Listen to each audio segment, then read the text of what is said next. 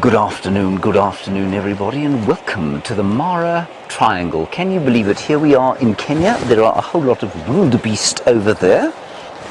And this is your sunset safari, live from the Mara Triangle here, and also the Sabie Sands down in South Africa. It's a wonderful joy to be broadcasting to you here live. Jamie's out scouring the landscape in South Africa, as is Tayla.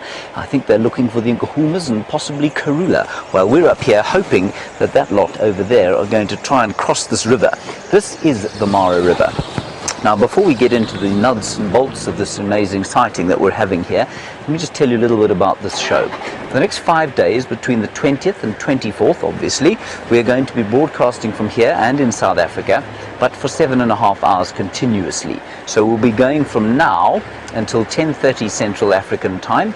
Then, if there's a whole lot of action going on this end, we'll carry on going for as long as it takes. We might shut down at 10:30, we might keep going till 4 in the morning if we can keep the crew going. Jeandré's just yawned. He is on camera. Say hello, Jeandré. Hello, everybody. Nope, show them your thumb. There we go. That's it. And behind us, of course, we have Mrs. Wallington and Mr. Wallington. Lovely to have them here. We do need to do the opening title sequence, so let's go there now.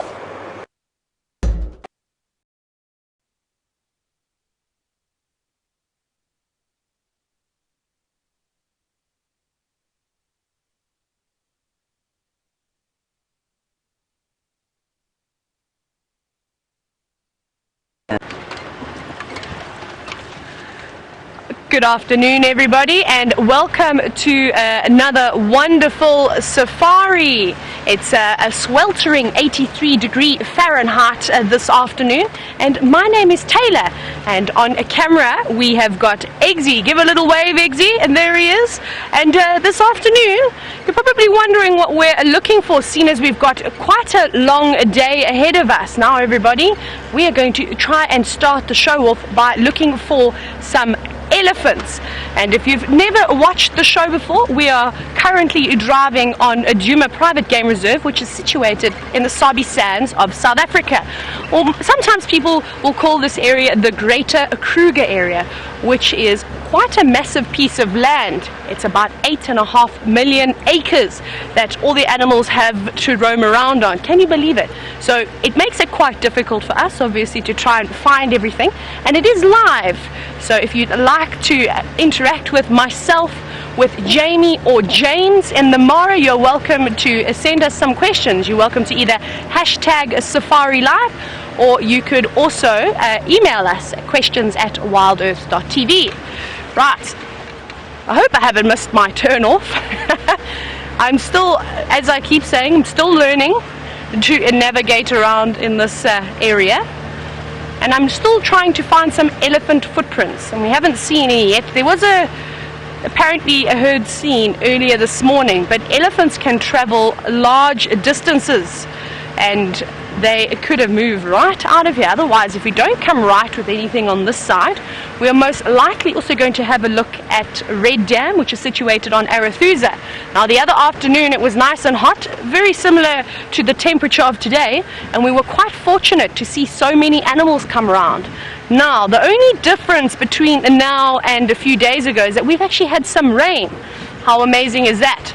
Which is also going to be quite interesting, because the animals aren't just going to be heading to the watering holes that are pumped and that they know that they're there. There are quite a few mud wallows that have now filled up, that have formed sort of natural pans. So the animals have really got quite a few places to go to. And we're coming up to a quarantine open area, and that's probably where we're going to stop first, just to have a little look. We are comparing every single day. We're taking screenshots of what quarantine open area is going to look like in a few days' time. So after this rain, we had 36 mils of rain, maybe a little bit more, and we should soon be seeing a lush carpet of grass. Right, now while I make my way towards quarantine and try and get the vehicle in exactly the same spot, Jamie is itching to say hello to you this afternoon.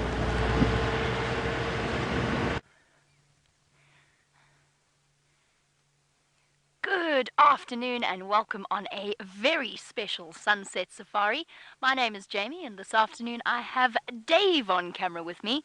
And as Dazzling Dave predicted, we have had plenty of rain, which means there's puddles all over the show. And for those of you that were particularly sharp-eyed, a lot of animals lying around enjoying and basking in the afternoon heat.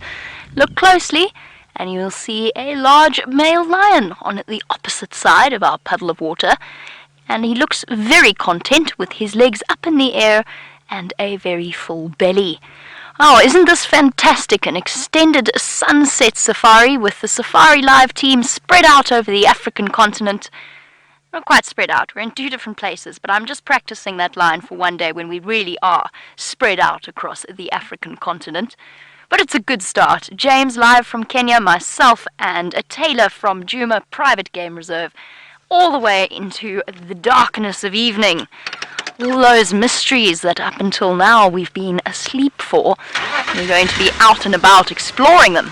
Right, let's creep on a little bit closer to our big male lion and see whether the rest of the Nkuhumas are around. Of course, the sunrise safari was not on this morning, and we haven't been out and about, but I heard rumors. I have my sources, as you can imagine. I have my sources, and they told me that the Nkuhumas killed something once again last night. Nobody's 100% sure if it was a kudu or a waterbuck, because most of it was gone by the time they were found.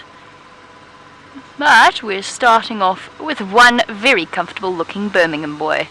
Who have we got here? Jeandré, you want to know what you are watching. You are watching, hands down, the best thing on the internet. No contest. I mean, I'm not saying that just because I'm biased. Hello, boy. Oh, look how cutesy you're looking. Jeandré, you are watching a live safari from 2 different African countries. Tayla and myself are here in the top northeastern corner of South Africa in a place called the Sabie Sands on Nkuhuma. And James, of course, in the Mara Triangle. And between the 3 different vehicles, or 3 different parties, we have a spectacle of African wildlife to share with you. Now, Jeandré and all of our new viewers, since you have discovered the best thing on the internet in capital letters, you are welcome to send through your questions, and you can do that on #SafariLive on Twitter, or you can email through to questions@wildearth.tv. And Jeandré, I would like to introduce you to one of the Birmingham males, the dominant male lion coalition. Jeandré has said that's not safe in response to our situation. You raise a valid point. It's something that we've been explaining a lot recently, and it's a very, very important point.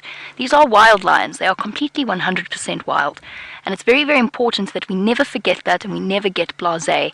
But for the last good couple of decades, areas like this one have been devoted to the conservation of these animals. And one of the ways in which these animals is conserved is through tourism and through safari vehicles, bringing tourists from overseas to come and just see these animals in their natural habitat, behaving as they always have. That is one of the ways, one of the best ways that we can go about conserving these animals and looking after them. So they are 100% protected and safe from outside threats, but they are wild. They are very, very used to the vehicles. Although, as I said, it's important we never take that for granted. But this Birmingham male will have been as familiar with our open safari vehicles as he is with the trees and the bushes around him. From the time he was a cub of just a couple of months old, he would have been seeing safari vehicles. And it's important to remember we are not on a lion's menu. They're not out to kill us. They're not out to harm us. They're just wild animals that go about their daily business. And if you needed any further evidence, have a look at our Birmingham male in all his dignified glory as he lies on his back with his paws resting on his chest. You can see he could not be at all bothered by Dave and myself. He lifted his head slightly as we drove in just to look at what we're up to. Also important to remember, Jeandré and new viewers who are concerned for our safety and for the animals' safety, we are always very, very attuned to what the animals are doing. Even though I know the Birmingham boys particularly well, I never take for granted that they're not having a bad day, say, or something similar. So we approach very carefully, and watching their body language the entire time. Now, I'm not going to leave our lion for too long, but I want to go and just investigate and see if there aren't other lions just around the corner. In the meantime, let's head across to Tayla and her brilliant idea of taking photographs and screenshots of quarantine clearings. We are back at our spot, everybody. So if you've maybe just started watching the show, if you're a new viewer, over the next couple of days, we're going to be doing screenshots of the same area, just to basically photograph the differences that we're going to be seeing over the next couple of days as the lovely green grass comes through. So take a screenshot now. We do two different views. We do a sort of a wide-angled view, and now we're going to zoom in to the termite mound, and we're going to take another shot of this termite mound. Everybody got your photos? Screenshot away. And I can actually see quite a bit of green grass coming through. I don't know if you can see it there. Eggsy, maybe let's zoom on a little patch of green grass somewhere over here that we can see it coming through the ground. It's not much. Is that one? Or do we need... No. Is that... Yes! Look at that! You see all those lovely green shoots coming through over there. Look at that, there we go. And it doesn't look like much now, everybody, but I can tell you that these shoots of green grass are filled with all sorts of nutrients. And all the different animals are going to start coming through and feeding on them. Right, now that we've got that out of the way, I think we're going to carry on with our drive. We're going to start making our way towards Red Dam, everybody, in hope to find some elephants, possibly a hippopotamus, though I'm not sure if that hippo is still going to be around, seeing as there's quite a bit of water everywhere, as I was saying earlier, which is good. And I hope you're all excited for later this evening when we go on a night drive. And I hope to hear from some of you as to what you would like to try and find. Obviously, night drives can be quite interesting. Sometimes they don't always have lots of animals around, but it'll be nice just to actually be around at night. It's something different. It's something that most of you probably would have never done, and also to be using the infrared. I'm very excited about that. I've never had the opportunity to do anything like this before. So imagine, even if we find something like an impala or an elephant, and we normally don't view them at night because of the spotlight, but we're going to be able to view animals like that with the infrared, which is very, very exciting. And yeah, because we don't actually get to see what the animals get up to at night. So hopefully Jamie and I, and James of course, will be learning a few different animal behaviors that maybe we have never seen before, which is good. Got my notebook, of course. Always adding things to my notebook.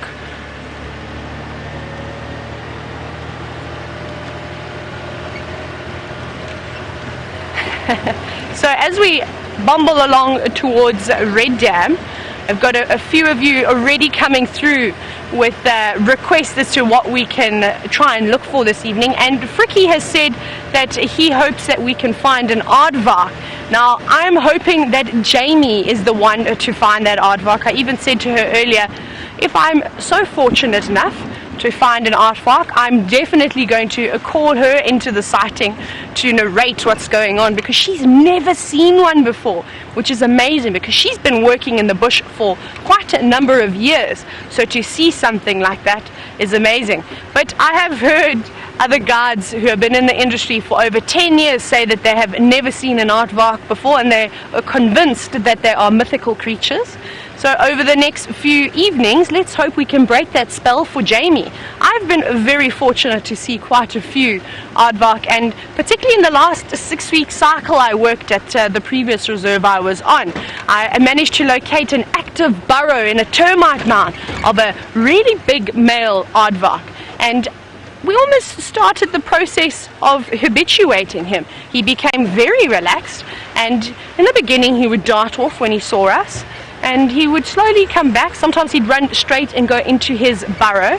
And after we saw him, I think after 3 or 4 times of seeing him, he settled down quite nicely. And I was actually able to get a few nice shots of him, which is very rare. So that was quite exciting. Maybe we end up finding a burrow of one in this area, and we can try and do the same thing. But I've spotted some yellow-billed hornbills up on a marula tree. No, don't fly away. I was just telling everybody about you. There we go. What there? Well, there it's flying now, everybody, as you can see. And I love that sort of sailing movement that they do when they fly. There we go. It's landed again for us. Thank you. There's the other one. Most likely a male and a female. A bit far away for me to tell you which one is which. But just a nice, quick little glimpse. It looks like the female is the one on the right, and the male is on the top left-hand corner of your screen. You can see them there, just sitting away in the tops of the marula trees, which are hopefully going to start getting their leaves soon in the next few months. So that's also going to be a quite nice change to see, is how the bush goes from this sandy brown yellow to lovely lush green. No, oh my goodness. Let's head on to James, who has got a reptile that we don't see all the time.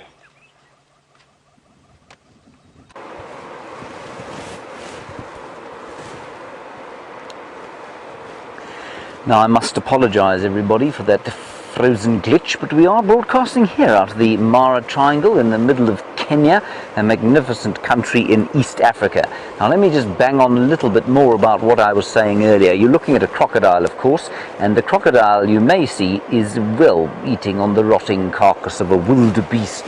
Now across the way there, Jeandré, you can see a lot of wildebeest, and they are thinking about crossing the river. Now all in all there are 1.4 million of those chaps knocking about the Serengeti Mara ecosystem. That's not all of them there, obviously, that's probably a couple of hundred. And during this time of the year, sort of between the end of June and, well, hopefully the beginning of October or end of October, most of the herd is up here in the Mara Triangle, which is about 510 square kilometers, 51,000 hectares or so of really beautiful plains, East African plains. It's the most spectacular piece of land, and that's where they are now.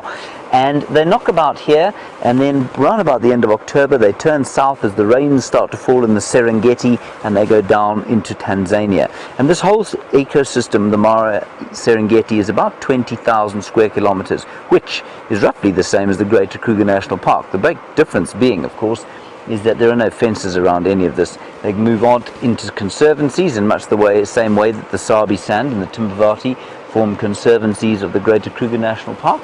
And so it really is difficult to actually even size this incredible wilderness that we're now in.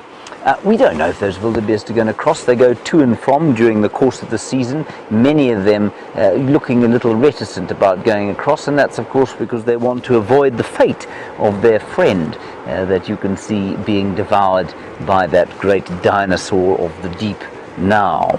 He's just, oh, there he is. He's eating a piece of rotten wildebeest as we speak.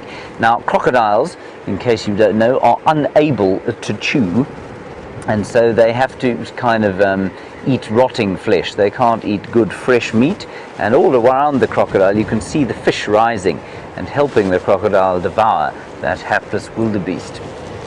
Now we are as live as Jamie and Tayla, which means we'd love to hear from you. Hashtag Safari Live, questions at wildearth.tv. And I think you may have missed it, but once the Sabie Sands drive wraps at 10:30 this evening, Central African time, we will continue depending on what we have.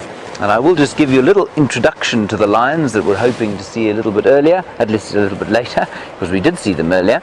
The Kichwa Tembo Pride is what we're going to be looking at. 6 lionesses and 3 males, interestingly very closely linked to the old Marsh Pride from Big Cat Diaries. And these males are known as the Marsh Coalition males because they came from that pride. So that's a nice link with the Big Cat Diaries.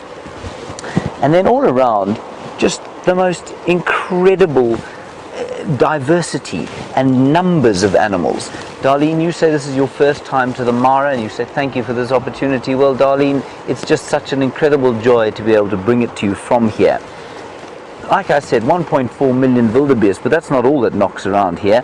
There are close on 400,000 Thompson's gazelle, 300,000 zebra, same species as you'll probably see in the Sabie Sands today, slightly different subspecies. They're called the Grant zebra, and their most notable thing, the most notable thing about them, Jeandré, look at these 2 hippo facing off here. The zebras which we will see, you'll see have got a slightly Roman nose and no shadow stripe. These two hippopotamus are not happy with each other. Two bulls fighting over a territory that must smell rather nastily of rotting wildebeest, I would imagine.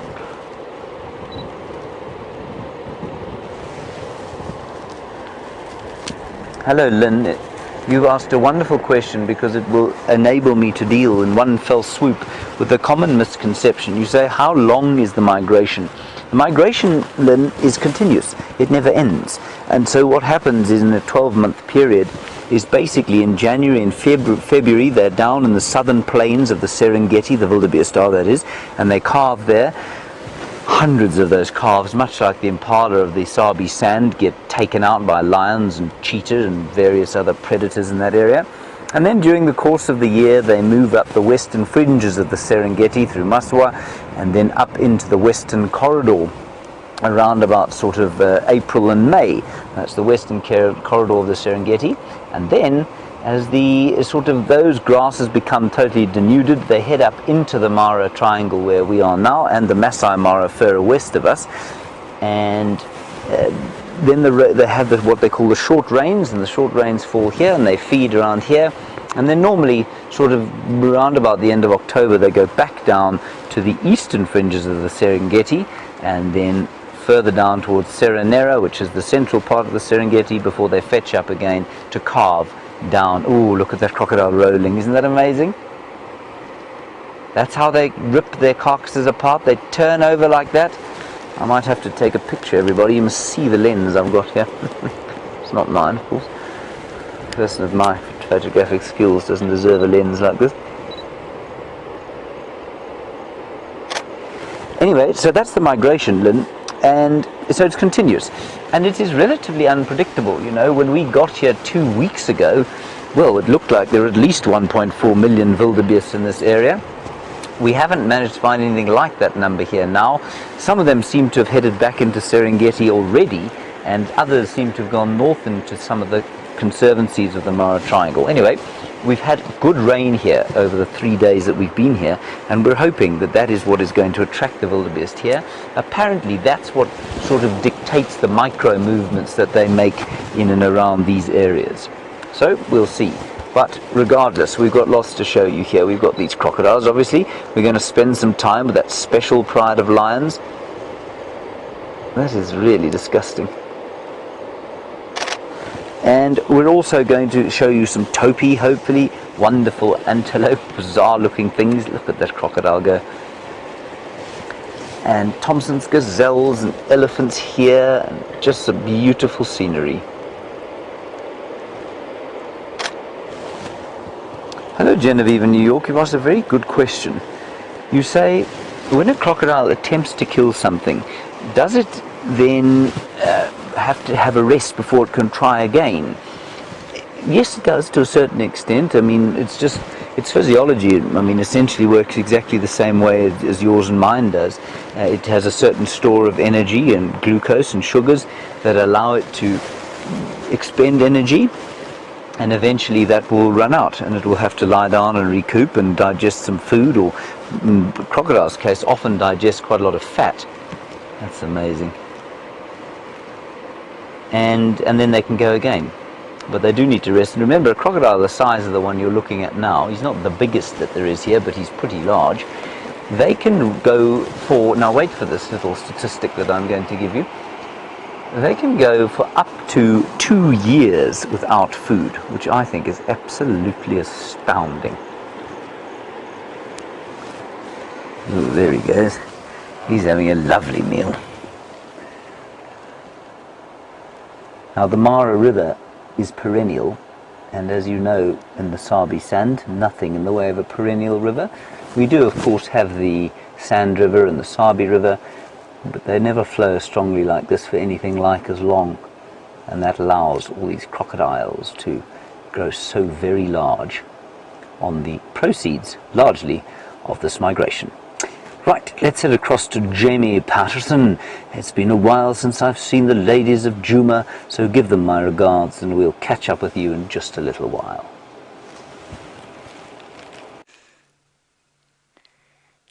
Do you think James is referring to Tayla and myself, or the Nkuhumas, when he speaks about the ladies of Djuma. I'm not 100% sure, but I'll give the Nkuhumas James's regards, just in case. So, Nkuhumas, James sends his regards. Amber Eyes says thank you. Right, so the gut instinct was right to go a little bit further on and check what was happening along Nyala Road South. And we've got the Nkuhumas and all 8 cubs spread out in a sort of quite a wide arc, actually. But I did do a head count, and all little ones are here. That, of course, is what we do each and every single time we see them, after 2 of them decided to go on an adventure and disappeared for 2 days, giving us all possible heart failure. Because it's a dangerous, dangerous place for a little cub wandering about alone in the bush. But Hansel and Gretel reunited with the rest of the pride, looking healthy, happy, and very, very full. Oh, exactly. Exhausted little cubs. That yesterday didn't have to walk too far. We're not far from where we were yesterday. But have had to come and join at the kill, perhaps fight for a little bit of the meal, whatever it was. It was either waterbuck or kudu, judging by the remains. But that kill is now completely finished, and we have lionesses enjoying the shade.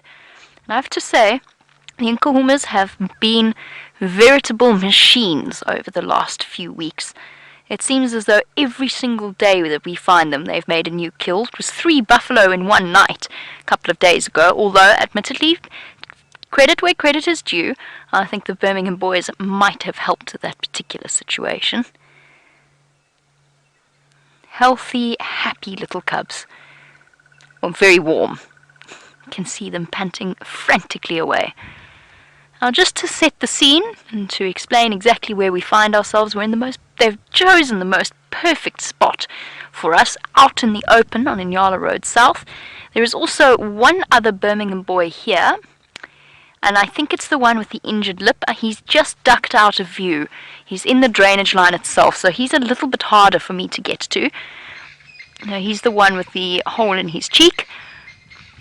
And I assume that the 4th lioness, because there are 5 adult lionesses in the Nkuhuma Pride, I assume that our 5th lioness is off, presumably with the same Birmingham boy as yesterday, resuming, or perhaps starting, I think is a better way of phrasing it, their honeymoon activities somewhere else. I don't know exactly where. I wouldn't be surprised if they're not quite close by, but I haven't heard any of the sounds that accompany lions mating.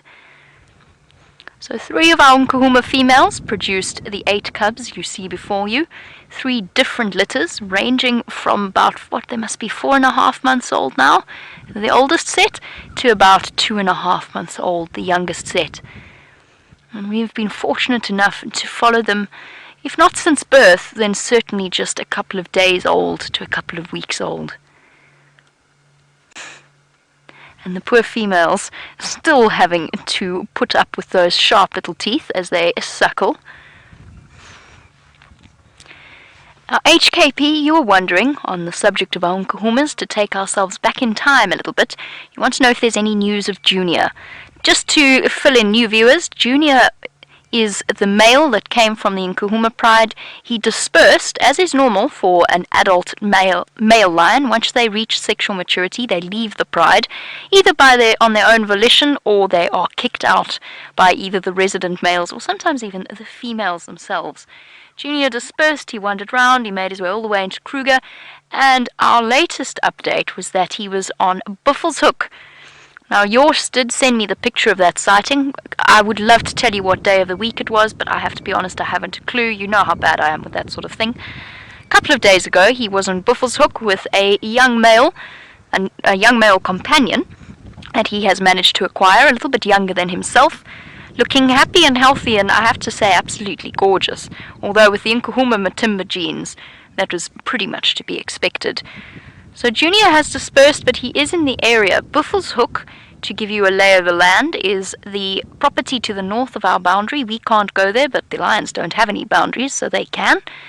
And it is probably about, where he was seen is probably about 5-6 kilometers away from where we are now. So no more news since he was seen at the dam, at Chakana Dam. Yours sent me a picture, and I sat and looked at the spot patterns just to extra doubly check, because you never know when a random young male might come wandering through. That is what they do. But it was most definitely Junior, and he's looking very well. It would be ideal if he didn't decide to come straying into this particular area, both for the Nkuhuma cubs and for his own safety.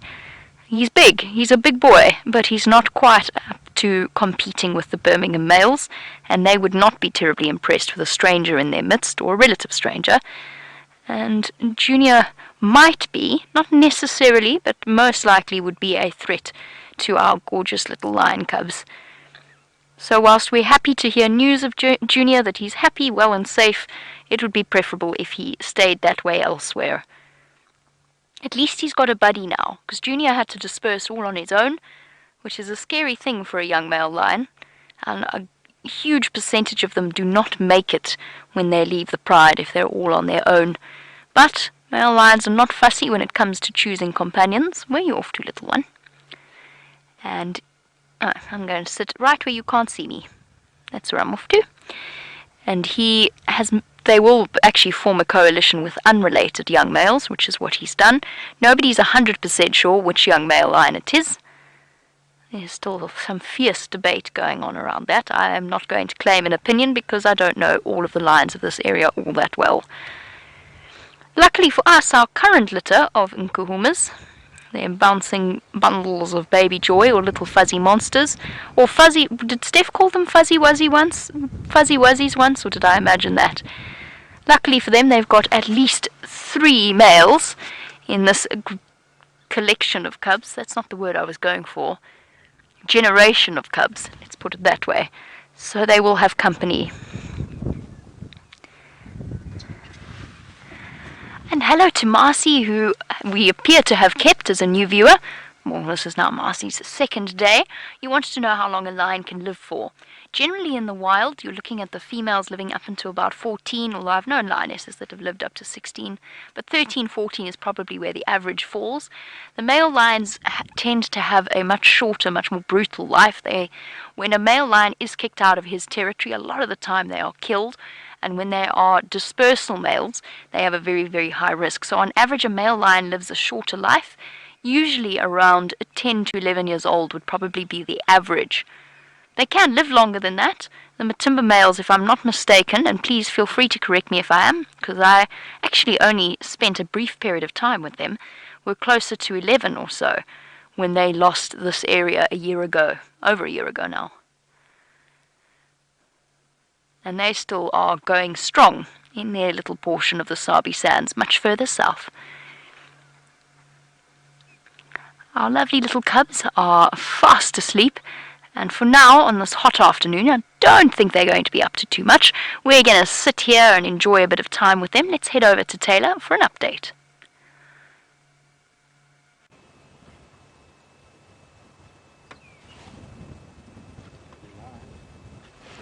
We're live. Yeah. We are. We are live. Hello? Are we live? Oh my goodness, sorry everybody, I didn't hear what was going on over there. My apologies everybody, I must have pulled my cable that connects me to the vehicle and I didn't hear the ladies in FC telling me. Well, we are watching some kudu. I thought that Eggsy was playing a trick on me, everybody. So we've got a small group of female kudu here. You can see this one nibbling away. Eggsy, can we zoom in? I want to have a look and see what this female kudu is actually eating. Now there's very little vegetation around at the moment. What are you munching on? I can't see it properly. Just trying to have a look at the monitor, everybody, just to see. Now I know that they were eating guarri leaves earlier, but this does not look like a guarri bush to me. I can't see exactly what it is, unfortunately, but anyway, most of the things that the kudu are feeding on at this time of the year, unfortunately, is not very high in nutrition. Now, we were talking about how all the lovely new grass shoots are coming up and how the animals are actually going to start feeding on them when they probably push out the ground a little bit further. Let's see what this female does next. The rest of the group has already moved off further to the right of her. so we can't see them anymore. And there's a few of them here. I think there were about 5 or 6 kudu. I was hoping she was going to munch on a guarri tree for us, but she isn't. And if you have a look at her head, look at those lovely big ears that she's got. Now, because the kudu sort of feed on leaves, we call them browsers, they've got to have really big ears in order to hear the predators before they see them. You can imagine eyesight, I don't think, is particularly necessary when you're moving through a very, very dense vegetation. It's important to be able to hear everything. Lots of leaves around, lots of fallen branches. So they will be listening out. And you see them, they move independently of each other. One facing behind them, one facing forward. Always making sure that nothing's trying to creep up on them. There's another female that's just popped out now. So the last 2, there she goes, behind all the bushes.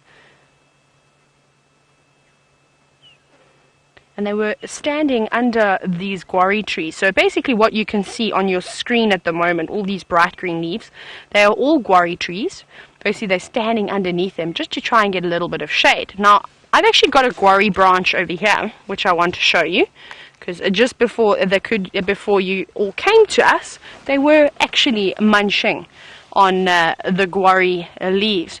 So if you have a look at them, doesn't look like too much, right? And looking at them, you'd think, oh, they must be quite delicious. Now, they're curvy little leaves, and if I have to try and describe the feeling to you, they're almost dry, but in the same breath, they're also quite flexible as well. So they don't just crunch up in a crisp. You can hear that,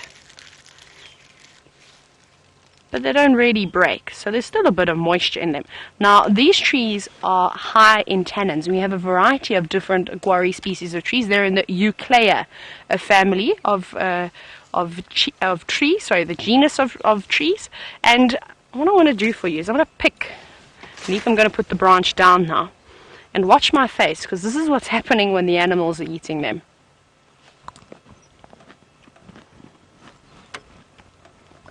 It's very bitter, everybody, very bitter.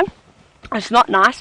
I can only describe it as, you know, if you eat a sour grape, how your mouth sort of puckers up like that. That's exactly the feeling in my mouth. So all those tannins that are in this plant dries out your mouth. And if you ever have the opportunity of going on safari, ask your ranger or your guide to actually let you try one of these guarri leaves. They're not unpleasant, but it's just quite nice to sort of feel what the animals must be feeding. So they don't feed on these leaves for too long. They'll just munch away at a few, and they will move off. And something quite nice about the guarri trees, I'll just tell you a few little conservation techniques that we use this plant for, as well as some medicinal uses. Is something that I quite love is that if you're out in the bush and you're perhaps not feeling well, if you've maybe got a bit of an upset stomach, the guarri leaves are great for that. So it's a bit unclear on the dosage, but I've been told by quite a few Shangaan gentlemen that if you take about 3 of the biggest leaves and you roll them up and you swallow them, this will actually help dry your stomach out, so it can stop diarrhea after an hour or so. However, you've got to be careful not to take too many of these leaves. You can imagine it will then cause the opposite. It can cause a constipation. And the next thing I'm about to tell you, I've actually had to do this. So remember I was telling you about how sort of crunchy the leaves are? Now, can you imagine? These leaves don't catch a light very easily. So if you see any fires in the bushveld here in South Africa, and these trees are quite prolific, they grow everywhere. One of the really amazing things, and I've had to use them before in a bushfire, is you can break a branch much bigger than this one. These are just a few twigs, so break quite a nice thick branch, and you can actually use it as a fire beater to put out fire. It takes a while for these leaves to start burning, so it is a very handy plant to have around in the bush, and thankfully the animals don't eat too much of it, because it is also very useful for us. Now we are making our way. I'm going to release the guarri tree back into its natural environment, and we're going to head towards Red Dam. We're slowly making our way there, everybody. I don't particularly drive too fast, and we need to head on over there eventually. Right, while I bumble over and attempt to navigate myself around Arethusa, I'm going to send you on to Jamie, who has still got some lions. Could our lions look any more relaxed than they do right now? A scene of a familial contentment. One cub lying right up next to Auntie Amber Eyes, with a very, very dirty face, I've just noticed. Amber Eyes has proved to be a particularly tolerant aunt, I feel, although every now and again she does batter them around rather roughly. It is fascinating to watch. I've just been sitting here enjoying the peacefulness of the scene, the birds that have been around. I'm seeing them happy and healthy. And look at the massive size of their feet. Like Great Dane puppies with those massive paws. They seem just as clumsy at times. Feet that are far too big for their bodies, but that they will grow into very, very quickly. We're going to be looking back on scenes like this in a month's time. And there's going to be massive lion cubs lying everywhere. It's just going to be a pile of lions. And we're going to wistfully look back on the moments when they were as tiny as they are right now. I'm thinking back on the very first time we saw the oldest three, all lined up perfectly. It was the very first time we'd seen them live. And they posed for us in the most symmetrical, beautiful manner possible. Hard to believe now. And I remember saying at the time, I can't wait for the moments where we've got cubs everywhere, lionesses everywhere, cubs playing with each other. And we have been so rewarded.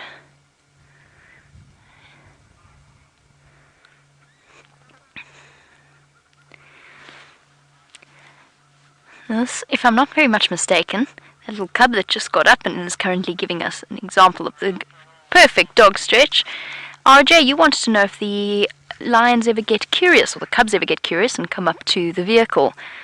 The youngest set, I find, there's one cub in the youngest group that I've noticed is far more curious than the others.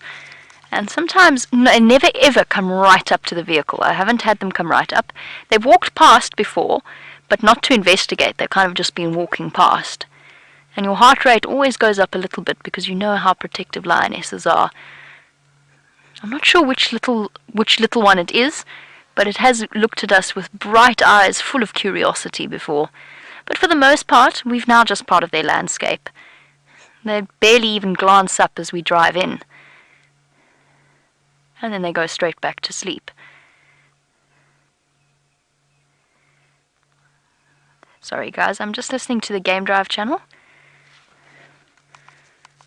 At some point, there will be other vehicles arriving at the sighting. We'll have to leave them for a brief period, as you know, a standard sunset safari approach. We leave them for a bit. Hopefully we can come back before the end, but everybody gets a chance to see them. You're nibbling your foot.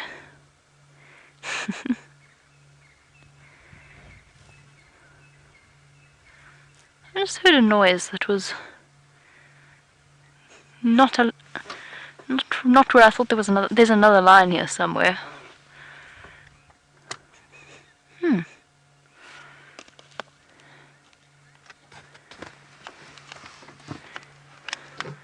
Sorry, I'm just trying to see. I heard a sneeze, and I think it's another lion.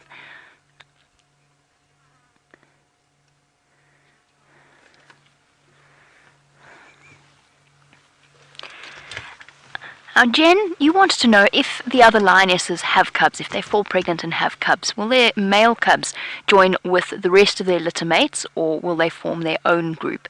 Because as we know, we've got two lionesses that haven't yet fallen, well, as far as we know, haven't yet fallen pregnant, or at least if they are going to have cubs, they're going to be at least 5-6 months younger than the rest of this group.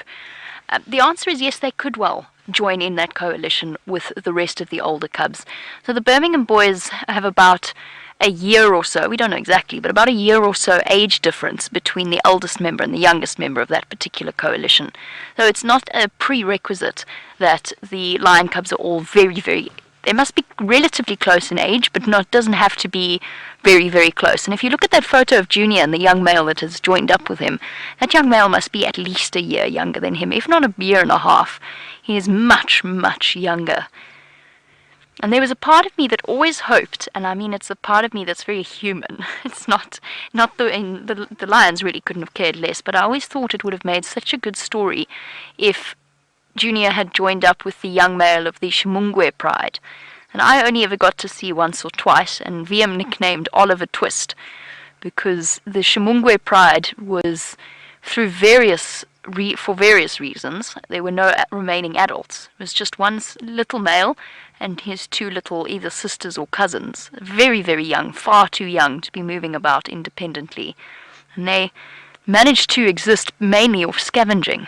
And I always dreamed that Junior would form a coalition with Oliver and we'd have a fantastic story. But that's just the human part of me. We don't know where the Shimungwes are. They come and they go. They pop up every now and again. I haven't heard news of them for a while. Doesn't mean anything's happened. It just might mean that they are elsewhere. Oh, look at this cub. With that massive little belly. I know that was what do you call an oxymoron? A massive little belly. But you know what I mean. Stuffed full and contented.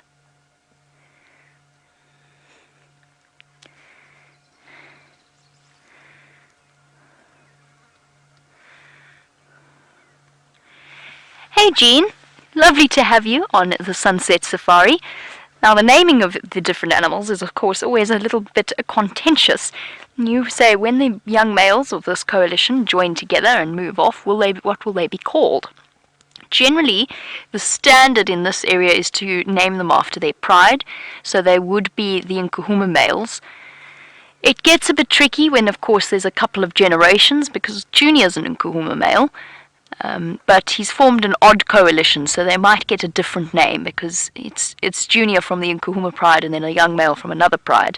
So they might take the name from the area that they start to spend a lot of time in. They could become, for example, the Dixie Koppie males, since they seem to be spending a little bit of time in that area. But I'm just spitballing. So yes, most traditionally, a male coalition takes the name of the pride and would become known as the Nkuhuma males. There's the Styx males, but that can change. The Birmingham boys are not even called the Birmingham boys in parts of the Sabie Sands. They're called the Gari males, which is also a nice name, and there's nothing wrong with that, and that's because they came from, as far as they're concerned, they took over and basically came from Gowrie, which is where we are now. Gowrie, Little Gowrie, it's all a massive, this whole northern Sabie Sands, a lot of it is the Gowrie property. I'd love to actually know where the name Gowrie comes from, come to think of it. And as Amber Eyes snoozes away in the peaceful afternoon shade, let's head across and see what's happening at Red Dam.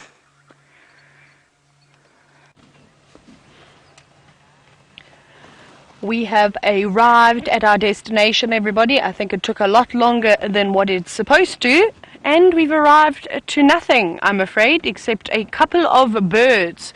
And if you have a look, we have got some hornbills. We've got, it looks like a red-billed hornbill. Can you see it? No, they've gone down, Eggsy. To the left. Have we lost them? Where did they go? Did they fly? Oh my goodness, literally as I looked up.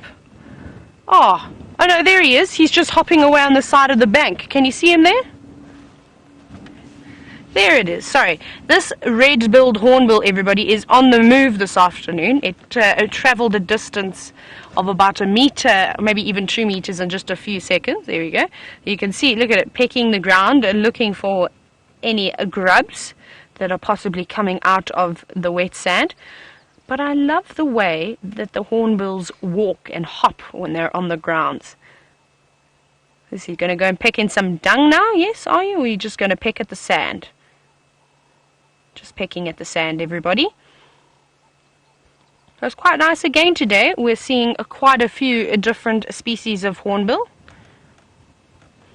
Now, unlike the hardy-dar ibis we saw yesterday, this bird does not have a sensory nerve in its bill, so it cannot feel the movement of the insects if they're underneath the ground.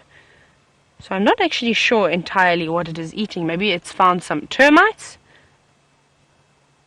Yeah, it's picking at something. So there must be some ants or something on the ground over there that we just cannot see.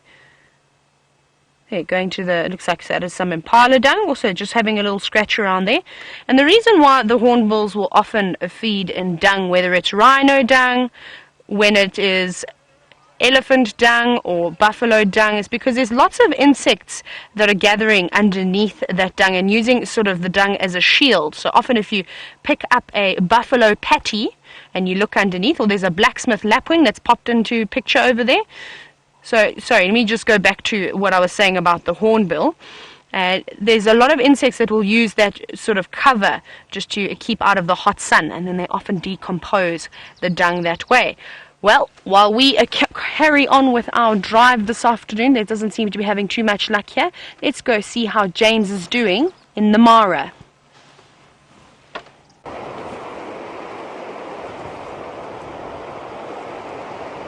Now everybody, just as you've come back to us, we greet you with the news that some of those Thompson's gazelles you're looking at have lost a cousin. He jumped into the water prematurely and he was devoured by the character that we first developed here in the Mara Triangle, that of the gormless crocodile, who failed to catch any wildebeest the first time we watched 10 or, well, about 200 of them run over his head. He did, however, have absolutely no trouble whatsoever nailing one of those little fellows. Now, since we last saw you, there's been a very large collection of wildebeest gathering on the northern bank there, as you can see, and they're heading towards that other herd, which is still standing rather, well, indecisively, should I say, on the side of the river.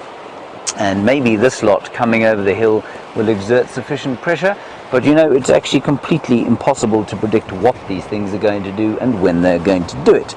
So, we're just going to sit here and enjoy the spectacle and the experience of being on the great plains of East Africa, where our human ancestors, of course, first stood on two legs. It really is just too special to be here. And there has been quite a lot of rain, like I said, and you can see quite a lot of sort of greyish cloud above us. Now, Debbie, you're in Vancouver, and it's lovely to talk to you. We've obviously talked to you from the Sabie Sands before, while Jeandré pans over the burgeoning clouds of this Mara Serengeti ecosystem. If you want to know about the crocodiles, I'm just going to move out the way so that you can see the one that is still eating below us there. There he is. And you still see him, Jeandré. And you want to know if they're territorial? They are. Not over food though. Often they will share carcasses. I mean, I've seen pictures, and sometimes even live, of pictures of sort of 3 or 4 or 5 crocodiles, and sometimes up to 10 or 20 on one carcass. So they're not territorial about their food. So they don't have one carcass per crocodile, like you say. I think you'll find that the only reason there's only one crocodile eating this one is that the rest of the crocodiles are so full. This time of year for them is a time of absolute glut. And the same goes, you know, for many of the lions. We've seen a lion killed today, believe it or not, and I know that will make many of you jealous, and you will be turning green with envy where you're sitting now, but don't worry, we'll hopefully get you another one. And the reason I say that, of course, is because at this time of the year, the lions are doing a lot of killing, and then half the time they don't even finish their carcasses. So we watched an orphaned wildebeest be chased down by a lioness today, and it's interesting, we'd been watching this wildebeest, we think it was the same one. He'd been orphaned for 2 days. We'd driven past him a couple of times, and he'd been with a herd of zebra, and somehow he'd separated from them today, and he'd sort of joined with a small herd of elephants, and then he left them too, and he ran sort of within 700 feet of this lioness and lion who we followed last night, and she stood up and she slunk into a gully, and he picked her up on the wind, I think, and he turned on and he started to run, and it was amazing. His little legs were running as fast as they could take him, and the lioness, just in those incredibly long, fluid, cat-like strides, caught him, and the little fellow turned round as the last ditch sort of attempt to stop her, and she didn't stop for one breath. She turned round, well, she just carried on going, and she pulled him down. So that's what we saw just as we drove out of camp today. And of course there's an enormous amount of luck to this, but the point is that she and the male had eaten last night, and yet they still chose to kill, and they could well do it again tonight and the night after that. and that's just because there's so much food over here at the moment. That's not always the case, and certainly if you talk about the lions down on the southern plains of the Serengeti, apparently just before calving time, just before the wildebeest make their way back there, they're emaciated and starving. So it's not always times of good that they make hay while the sun doth shine, Jeandré. Let's find out what's going on the other side there, shall we? Sorry, I gave you a very poor direction there. There we are. Jeandré and I are just getting used to each other standing in this Land Rover. We're standing on the seats, moving to and fro across them, daintily like little fairies. Well, Jeandré is not a very little fairy at all. He's got enormous calves. It's like moving around in a car with a hippopotamus. Speaking of which, there are many of them over here. There we are.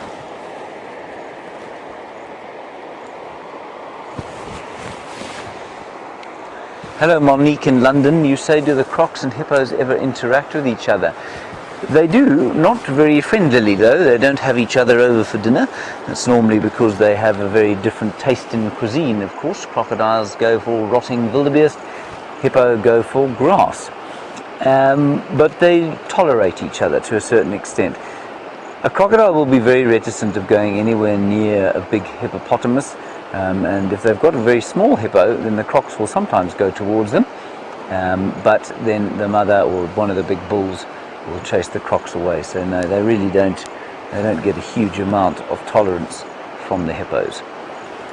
So that's the state of play. If you've just joined us right now, what we're hoping is going to happen, one of the great wildlife spectacles the world has to offer, a Mara crossing of wildebeest. And if we look off to the left-hand side there, you can see that herd, indecisive as it is moving slightly closer down towards the river, and they're hopefully starting to feel the pressure of the rest of this bunch coming up from the other side.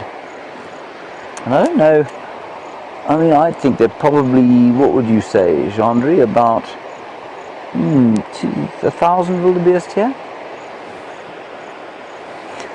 I'm getting head shrugs from everybody in the vehicle. So everyone's hedging their bets. I think about 1,000 of them. Oh, 927, I'd say. Graham says 927 of them, so I'm glad we were almost right, everybody. Arcadia, I'm afraid I missed your question. I was listening to Makulu Bas telling us exactly how many wildebeest there are here.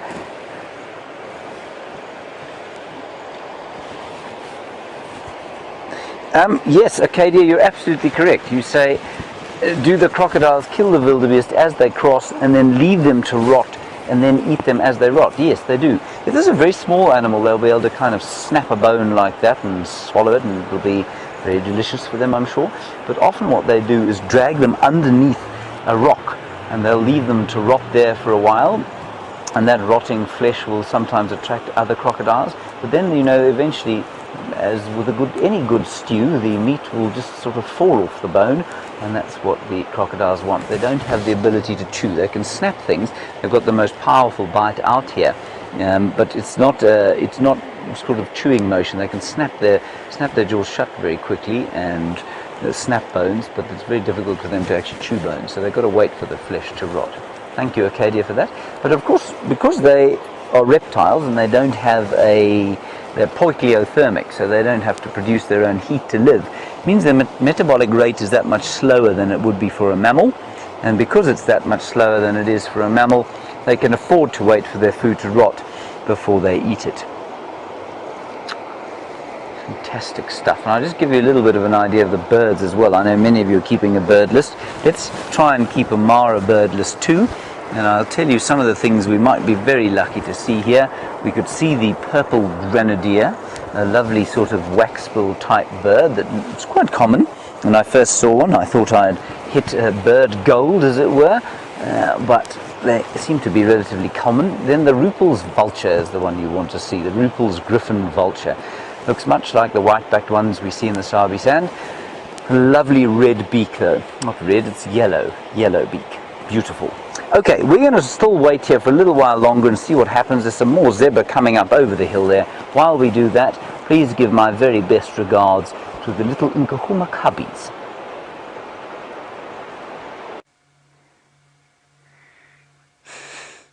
I will most definitely be giving James's regards to the little Nkuhumalets, as I've decided to affectionately call them. And here it is bath time for one of the middle little lionesses.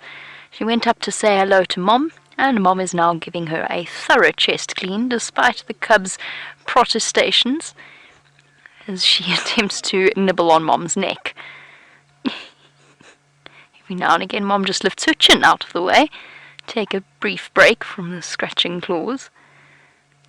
Now this is the oldest lioness of the Nkuhumas, with her cracked canine tooth, and she is the mother of 2 females, the middle cubs. I wonder if they get middle cub syndrome. Back feet battering her in the face.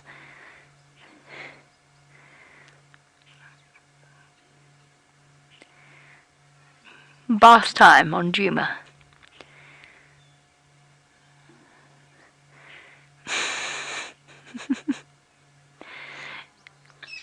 The cubs seem to love it, and yet at the same time take it as the perfect opportunity to play with Mom as well, giving Mom's chest a thorough clean and at the same time kicking her in the face. That's beautiful. Ooh, competition. Our lionesses are not fussy. Oh, they don't necessarily show much in the way of favoritism towards their own cubs after a certain age. When they first introduce them to the rest of the pride, yes, certainly they're very protective over them. But now that all is settled and the cousins have all come to know each other, lionesses treat each and every cub as their own, right to the point that they let them suckle. It's known as allosuckling, and it's actually relatively rare out here in the mammal world. Nope, done, Mom. No more bath for me.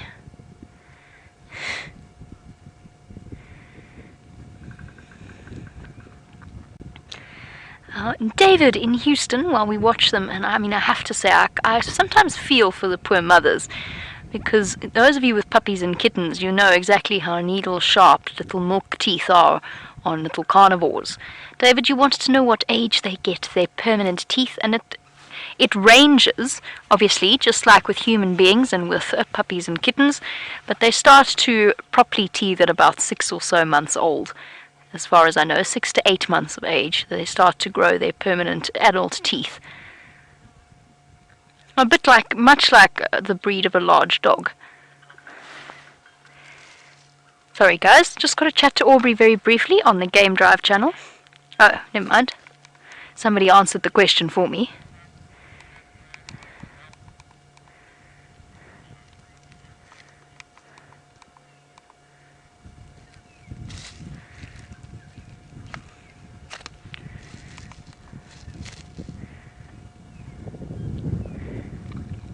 And Les, absolutely. Les says he assumes that they only have one permanent set of teeth in their lifetime. Yes, absolutely that is the case. And then permanent teeth, just like human beings, when they get their adult set of teeth, that will be it for life. So it's not like an elephant that rotates through 6 sets of molars in its life. Lion's teeth are permanent, leopard's teeth are permanent, and if something does happen to them, which does occasionally happen, you encounter lions with missing teeth, that's that. Let's head across to James and have a look all the way a couple of thousand kilometers away from where we are now, and have a look at some zebra.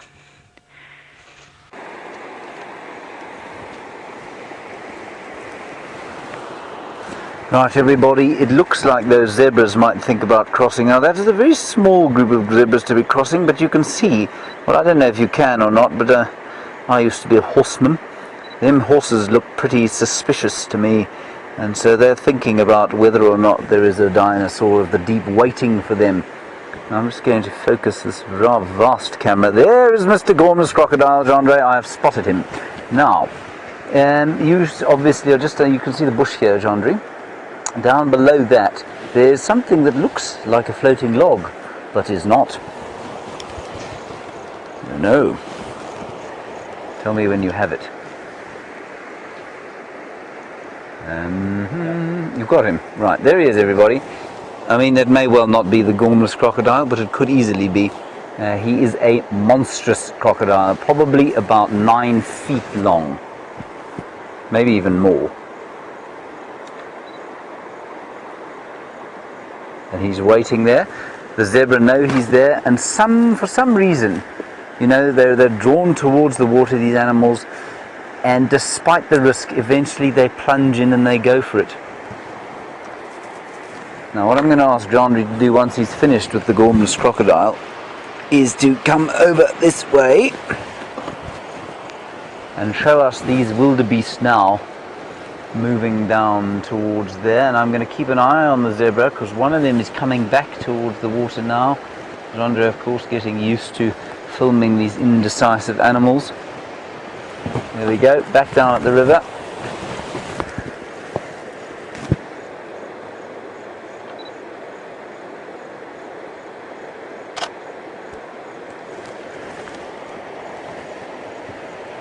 It all does point towards some kind of action happening here at some stage, I must say. So it's definitely going to be worth our while sitting here for the course of this afternoon. We do have 5 afternoons here after all. And once the sun doth set over the edge of the Ulololo escarpment, sorry, that's Olulolo escarpment, then we'll go and find the lions and spend some time with them.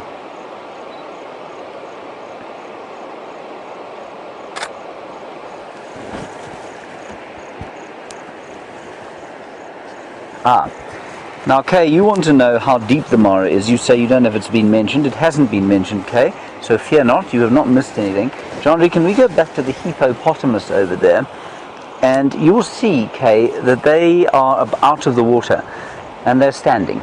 They don't swim a great deal, they do quite a lot of standing, and they're most certainly on the ground there. Now, a hippopotamus, adult bull, probably stands about 4.5 feet at the shoulder. They're not covered there, so I suspect that particular area is, well, not nearly as deep. But as you come towards us, Jeandré, I think that channel there is probably quite deep. I don't think it gets much deeper than 6 feet, so I would say 6 feet at this stage in the deep channels, and then opening out to a much kind of shallower 3 or 4 feet where there aren't any rapids, and then where the rapids of course are and the river is wider, well then a little bit shallower. Now there the zebra are, they're having a drink. And this is often, you know, they just want to come down and have a drink. They don't necessarily wish to cross the river.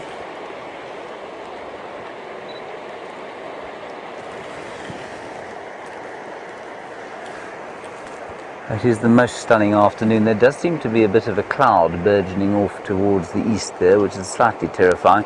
We were caught in some rain yesterday, which resulted in quite a lot of bad language from a number of us, as we tried desperately to get the roofs back onto the vehicle. And Jeandré then stood with a bright red umbrella over the top of the vehicle for the rest of the day. Now, while we're watching the zebra, just to let you know, this is the Mara Triangle, everybody. A northeastern spit of land, 510 square kilometers in extent. That's 51,000 hectares, about the same size as the Sabie Sand. And we are waiting here to see if this great group of wildebeest don't think about crossing the river. Now, I nearly called Jeandré a wildebeest, everybody. Jeandré, not wildebeest. Can you kindly go across? And you can see that that herd seems to have made a decision, but not necessarily a positive one for us. There. There's one there. Sorry, I think, was it K? You wanted to know if this river is the boundary between the Serengeti and the Mara. Sorry, I'm missing that, Rebecca. You're going to have to go again. Tuhin, you want to know if this is the boundary between the Serengeti and the Maasai Mara. It is not. It is the boundary between what we call the Mara Triangle and the Maasai Mara, and they're all part of the same system. But the Mara Triangle is a conservancy, quite a lot like the Sabie Sands, I suppose. It's not private landowners, but it is a board, a private board. And then the Maasai Mara is a national park, and that's the other side of the river. There's quite a lot going on there down by the drinking rivers there. There's two wildebeest have made the plunge down towards the river. The gormless crocodile is sunk beneath the surface as he waits to see if his dinner is going to climb into the water. Now, as much of a blessing as rain is, everybody, you know it's not very good for safari, so we're going to hope that the sun remains out like it is now. Well, until it goes down, of course.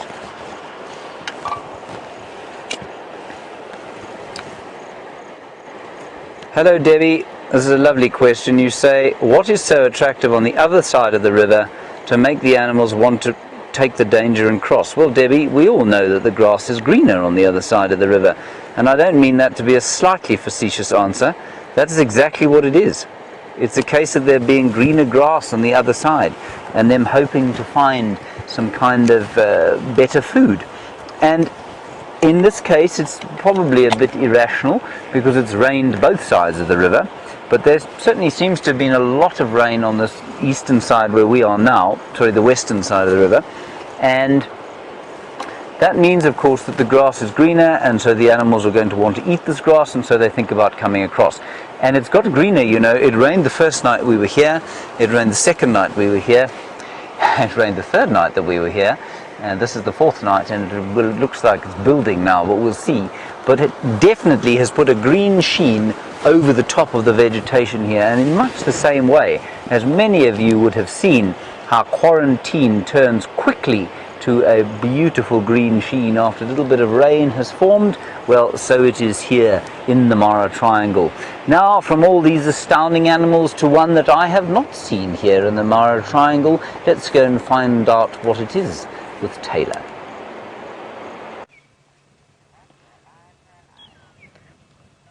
I'm not going to talk too loudly, everybody.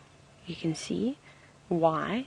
We have got a steenbok, a male steenbok, walking through all this monkey orange. Now I'm whispering because I don't know when I last saw a steenbok for more than about 10 seconds. They are quite shy creatures, and this is actually the smallest antelope species we find in this area.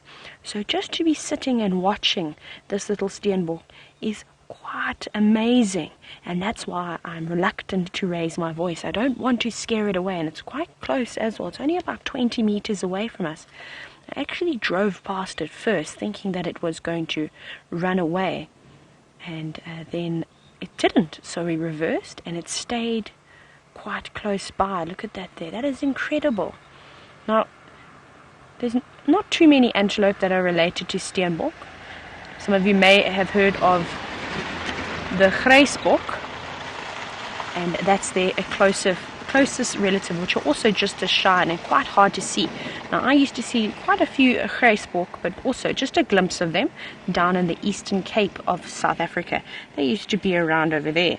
Now, just to give you an idea of how small this antelope is, if you take your ruler, which is about 30 centimeters, and you stand that vertically, and now you take 2 more thirds of your ruler, so another 20 centimeters on top of your original ruler's length, that is how tall a little steenbok is. So it's tiny, and they don't weigh very much.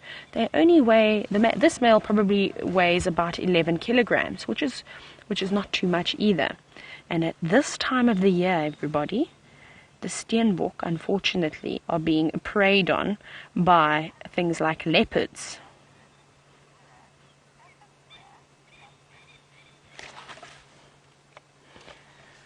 Just taking a moment just to appreciate this amazing sighting. Now, a lot of you are probably wondering what the difference between a deer and antelope are. Now, I know Jocelyn, who is a new viewer, so thank you for watching the show, is wondering if we have just been looking at a deer. Now, Jocelyn, no, it's not a deer, it's actually an antelope. So in Africa, we don't have any antelope, any deer at all.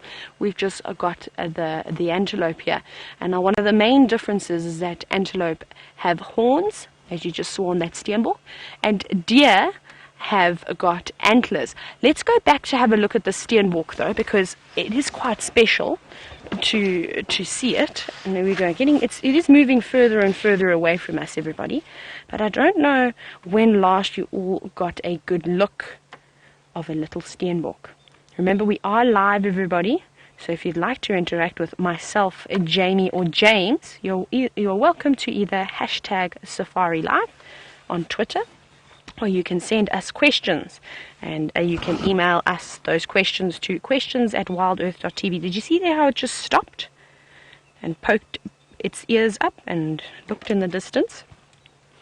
Now, this is a very basic technique that antelope will sort of use, an anti-predatory defense, I suppose you could call it. They will freeze. It's the first thing they do, is they stand very still, and then they obviously point both ears in that direction so they can try and hear if it possibly was a threat. But it didn't look like anything too serious because he's carried on munching away. Isn't this spectacular? Now, these little creatures are also solitary, so it's very unusual, and I don't think it's ever been recorded where they've seen a herd of steenbok.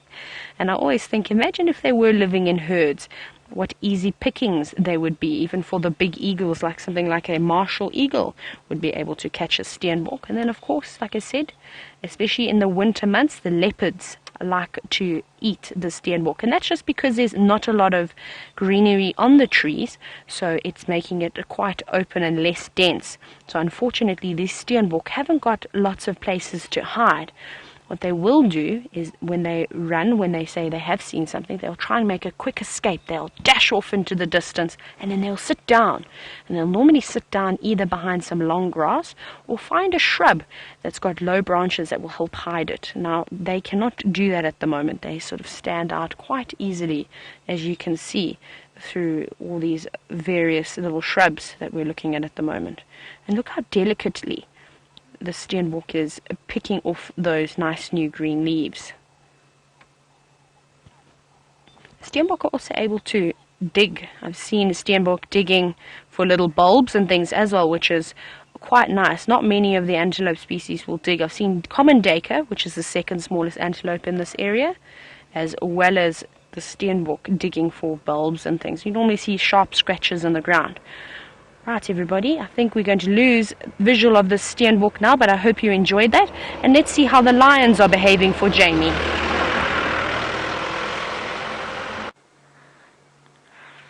That was an impressively lengthy steenbok sighting you were enjoying with Tayla. In the meantime, our numbers have been supplemented by the presence of, well, we've still got our cubs all stretched out. The lioness is flicking the flies away. And then one Birmingham boy has come through to join the scene. It is the gentleman with the split lip and the slight skin problem. James has called him Skinny Pom Pom before. He's also known, as far as I know, as number 3. So he's just joined the fray. And our poor boy with the injured cheek is here as well. We just checked past Andrew, who's joined us at the sighting. He's in just behind the spike-thorn thicket, and this poor boy, he can't sit still. He's just frantically sort of swatting at his face and rubbing at his face. And I can't decide if that's going to make things better or worse, presumably worse for that injury. It's not looking very comfortable, although it might be my imagination, but oh, that hole's got much bigger. I was about to say his face looks less swollen, but that's because there's less of it at this point. Oof. Ouch. Very, very painful. Now, they do have a higher pain tolerance than us, but that doesn't mean, of course, that they don't feel pain, and that must be unbelievably irritating and painful. And it's weeping badly. You can see it trailing down his face. Oh, shame, boy.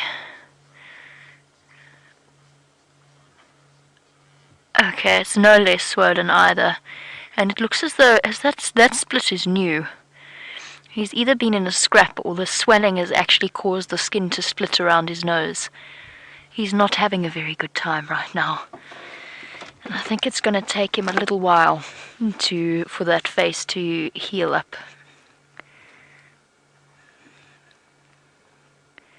Shame, poor boy. They are incredibly resilient creatures, lions, but that's going to take some serious resilience. Amber Eyes and her accompaniment of 2 cubs, she's now spread out and cuddling one completely, resting against her stomach. And then her little shadow at the back, this little cub at the back has been imitating her position the entire time. If she's lying with one paw over her face, this little cub lies with one paw over its face, and if she rolls over, then it rolls over with her. It's quite adorable. Oh, little raw patch under the neck there. That's just from scratching something. Might be a tick bite or something similar. That's nothing too serious. Utterly adorable. So we've accounted, which is a bit confusing to me, we've now accounted for the males that were there yesterday at the sighting, but not the missing female. And I wonder, that is the gentleman that is in front of Andrew's vehicle, that's the gentleman that was with her yesterday, and he was being exceptionally protective over her. There was much in the way of growling and posturing, basically letting the other males know that he had claimed her for this particular estrus cycle and that he wasn't brokering any negotiations on that particular aspect. And yet here we see him without her. Just an assortment of very sleepy, very flat cubs. And the question is, where is she? There's generally a male that is with a female that's coming into estrus, doesn't leave her alone for 1 second. And speaking of our lionesses and their estrus cycle, Nisa, you wanted to know when the cubs are weaned, will the female come into estrus again? Well, let's just have a look at the mother of the oldest cubs, the oldest set of cubs who's lying on the far right of us. Now, the answer is no, they won't come into estrus straight away after they've finished suckling their cubs. Because if we have a look at the mother of the oldest cubs there, she looks like she's slowly actually stopping lactating. So the cubs will be fully weaned by about 6 months old, at which point they will be on a purely meat-based diet. And the mothers might be seen mating with males, but it's a false estrus, and they will only be ready to breed again after about 1.5 years after the cub's birth. So about 1 year or so after the cubs are weaned, and they generally only bear cubs about 2 years. There's about a 2-year interval between the birth of one set of cubs and the birth of the next. That, of course, is the average time that a male coalition spends in charge of an area, or dominant over an area. And by that time, the lionesses may find themselves having to face the same level of chaos that they did when the Birmingham boys came into power. Yeah. I think if we look at those suckle marks, it very much looks, you can still see where the cubs have been suckling, but they've dried out.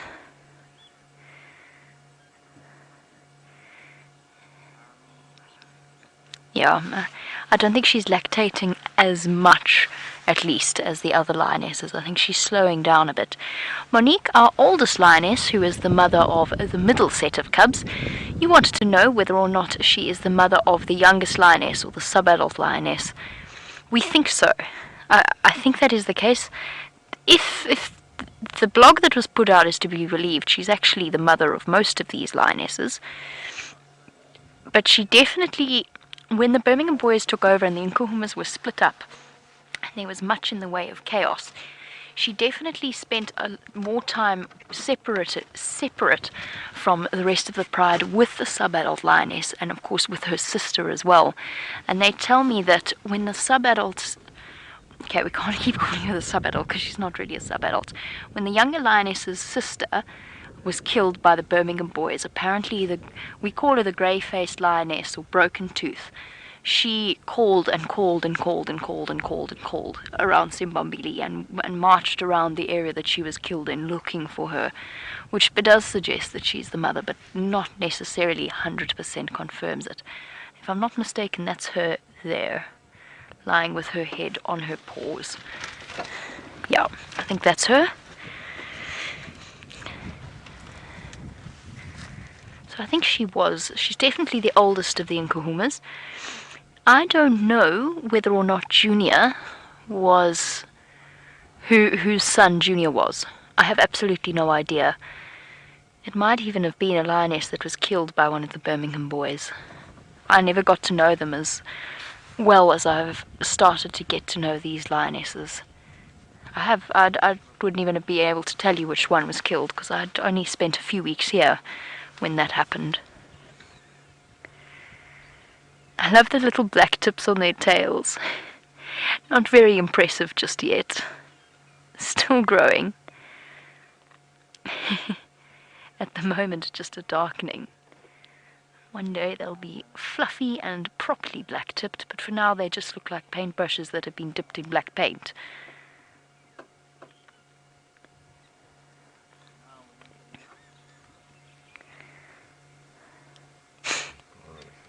Hmm? Not the best view of it. No. We need an adult's tail, don't we? We need one of them to flick it out a bit. They're all lying on top of them. I'm very curious to know where that lioness has gone and which Birmingham boy got her, because I've now got 3 of them. Could the 4th have arrived? Could Blondie have returned? It's been a long time since we've seen all 4 Birmingham boys together. We've seen 3 a few times, but not all 4. At some point it might be worth going and doing a bit of an investigation. Well, I know Tayla spoke this afternoon about her plans before we went on drive, and she said she was very keen to find us an elephant, and I believe that she has been successful.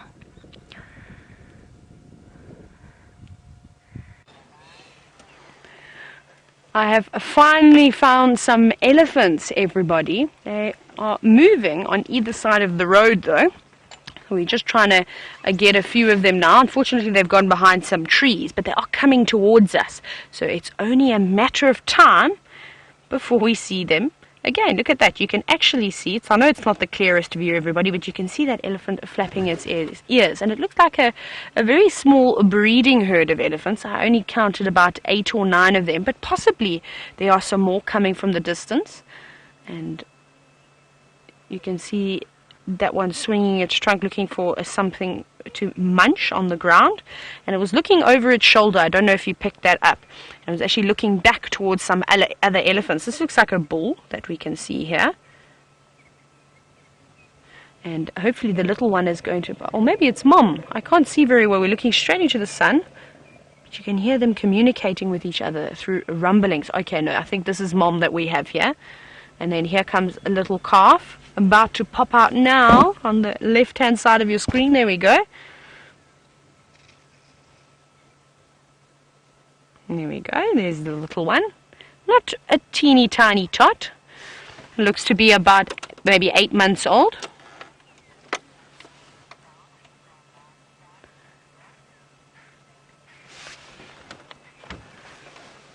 Right. We're just gonna, I think we're gonna have to try and reposition again, everybody. Right. Sorry, everybody, just bear with me for 2 seconds. We're on a big road at the moment, and unfortunately there's lots of vehicles trying to come around us. So I'm also just trying to find a nice gap where we are going to be able to see these elephants. It'll be just a few moments. Can we see through here? Let's try this little gap over here. There we go. There's a nice little gap. There we go. So, a few of you at home are asking if we're having an issue with elephants and knocking the trees down. Now, we do indeed have an issue with the elephants, but I suppose I wouldn't say it's too big of an issue. So, in the winter months, the only food source that's really available, because the grass tends to disappear, is the trees. Now, elephants are big and strong enough that they are able to push the trees down to either feed on the tops of the trees that maybe still have some leaves, and then also to get the roots. Now, the roots are filled with lots of nutrients in them, so lots of water as well. So it's a really good source of food for them, and not too many animals can actually dig up the roots. So I suppose I wouldn't say that they're too destructive. Occasionally you'll see the odd bull taking his frustrations out on a few trees, but most of the time the females are pushing them over to actually utilize them for food. Another thing that they do is they actually also strip the bark. Now, Eggsy, I don't know if you can see this big marula right next to us. Can you see it quite low down to the trunk of the tree? I need to just go forward one little bit. Oops. So I want to show you something about this tree very quickly. There we go. Can you see there's a bit of a scar in that tree? Now that is from the elephants, everybody.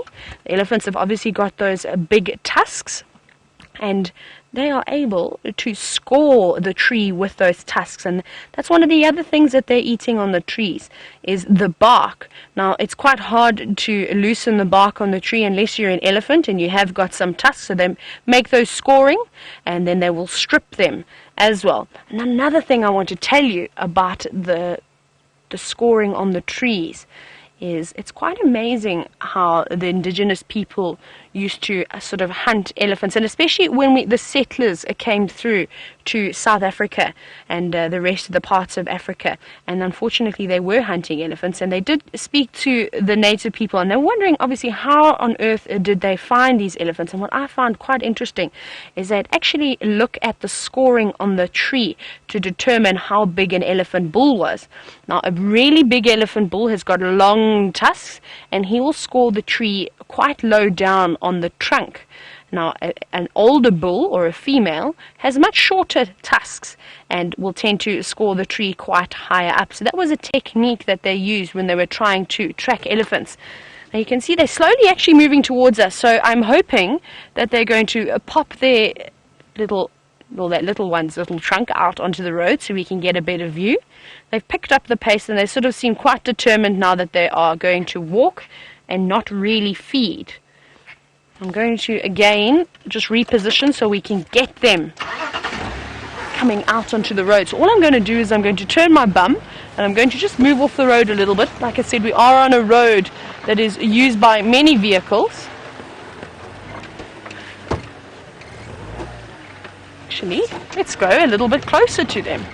They're now going a little bit further east of us, and we'll also see how relaxed they are. So depending on how they react to us approaching them, we'll change our minds if we're going to keep our distance or if we can just sit over here. I think we're going to be able to just sit quite nicely just off the road so the other vehicles can pass us. Now we wait, everybody, and they're coming out. Look at them, they're coming out. Definitely worth the obscured visual that we had a few moments ago. Here comes Mom and the little one. It's okay, big girl. You see how she turned her head to us and her ears are slightly raised. She's a little bit nervous. Her tail's also pointed out. It's okay, big girl. Relax, relax, relax. We're just watching you and admiring how beautiful you are. She's a little bit upset. I'm not sure if it's because of us or maybe she's just had a bad day. The animals get bad days too, I'm afraid. She's ushering her little one on quickly. She seems to have settled down now. She's not too bothered by us. So we'll just make sure that we keep our distance with them. We won't go too close to these elephants. And that's very important when you're on safari, is to respect these animals. Remember, we are in their environment. They were here first. So it's always good to try and leave on a happy note. I'm going to take a moment just to sit very quietly, and I'm hoping you can hear what I can hear. There's a female that's pulling away on a tree, and you can hear the leaves quite rustling quite nicely. So let's just take a moment to enjoy this.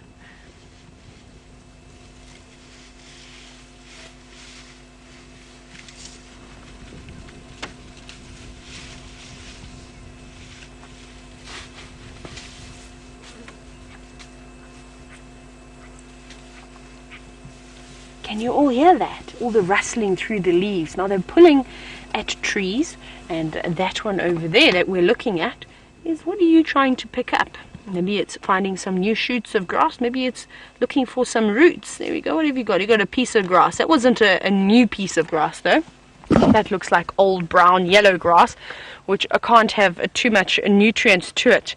So just sort of some roughage for the elephants. And they too are going to be very excited. Now, elephants during the summer months actually eat more grass than they do leaves.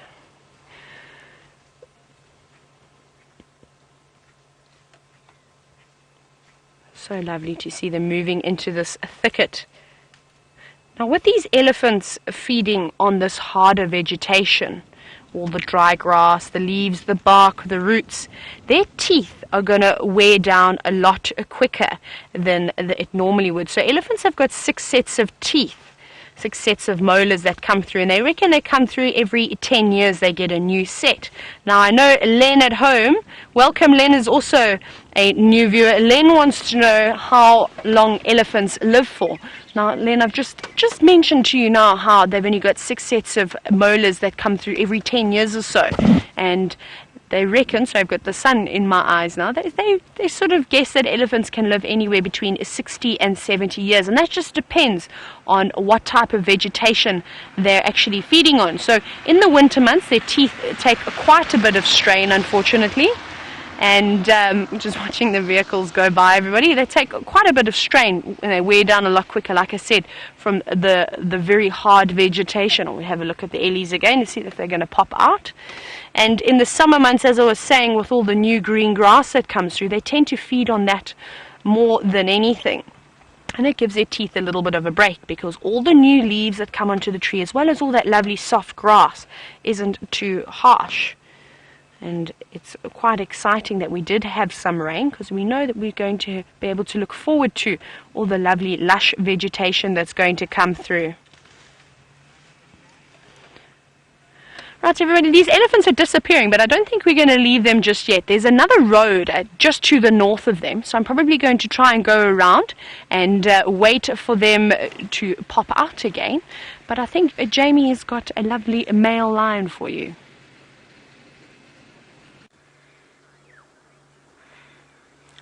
He's come wandering right up to us and right up to the front of the vehicle.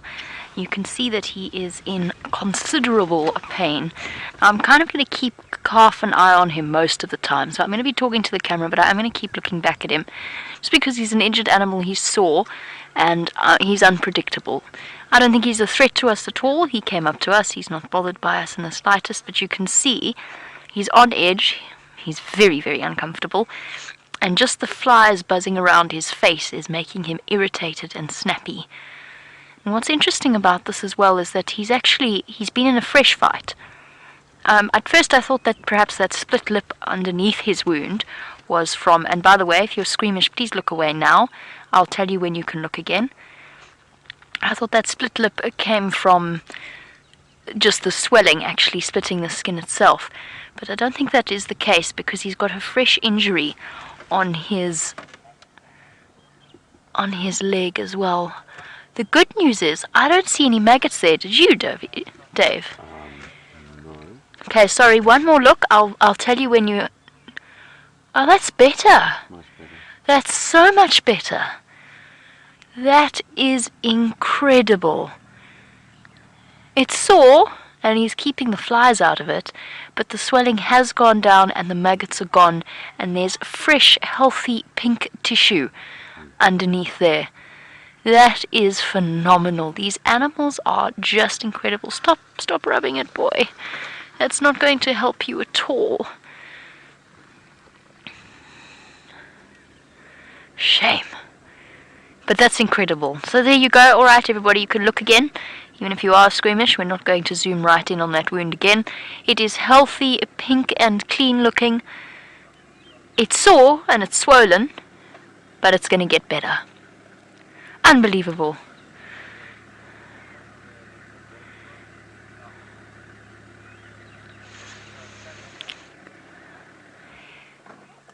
Gail, you want to know, is it more dangerous with the injured lion around or with cubs? An injured animal should always be treated as something unpredictable. Just because their adrenaline is sky high, they're not feeling well, it's painful, and you just should treat them with an extra degree of respect. But of course, it's impossible to know all the time when an animal is injured. And in terms of cubs, look, I mean, I said I'm keeping a close eye on him, but that's not because I feel any major threat, it's just good practice. And the cubs, the lionesses, have proved to be unpredictable with the male lions, but that being said, they haven't even given us a second glance. That's how comfortable they are with us, and that's how unthreatened they feel. And I have good news in that the cubs are starting to be heads up and looking like they might be wandering about and playing relatively soon. It's the nice thing about lion cubs. They don't necessarily sleep for these massively extended periods of time. There's a couple of big yawns. It's getting nice and cool here this afternoon, and perhaps it's time to, wrestle a buddy. Got him by the ear.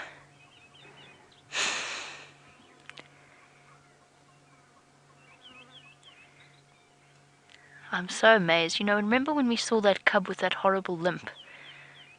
That leg that looked so incredibly painful, and they were tiny then when they were around that buffalo carcass. And there were a couple of days where that little lion cub was walking like it would never walk properly again, and the foot was off the ground and big limps. And a couple of days later, it was all in one piece. And that's going to be the same with our Birmingham boy. It's taken a little while, but he's going to heal up absolutely perfectly. Alrighty, let's jump all the way a couple of 1,000 kilometers to the north and find out what James is seeing.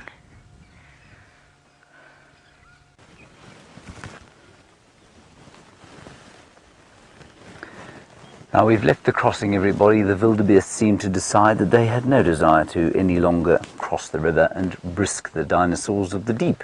And here we are on this sort of marsh that comes away from the Mara River. The Mara River is going to turn eventually into lots and lots of little oxbow lakes, and this is one of them forming. And in the background you can see a little elephant. Looks like a young bull, just recently separated from his herd, making his way on his own in this vast wilderness. And then we've got a whole lot of different things here, and one of which I don't think any of you have seen. This might be a safari live first. We've got something called a Defasser waterbuck. And instead of just having the ring around the bottom, they have got a great splodge of white fur. And that is how you distinguish the Defasser waterbuck from the standard issue waterbuck that you've got down there in South Africa. There is another elephant, I've just seen it. Jeandré, can you see it? There's between the two waterbuck over there, and he's just flapping the ears there. So maybe this young bull's not completely on his own. Then there are a couple of birds, some standard issue grey herons. Saw a black-headed heron here the other day. Oh, there they are. That little pair of birds standing next to each other, Jeandré, are black-headed herons. That you don't see in the Sabie Sands. It's quite nice. And then we have a hammerkop off to the left-hand side.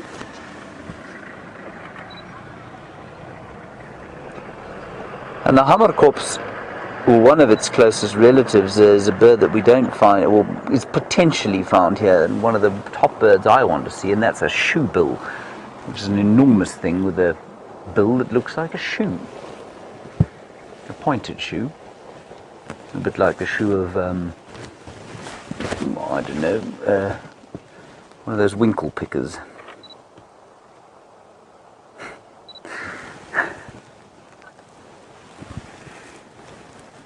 Hello, Jeffrey in Texas. You said you thought you saw a Corey bustard across the way there from the zebra.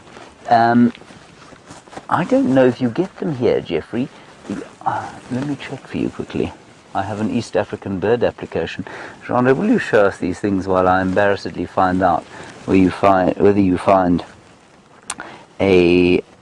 come on, here we are. Corey bustard here. will come shortly, everyone. Bustard. Corey Bustard. Map, yes. Jeffrey, they are found here. I don't think there was one next to the zebra that we were looking at, but it's possible that I missed it. We are doing some amazing dancing around in this vehicle trying to avoid each other, Jeandré and I. I will let you know that Jeandré has taken his very large boots off. They take up most of the back of this car, although he has not small feet. Then, over there, we've got a very gorgeous, actually, sitting in this wonderful light, herd of buffalo. And look, just beyond them, the unbelievable view. There goes the Defasser waterbuck. Mrs. Defasser, good evening to you. And beyond her, look at the plains of the most quintessential African scene you'll ever see. Now, many of you will have watched Out of Africa, that fantastic film with Meryl Streep and Robert Redford. My mother, by the way, is convinced my father looks like Robert Redford. He doesn't. Anyway, that's got nothing to do with the Defasser waterbuck, but this is actually largely where they filmed the wildlife scenes in that show. And Dennis Fitch-Hatton was apparently buried not too far from here. Or there's a plaque in his honor. Isn't that beautiful? I mean, you're looking at the waterbuck, but just beyond it is just the most astounding view. You're looking sort of southwest now, and that's the Olololo escarpment on which we are staying. That's where we sleep, and so we look down into here every morning when we wake up, which is a great privilege, and one has to pinch oneself every time. And it's about 1,900 meters above sea level. That is almost, it's just over 6,000 feet above sea level, so it's very high. There's a little calf. And down where we are now is about 1,500 meters above sea level, so it's almost a mile high, everybody, and that makes the climate very delicious indeed. Coldest it gets is about 9 centigrade, which I think sits at about 50 degrees Fahrenheit, and the hottest is probably about 95 or so. And compared with the Sabie Sands, which regularly goes over 100, it's just a little bit more pleasant climate-wise in the summer. Now, what we're going to do is something, there's another Safari Live first, is we're going to drive live towards those buffalo. I'm just going to quickly get myself into a position to make that possible.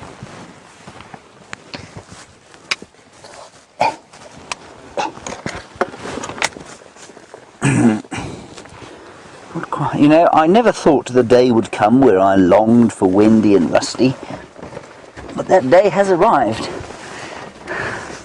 Jeandré, I think you feel the same. Oh, just quickly before we leave though, Jeandré, the 2 elephants have come out and the light is just so unspeakably magnificent there. Isn't that gorgeous? That little woodland forest is in what will become an oxbow lake. An island in between this great winding river.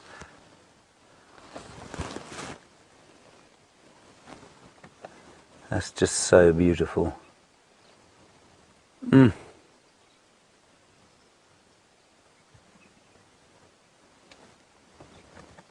Sorry, I've missed that, Jessie. There's a nasty echo in my ear.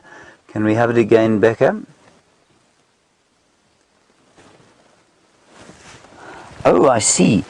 You say that you've heard that elephants can seek out water using their feet over a vast distance. They can, what they can do is feel flowing water under the ground. So, well, I mean, as you know, on Cheetah Plains, they regularly dig up the pipes there. There's no artificial water in this area, though, and I'm not sure how much of it flows under the ground. So I think they probably find water here by remembering where it is. But absolutely, you know, those dry riverbeds of the Sabie Sands, they can absolutely feel with their feet where the water is flowing under the water. So yes, it is possible, Debbie. Isn't that just the most gorgeous sight you've ever seen? I'm going to have to take a picture. Hello, Helene. You say this is so cool. I think this is beyond cool, isn't it? It's astounding that we're sitting here broadcasting from this particular area.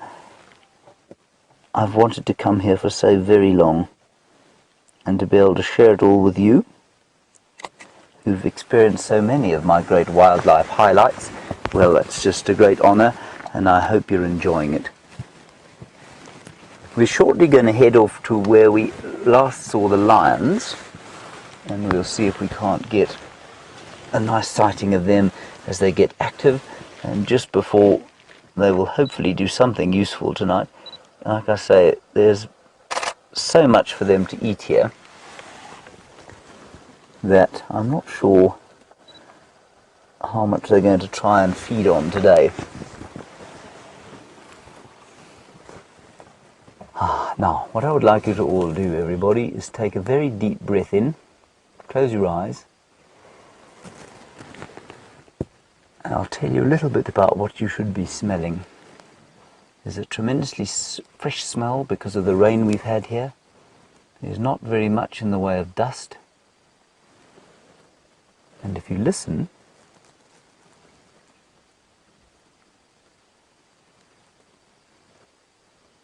very subtle sounds. Oh, Jeandré. Sorry, I'm going to just see what I've spotted here. Very subtle sounds of water birds calling, waterfowl. Now, for those of you who like to keep bird lists, Jeandré, that is absolutely brilliant. How did you see what I was looking at? There.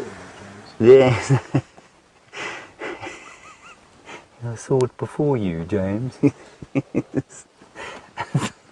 A grey-headed kingfisher. I'll sort him out later, everybody, don't worry. Isn't that lovely? That is beautiful in this light. I'm not going to try and get up again, Jeandré. I'm going to stay right where I am.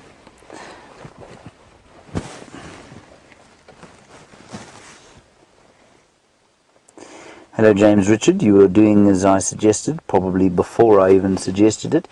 You're keeping a list of birds for the Mara, and you're excited to see how big it will be when we leave. Yes, me too. That one, of course, we do see, and we had a nest. Scott, the ultimate nest finder, found a nest of the grey-headed kingfisher on Arethusa. And it's nice to see them this side of the world as well. There's now this whole herd of elephant coming out into this glorious little seep of water. Let's see if we can find some other birds for you. We will go to those buffalo as well. Oh, this is just wonderful. Jeandré, is the reason you've got such big muscles because you've carried such big lenses like I'm carrying now? Exactly, he says, everybody, in case you missed that. He's taking this job very seriously, everybody. Every time anyone breathes in the back of the car here, he shouts at us.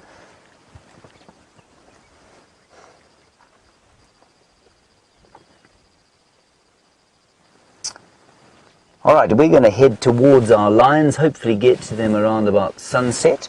While we do that, let's head across to Tayla, who apparently has found some water.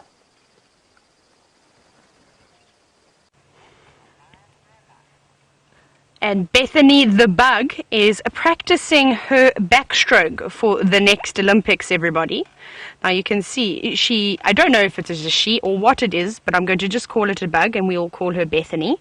Now she gets very close every now and then, and the wind comes through and blows her back to the middle of this puddle, but this is a very persistent insect or bug that we have here. Now the reason why I cannot rescue Bethany is because if you look in the next wallow of water, we have a hippopotamus, and unfortunately that is just too close for comfort to rescue Bethany, but I have no doubt she seems to be a great backstroke swimmer, that she will be able to make it out safely. And here is a big male hippo, and he's wallowing away, and I think this is the hippo that we normally see at Red Dam in Arethusa, because he wasn't there this afternoon, And I was telling you all over the last few days that we're going to start seeing a lot of animals in these wallows that have now filled up with water. And you can see it makes the perfect jacuzzi. He hasn't done much. I was surprised that he stayed here when we came around the corner. Remember, we were trying to reposition and get a better view of those elephants. And the good news is as well that the elephants are in the area. We can hear them. So hopefully they'll show themselves soon. But luckily, we found this hippopotamus. And this is something that we'll also try and follow up a little bit later this evening, is to see what this male does as the sun goes down. Now, we often see them, but not for long. They tend to be quite shy when they're out of the water. Hopefully, he's going to go on a little adventure and look for something to eat. Now, hippos are almost afraid of their shadows at night when you use a spotlight, so it'll be quite interesting to see how he reacts to us with the infrared light. Hopefully he will be a little bit more relaxed, and we can maybe see where he goes. So later this evening I'm going to be popping back past here. But it is a nice cool day. Well, it's cool now. The temperature has dropped quite a bit, and there is a bit of a breeze picking up, so he might get out of this little wallow a little bit earlier than I think he may.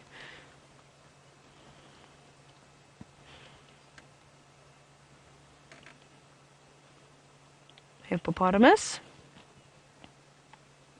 He hasn't even moved once. Or he has. He rolled slightly over to his side, and now he's not doing very much at all. He must have had quite a nice afternoon, because he's got quite a few shrubs around him, small trees that I think would have been sheltering him from some of the sun's rays, but now they are creeping through as the sun heads beyond the horizon. You just see a glimmer in his eye, which is actually quite pretty.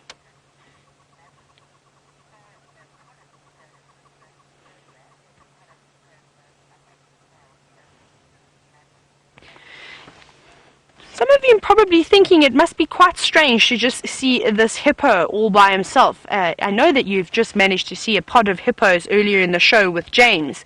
Now, hippos are made up of not just males, but females too, and that's what makes up a pod. So I know Matt G was wondering about why they saw a pod versus why we're just seeing one hippo over here. Now, you'll only have one bull, though, in a pod of hippos. They're quite territorial, not only in the water, but also out on land. They will mark and defend territories. And the ladies, well, they sort of come and go as they please. I've seen it before in Zambia, where males can be quite aggressive. And I've watched a whole lot of hippos actually move along down the river away from him. He wasn't too chuffed about it, but that showed him for acting so aggressively towards them. But he's not aggressive today. I thought he was actually going to get up and run away from us. I really cannot believe, I was saying to Eggsy, how he just sat in this water, because every other time I've seen a hippo in a wallow of water, whether you're 50 meters away or 10 meters away, they feel quite uncomfortable, and they get out and head to denser vegetation.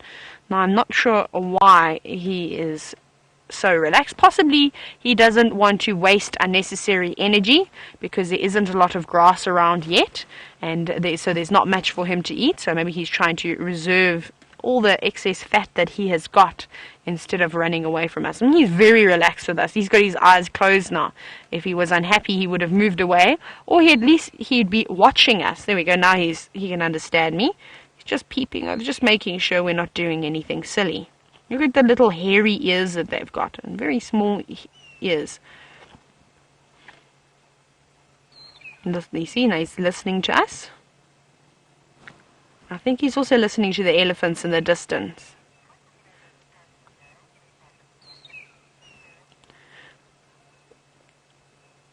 Good afternoon, Sean. Sean, the reason that I know that this hippo is a male is purely the fact that he is on his own, and also by his size. He is quite big. Now, to the untrained eye, a hippo would just look like this size, but look how bulky he is. And if he does a big roll, then you may be able to also see how he's a male. Just clearly by his size, the size of his head is huge, and the fact that he is on his own and not in a dam where possibly the females would all be. He's just covering the other side of his body in water now. But it is very difficult to tell the difference between males and females. But once you do this sort of thing every single day for a few years, it becomes quite easy. So the more and more you actually watch the show, the easier it's going to get to be able to tell whether certain animals are males and females. Also, if he were to open his mouth quite nicely for us, which unfortunately it doesn't look like he's going to do that because he doesn't feel threatened by us, you'd also see his canines and his incisors, and they can get to great lengths. Males' incisors and canines, well, the incisors can get a little bit longer. They can get to about 50 centimeters in length, maybe an average size anywhere between 30 and 40 centimeters, so about almost double the length of your ruler. I think he's going to wallow around here. Oh no, are you going to get up? I was going to say let's go find those elephants, but let's see what his next move is going to be.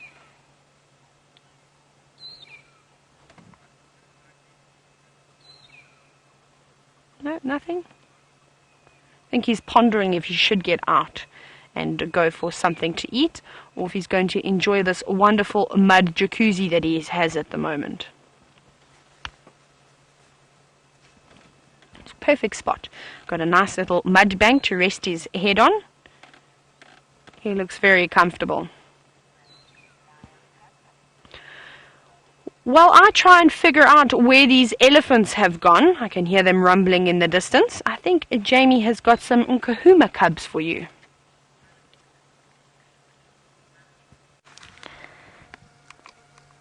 And this is the only cub that is awake at this point. They've just played themselves into exhaustion. A little bit of scratching and biting here and there, but otherwise each and every single little cub has settled down once again, looking thoroughly content with life. 2 pairs of suckling cubs. And I think it is safe to say that the other female isn't lactating because none of the cubs have gone towards her. They've actually avoided her completely. And in wonderful news, we can't leave the sighting, even if we wanted to. There are other vehicles coming in and out, but we're trapped. There is nothing we can do. There's no way out behind me, there's no way out in front of me, and there definitely is a way out in front of me. There's a big male lion that's decided to come and sit right in front of us. And there's lion cubs everywhere. And so it is that we find ourselves in this sighting. Luckily, it is such a lovely sighting. We're not going to be rushing off anywhere anytime soon because there's nowhere to go. I can think of worse traffic jams to be in though, can't Dave? Absolutely. They've been keeping us thoroughly entertained.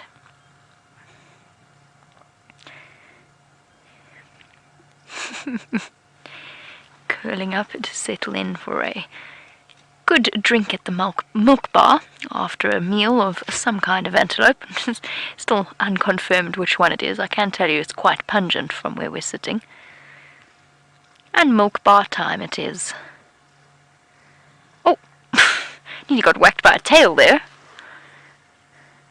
Can see them kneading at their mothers with their paws, basically stimulating the milk production. And it's not always that comfortable for the females. And you can imagine with those sharp little needle teeth, for her it must be a relatively unpleasant experience.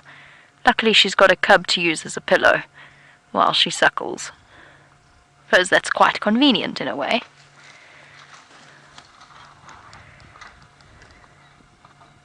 Oh! The little cubs stalk forward towards the male.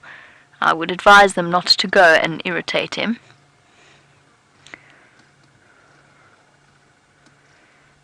And he's settling down next to Amber Eyes, assured perhaps of her mature approach and that he's not going to have any nibbling, sharp little teeth. As he settles down, Elizabeth, you were wanting to know whether or not the cubs are robust and old enough to shake off the mange should one of the Birmingham boys spread it across from the sticks to them. Sorry, bear with me one moment. Oh, you're welcome to make your way. Kobus, if you want to make your way in as well, I can now pull out.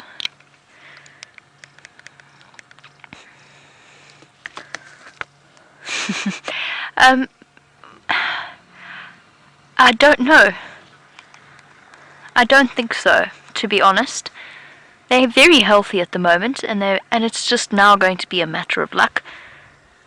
Now, we don't know necessarily that the Birmingham boys... I'm going to...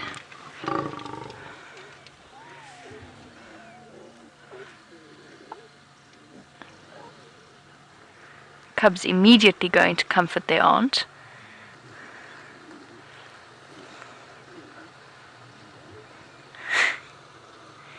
Brave little cub, snarling at the Birmingham boy. He went to test her scent, and she went to wallop him in return. And settling back down again. Oh, that certainly woke everybody up, didn't it? Suddenly motion everywhere. Cubs playing, cubs growling, cubs yowling. They all got up and immediately moved to the safety of the adult females. And we've seen what the females can do when they want to, or when they feel threatened. But all is well, and they're all happy. And it was more just a gentle family discussion than anything else in lion terms. He is waiting to see if Amber Eyes is coming back into estrus. Perhaps he missed his chance with the young female. Oh, the little cubs.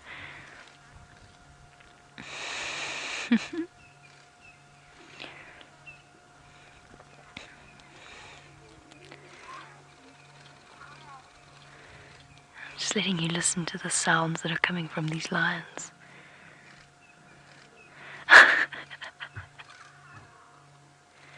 Amber Eyes' lip went up in a bit of a snarl there. And one brave cub is going to tackle the Birmingham boy's tail.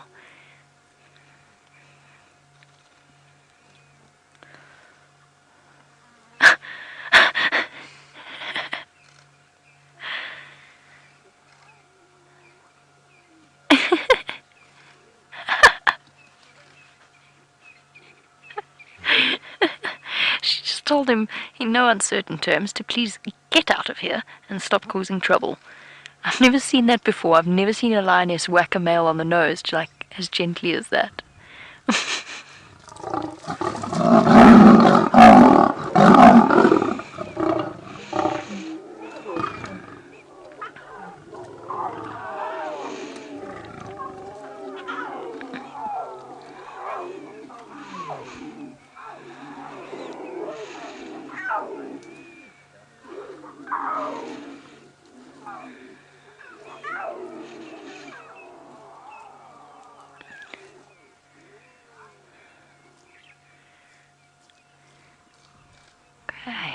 I stayed quiet for that, so that you could get the full effect of the various sounds that you were hearing there.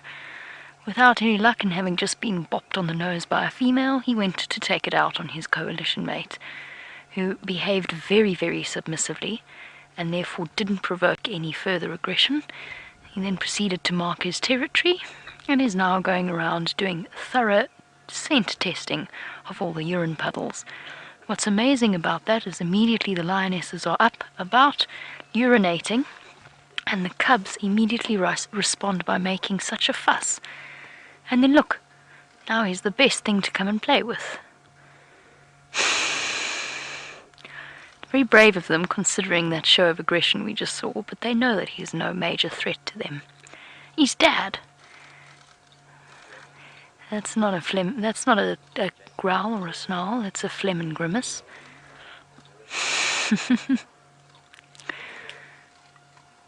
And just like that, everybody calms down again. How were those sound effects, though? My favorite part of that is the cubs. I love how as soon as somebody starts growling and snarling, they all join in like they're big and scary. Aha. Another phlegm and grimace. I think it's safe to say he lost his opportunity with that young lioness. I think the fourth male must have come in and taken over and chased him away, although he doesn't have any cuts or scratches.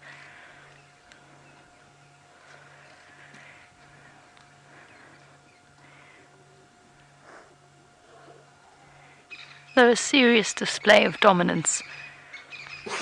Oh, bless you. So what he's doing there, for our new viewers, is a movement that we very often get to see.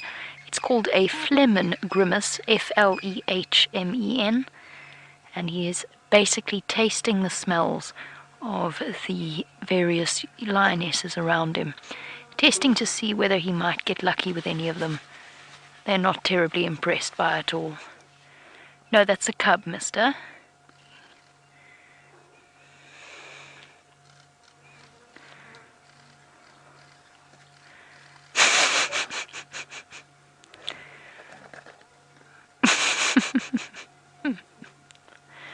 Spitting out a mouthful of mane.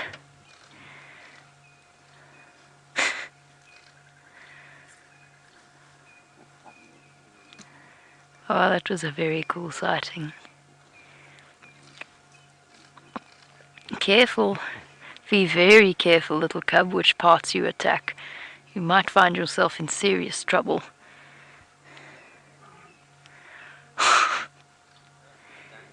Look at this cub losing a lioness as a jungle gym. Awesome. All is calmed down now, and we've become incredibly familiar with our Nkuhuma lionesses, and I'm sure we all look forward to getting to know some of the lion prides from Kenya. Let's go and have a look.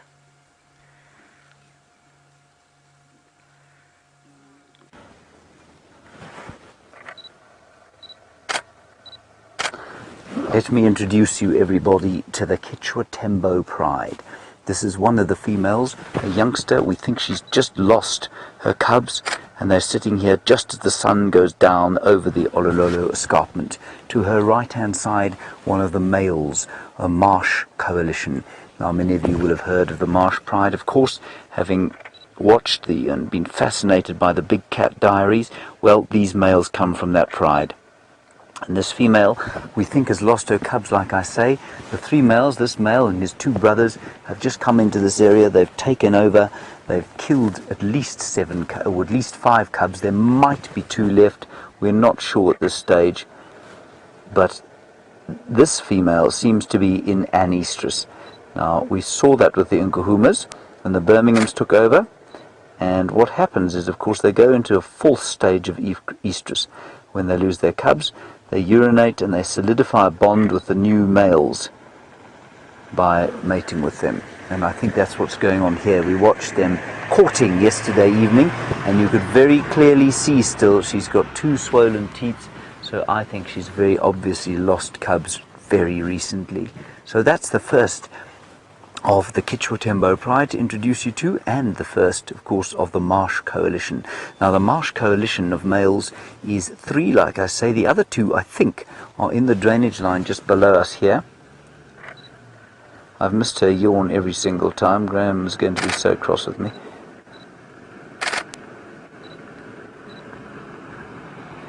And you can see, here we go, very interesting stuff going on.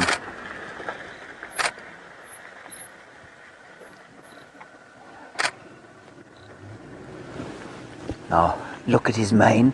He's older than our Birmingham boys. I think he's probably about 7, this chap. He's not a young lion. He's got a very full mane. Why he's just taken over this area, we're not sure. Why not earlier? Where were they before this?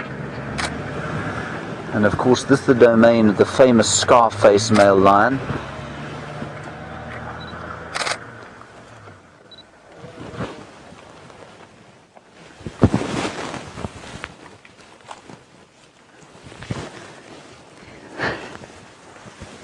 This is just beautiful, isn't it?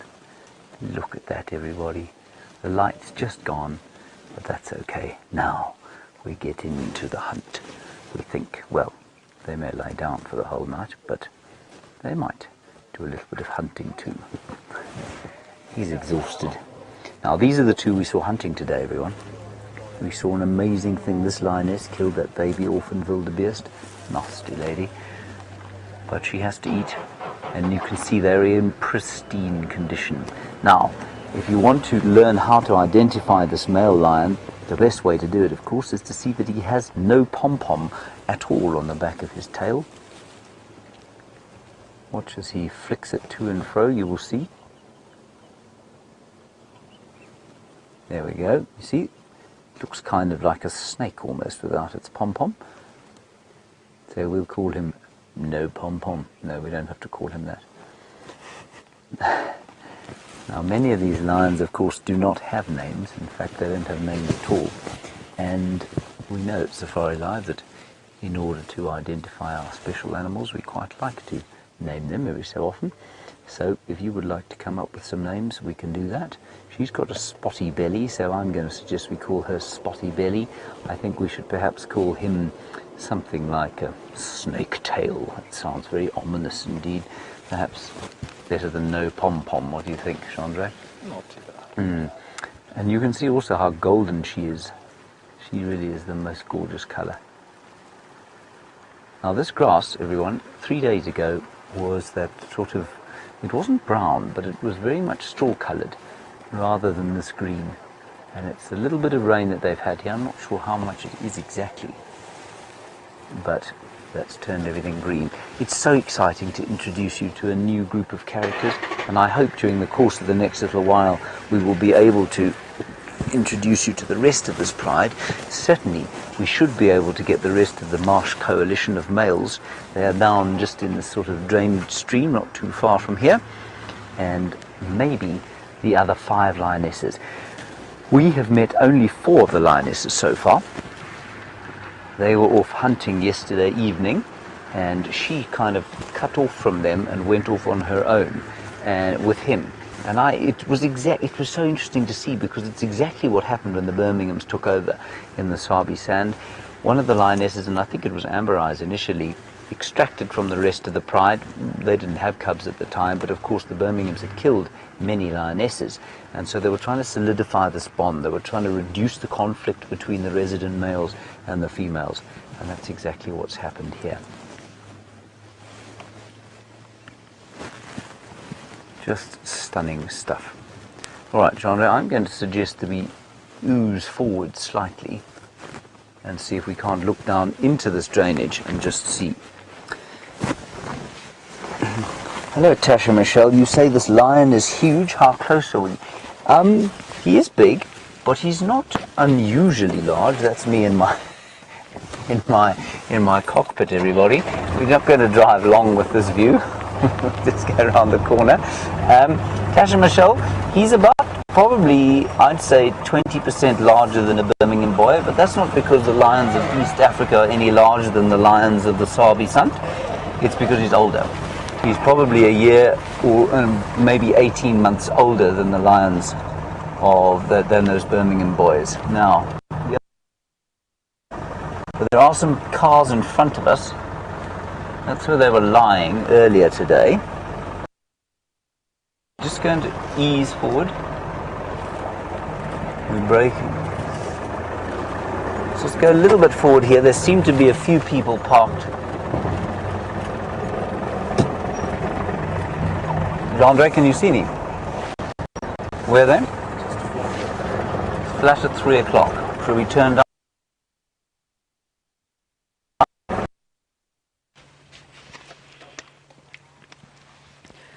We managed to relocate on those elephants we had a little bit earlier, and they are just munching around in this little spot. As you can see, they haven't actually moved too far at all from where we had them, just off that main road.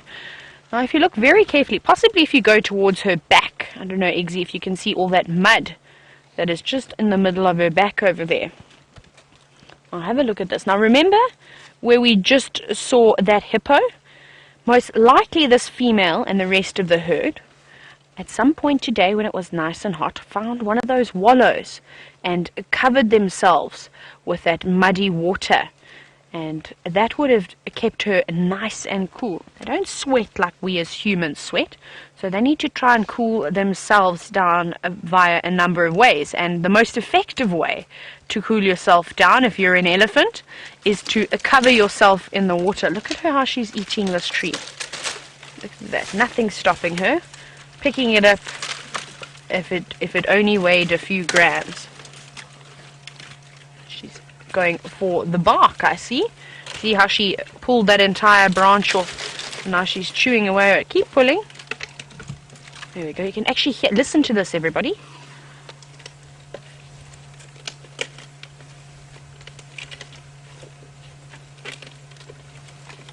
Can you hear that?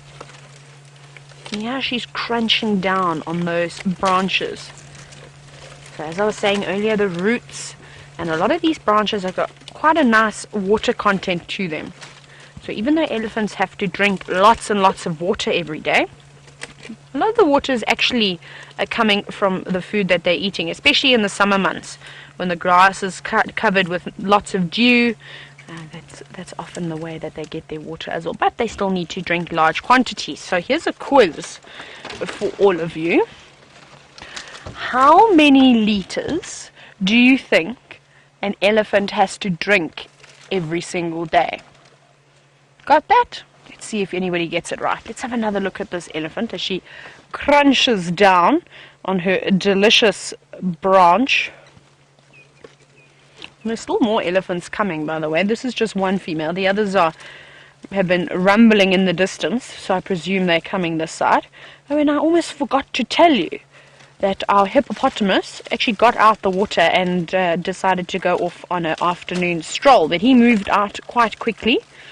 So he indeed was taking advantage as the weather has cooled quite a bit. And I'm glad to see that the elephants didn't disturb him too much.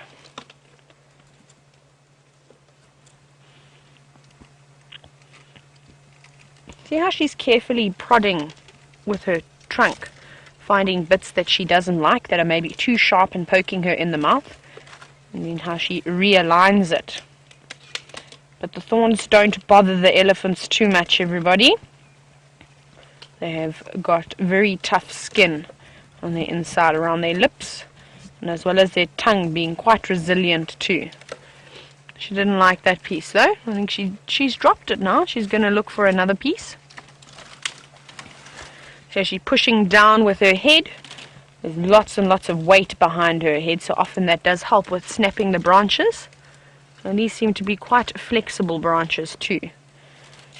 We are live, everybody. This is a live safari that you're watching in the middle of the African wilderness as we watch this elephant tear apart this tree. So if you'd like to send me any questions, or Jamie or James in the Maasai Mara, you're welcome to either hashtag Safari Life as well as sending us an email. And you can send the email to questions@wildearth.tv.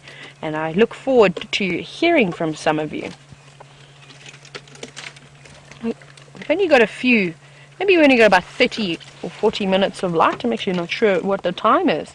Maybe about 40 minutes of light left. And then we're going to be switching to infrared. And then maybe we should try and hang around with these elephants as it gets dark, just to see what they look like and what they get up to. Have a look at this little one.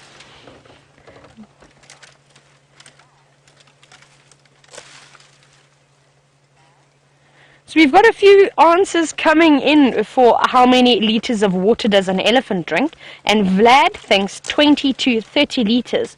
Vlad, unfortunately, you're incorrect. It's a little bit more than that. I'm not going to give the answer away just yet because I think there are some of you out there who could possibly know. But it is a lot of water, everybody. But good guess, Vlad. And keep trying and keep participating in these quizzes. They're really great way to learn. And Isabel, what a good guess. Isabel thinks it's about 190 liters of water. Isabel, a little bit too much. I think we'll do one more answer to this question and then I'll give you the correct answer. But hopefully the next person to answer gets it right. What do you think? How much do you think an elephant drinks a day? And you can watch this little one now also doing what mom's doing, chewing on the bark. And this one's quite an old calf. You can see the tusks protruding there. And with the combination of how well it can use its trunk, I'm going to guess and think that this elephant is around probably between 3.5, 4 years old. A younger elephant I don't think would be able to strip the bark off of this branch as well as this one is managing to do. You can see they're twisting it around, chewing and biting with those molars to loosen the bark. And then they'll eat, and then this little one will spit it out afterwards. There we go. No, not done with it yet. I see a little bit more bark on there. Oh, slipped out of its trunk. Yep, going to move on and try for something else. Very dark and grey, and it looks quite miserable in the bush. But not for too much longer. We had a good amount of rain, so I think we're going to see some colour. We saw our first flower yesterday afternoon. I found a morning glory, and I think that that's just the start of the colours of the bush that we're going to be seeing. What are you looking for? Goodness, twisting and turning its trunk around. Big shake. Mia, my cat has guessed 60 litres. Unfortunately, everybody, that isn't the correct answer, so I'm going to tell you, and I hope you're all taking note. It's always good to take notes. I've got about 3 different notebooks that I fill with note. Now, an African elephant can drink anywhere between 100 and 120 litres of water every single day. This little one is probably not drinking that amount. Of course, the amounts I just told you are for adult elephants. I'm actually not sure how many litres a young elephant calf would drink. This young calf is not really suckling anymore. If mom decides to show herself, we'll actually be able to see that her mammary glands have subsided quite a bit, and she won't produce too much milk now until she has another calf. And hopefully in the next year and a half or 2, she'll be able to have another calf. The gestation period is about 22 months, so it's quite a long time. And that means that she'll have a calf anywhere between 4 to 5 years. We're going to hang around with these ellies just for a little bit longer and see if the rest of the herd comes through to join them. And I think James has managed to pick up some signal. So let's go to him and see the lions.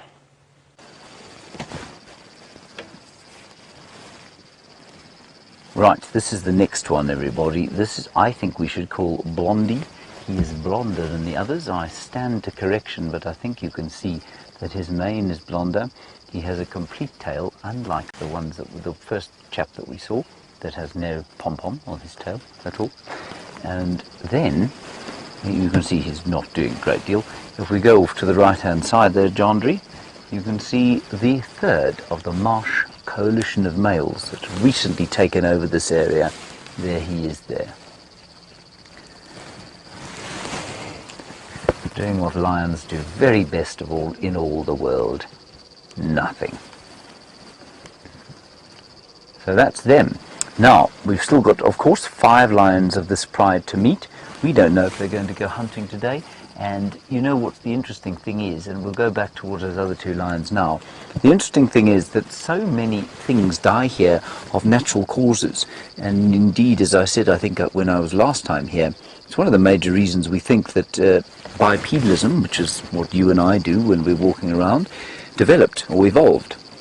Because there's this massive food source in these plains that goes uneaten by scavengers because so much dies of natural causes. So these lions don't always have to kill, they scavenge quite a lot, but there's lots of fresh meat for them to eat too. Now, we're going to attempt one more drive.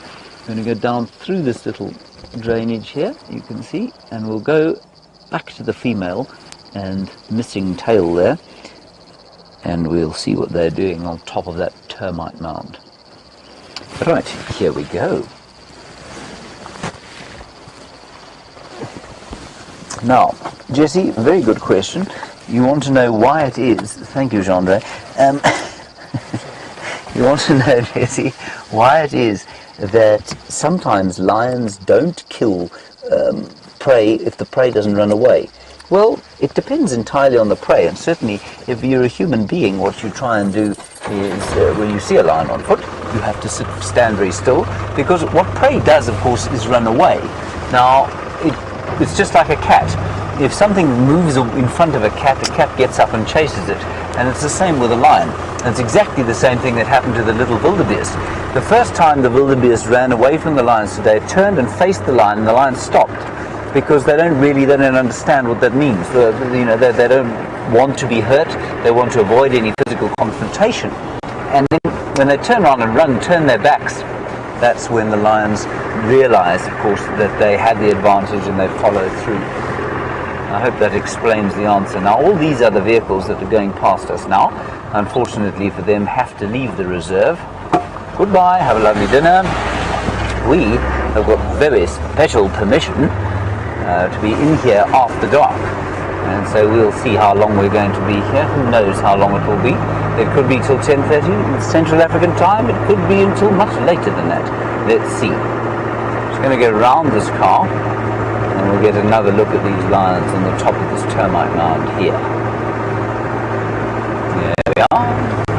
Jeandré, I'm not convinced the top of my head is the best thing for these people to be looking at. There we are. We've got some lions now. And we will be able to go off-road at some stage. Off-road driving is not hugely fashionable in these parts, but we've got permission to do that too as night falls, and that's how we're going to follow these animals on the hunt.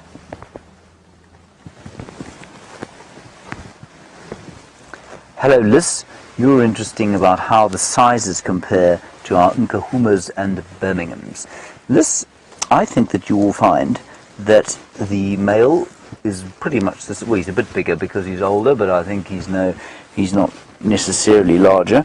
It's known, for example, the Kalahari lions tend to be a little larger than our Kruger lions, but these chaps look to be around about the same size, I reckon, as our Birminghams. I would put them at slightly smaller than the Matimbas. And then this female is small, but I think that's because she's young. I think she's probably just finished with her first litter. Oh, and the first litter unfortunately killed. And she's now making peace with the new masters of the area. Thank you for that, Liz. Quite a remarkable thing that we're able to do this from the Sabie Sands as well. And of course, our favourite Nkuhumas sitting there as we speak with their little cubs, which is just great.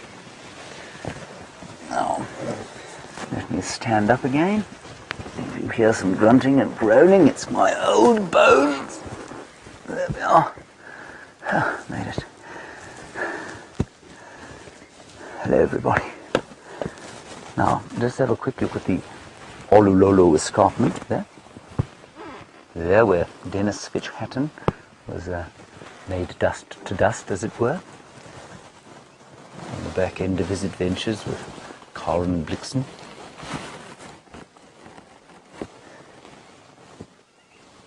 And I'll just give you a little bit of a listen to this great East African sunset.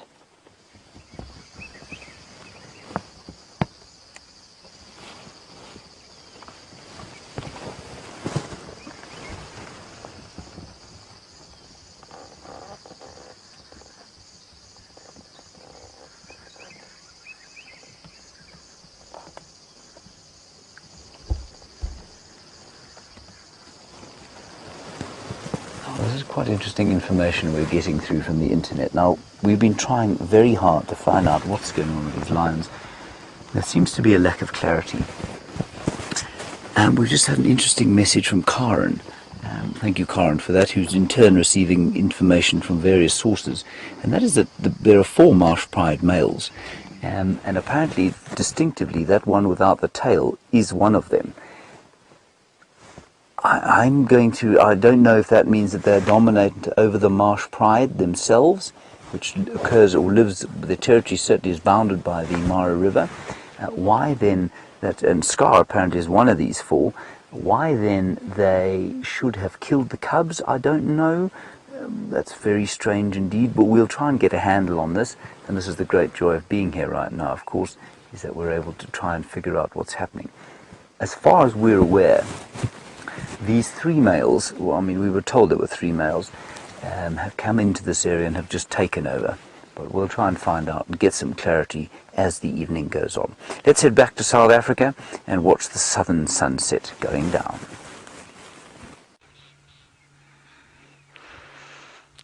I guess an African sunset can't be beaten.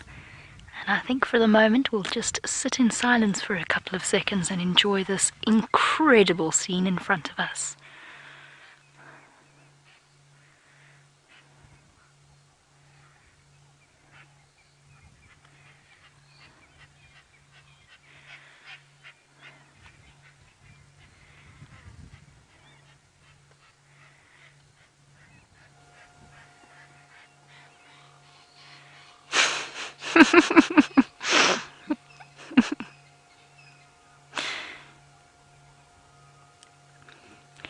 The vulture found that lilac-breasted roller's attack all pretty boring, as that yawn indicated.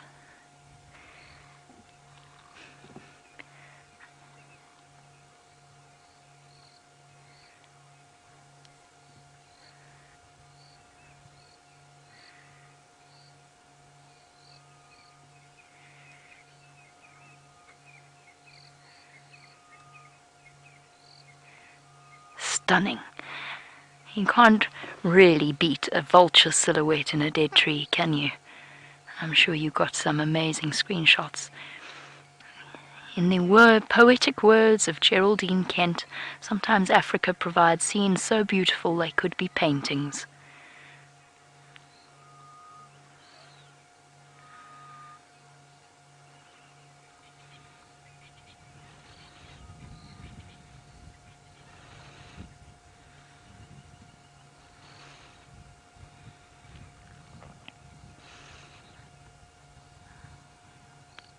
Alrighty, now that we've taken a moment to soak in the atmosphere of an African evening, I have left the Nkuhuma cubs for now and moved off ever so slightly just to give some of the other vehicles a chance to spend a little bit of time there. When they're done, we might move back in depending on the light left available for us. But in the meantime, we do have this magnificent male lion right next to the vehicle. So there you go. From one lion pride to one lone male. We're about, I would actually say we're probably only about 300 meters away from where the rest of the Nkuhumas and the other two Birmingham boys are. And this gentleman, I think, just decided that actually he wasn't really in the mood for little biting teeth, and as we saw earlier, one grumpy male, and he decided that actually he's quite happy to settle down over here and enjoy spending a little bit of time on the road away from everyone and a bit of peace in his life. How amazing is that? Lions from South Africa, lions in Kenya, an opportunity to look right into a lion's eyes.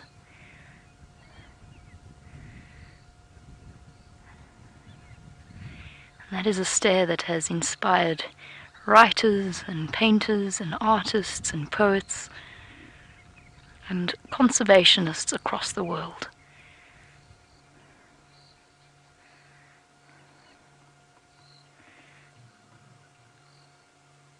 What is it with you and your half yawns today? He nearly yawned earlier as well, and then just sat like this with his tongue sticking out.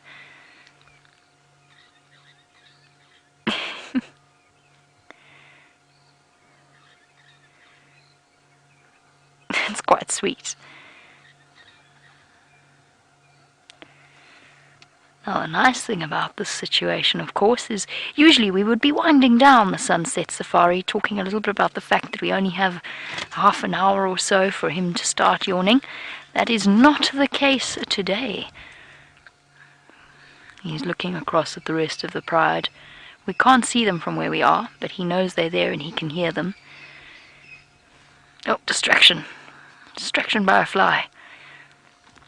And this evening, we will be able to sit in the darkness with this male lion and watch as he goes about his day-to-day, night-to-night business. What will the Nkuhumas be up to tonight? We won't be following them with their cubs if they do go off-road. If they are still in exactly the same place, we will be able to sit with them with all of our lights off and with the infrared, so that we obviously are not spotlighting the cubs, we're not providing any additional noise or light.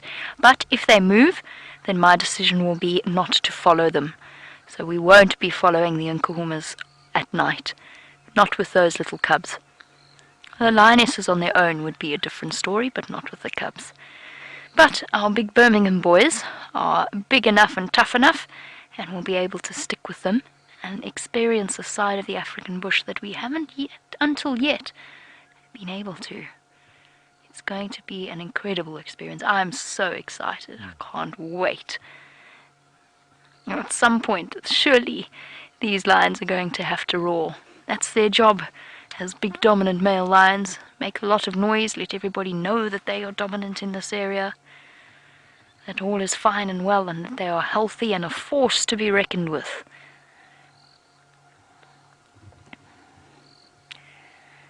The world is our proverbial oyster, or at least Juma. Juma is our proverbial oyster as night starts to fall. And just so you know, we have not been sent out into the wilds unsupplied. Dave and myself, as well as Tayla and Xander, we're giving a lunchbox.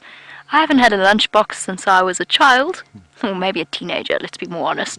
Since I was a teenager, we've got a lunchbox. It's got sweets and sandwiches and bits of fruit and all kinds of things. We've got more water than we could possibly drink, and some Powerade.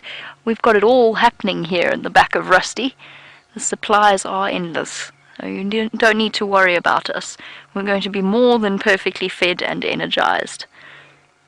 I can't wait to find out what was on my sandwiches. And James Richards and Kruger sightings, you are as excited as we are about this evening's drive, and of course the fun. Look, those of you who've been with us for an extended period of time, you know this is going to be a new... Sorry, yawn. There we go. Thank you. Well done, Dave. We've been waiting for that moment, it feels like, for a very long time. You know that we're going to have to practice, and that sometimes something might go wrong, and we're all learning. We're still not entirely sure of the whole process. I think that's going to be half the fun. You get to join with us and learn with us and laugh at us when something doesn't particularly go as planned. I'm sure we're all going to have a marvellous time together. Right now this Birmingham boy is being thoroughly playful and trying to catch the flies. Although that's taken on a whole different dimension now that I've seen that injury of that poor Birmingham boy. Oh, such a tired boy.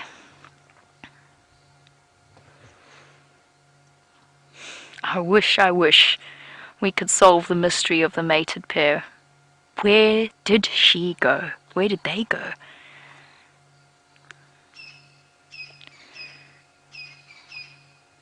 Perhaps we'll even have the 4 Birmingham boys together again for our first night. What an adventure this shall be.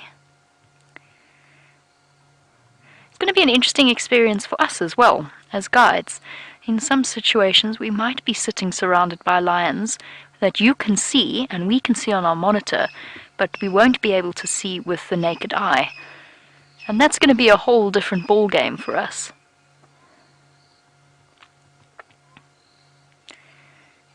Another big yawn, a couple of paw licks. Most of you familiar with our lion body language. That usually means somebody is thinking about stirring. The thought has at least crossed his mind.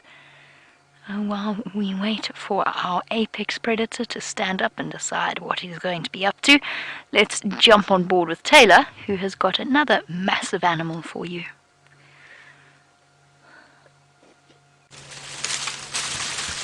My goodness, look at the strength of this female. Look how she's using her tusks to lift up and move that branches on the ground. Now, while you've been away, this female elephant has been digging her way down towards the roots. Now, if she digs in the deep, if she digs any deeper, she's going to end up getting to China.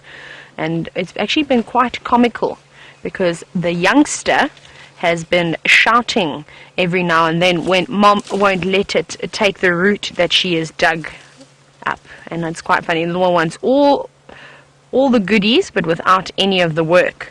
And it's just incredible how she's able to use her feet like that and dig up all the roots.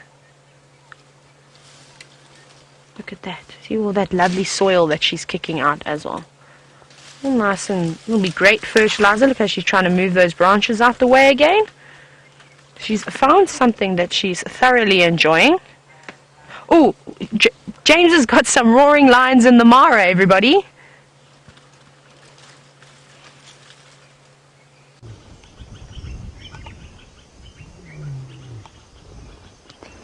We've got some action here, everybody. We've got roaring lions. These ones are not roaring right now, but she started roaring, and the brothers are now roaring from behind here. This is great stuff. As she roared, he stood up. That's another male behind us. He's marking territory as his brother calls from behind.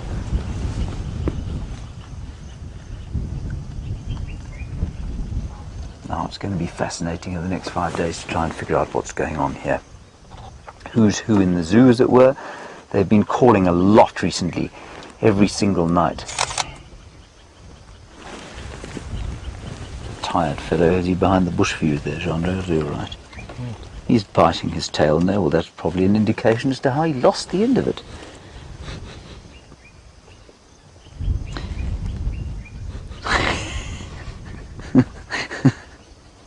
What an idiot.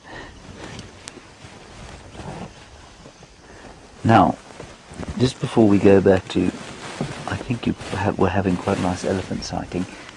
We'll just wait and see what these guys do, but while they do, we've got 4 names of male lions of what could be the same coalition, one of which is Scar.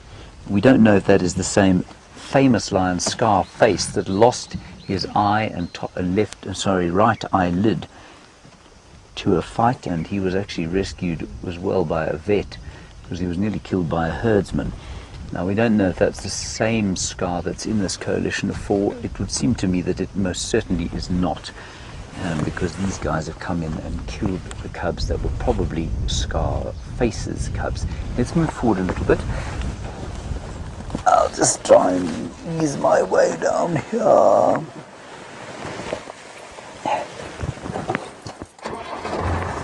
And we'll shortly be going to the infrared, everybody.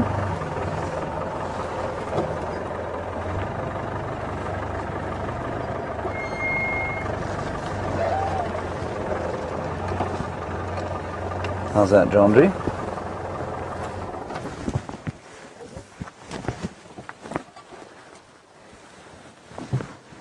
And there you can see him covered in flies and full-bellied. Look at that. Isn't that cool? Now you can see his mane is a bit fuller than the Birmingham manes, and that's just, like I say, a function of his age. It's not because he's any bigger, any more special in any way. It's simply that he is older.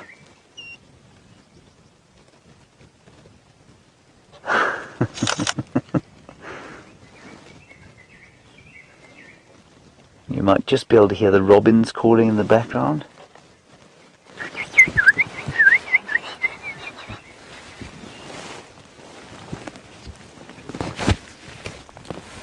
And I'm sure those males are going to start calling at some stage.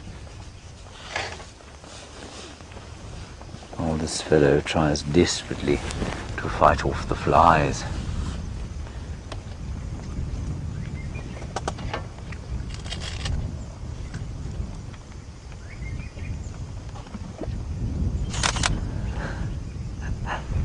We are also trying to take photographs, which we will post shortly.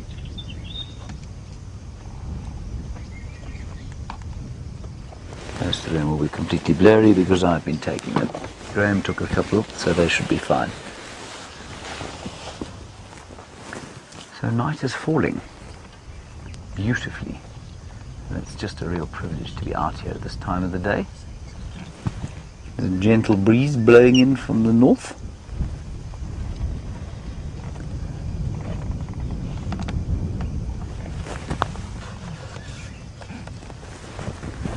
Hello Lynn, we did an experiment precisely for this reason yesterday, and you want to know, do we think the lions will be comfortable with us at night, or do you think they won't be?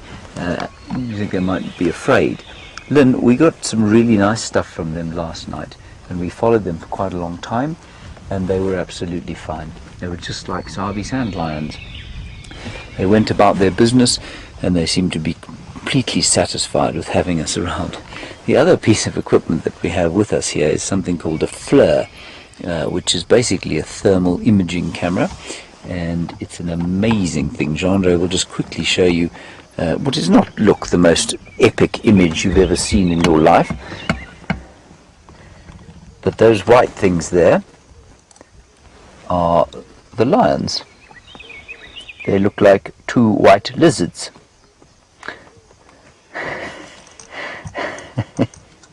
Two tropical house geckos, everybody. But what we will be able to see, of course, how this will help us immeasurably, is when we're following them on the hunt. We're not going to put white light on them if they're hunting. If they're eating or if they're clearly marking territory, then we would white light them a little bit. We don't have much white light here, but otherwise it's going to be the infrared and that quite interesting thermal imaging camera. Let's get back to them. It's almost time to put on the thermal imaging, and we're going to try, as far as I know, I'm just going to ask for confirmation here from Rebecca. Basically, we will only go infrared the same time as South Africa does. Is that correct? So it's a little bit lighter there than it is here. And so we'll just wait for it to get a little bit dark. There's a red-eyed dove in the background. That's one of my favourite calls. Let's just listen.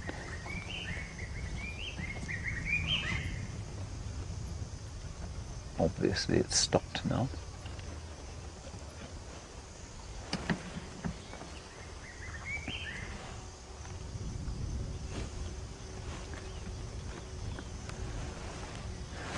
Hello Ashka, an interesting one about what effect that lion might have, how his life might be different because he doesn't have his pom-pom. You say, would it affect his ability to navigate and perhaps communicate at night with the other lions? Ashka, I don't think so. I'm sure it would be a slight difference. I'm sure it would be easier for him to be followed through the bush if he had it. I'm sure that I don't think balance would make any difference at all. It's largely a following mechanism. So for other animals to follow him, slightly more difficult perhaps, but I don't think it makes a huge amount of difference. And if you think about some of the animals, I'm going to use the term maimed, that we've seen, that 2/3 trunk elephant, and we know that she's absolutely fine. That is such an insignificance in comparison. Alrighty, while the light fades in South Africa, let's head back to the elephants with Tayla.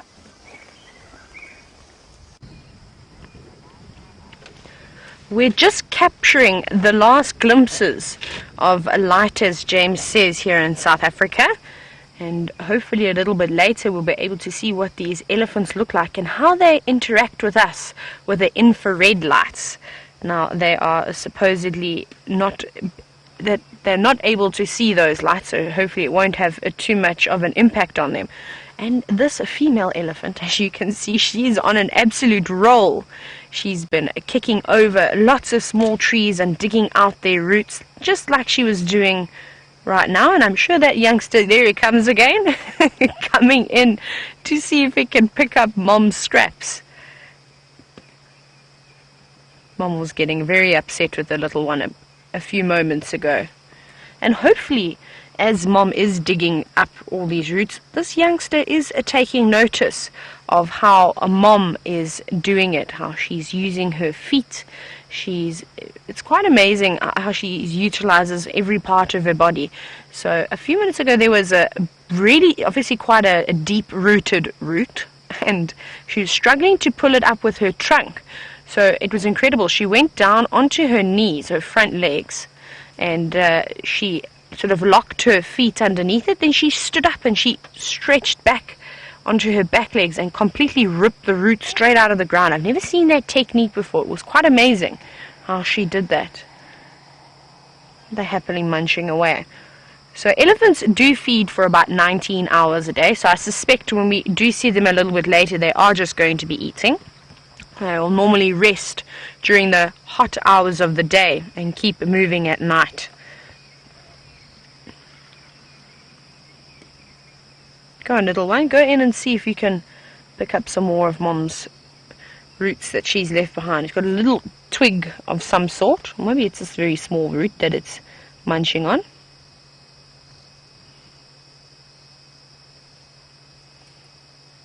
And every now and then as well, this youngster tries to take a little suckle. But I think, unfortunately, Mom's milk is not as sweet as it used to be.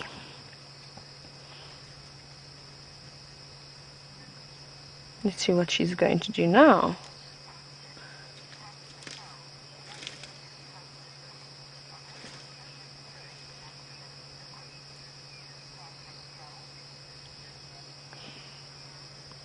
You see there how the back of her heel she's using almost like a spade, and she scoops the dirt into that indentation and it all comes out.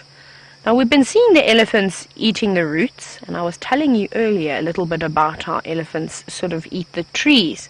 Now Tasha Michelle would like to know, do they just eat bits of the tree to get the bark or to get any nutrients, or are they just sort of crushing it and getting the liquid out of it? And now, yeah, sort of a yes answer for both of them. It depends on if it's a new branch or if it's an old branch. A new branch is a lot softer and it's easier for them to sort of crunch away, and then what they may do is they may eat entire parts of it. If it's an older branch, then they're normally just stripping the bark to try and get to the cambium level. So outside that harder, rough bark, just on the inside of that there's a layer called a cambium layer that has got quite a bit of nutrients, and that's the layer that the nutrients are indeed transported from the roots to the leaves. Now in the winter months there's no need to do this because there are no leaves on the tree, and that's when you see them putting the branches into their mouths and just sort of corkscrewing them around, and then they're just going for the cambium layer. But sometimes, like I said, if it's a young branch, they'll actually squash the entire thing and eat it whole. The other elephants have moved off completely out of sight. We just hear them rumbling every now and then, just communicating with each other. Now, elephant communication is quite amazing. They have 4 main ways that they communicate, and often we hear a trumpeting. Now, trumpeting isn't a good sign, everybody. Normally it means that they are in distress. However, it could also mean that they are excited. And we were witnessing a little bit, just while we were off camera, this youngster throwing a tantrum and was letting out a few trumpets, just very upset with mom. The other way that we sort of hear is the rumblings that seem to come from their stomachs, and it's sort of a, I'm going to try and imitate the rumbling, everybody. I don't know how good that was, but that is my impersonation of an elephant rumble, and that can travel quite a distance. So those rumblings sort of start in their stomachs, and I think they go right down into their feet, into the ground. And elephants have got sensory nerves in their feet that allows them to pick up those vibrations from many kilometers away. The rest of their communication is done through infrasound, which unfortunately is frequencies so low that we cannot hear them. She is on a digging spree, everybody. And I don't blame her, though. She might as well make the most of digging for roots. And then she'll be rewarded with lovely fresh shoots of grass that are coming up in the moment.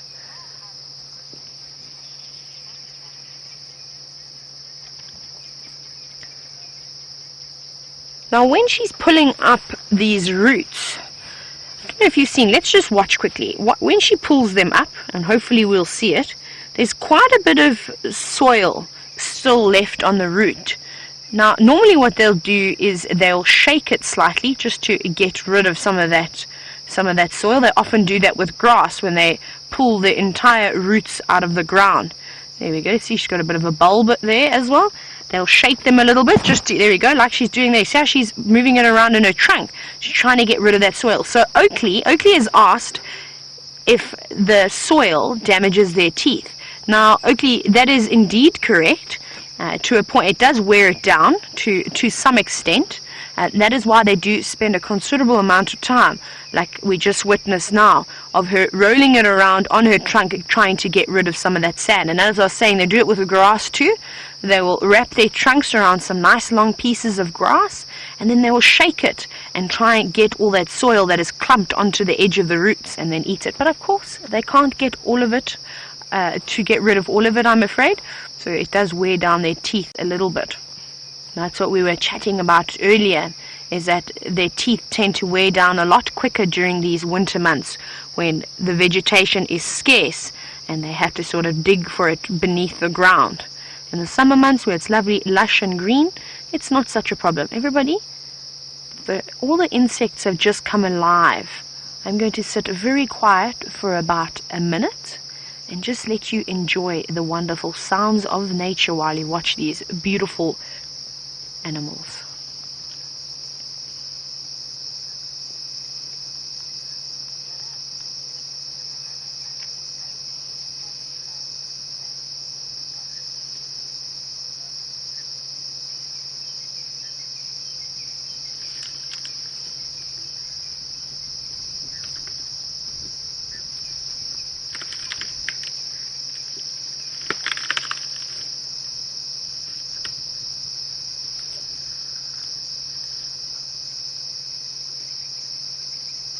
Can you hear how everything has just come alive in the last few minutes?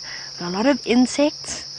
I can hear some cicadas and crickets, and I can even hear the occasional frog squeaking away in the distance. And the birds that you are hearing are made up of crested francolins and Natal spur fowls, and they're just giving their last call just before the sun sets this evening. So they're going to find some nice spots to roost and wait out the night until the sun rises again tomorrow. Well, the sun has just disappeared behind the horizon. We can't see it anymore.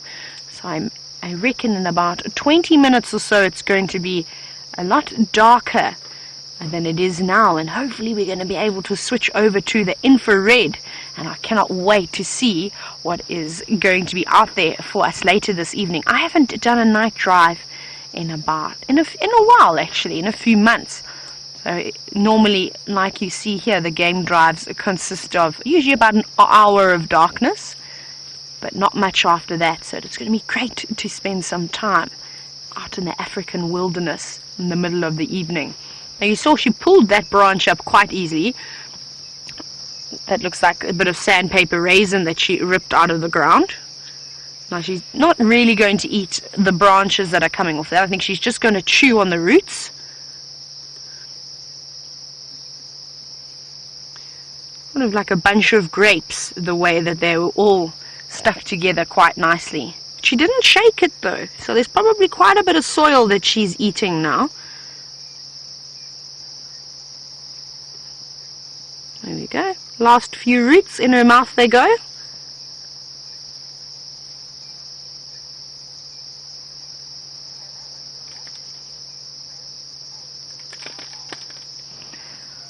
Oh, how exciting, everybody. I believe that James has got his infrared up and running. Why don't you head on over to him and see how that looks?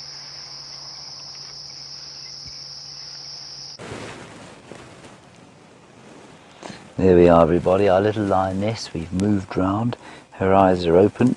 She might look like she's looking at us, but well, in theory, all she should see is a couple of fairly dim red glows. She is in infrared, and as far as are we in black and white there? There, one of the males calling. She's going to call now.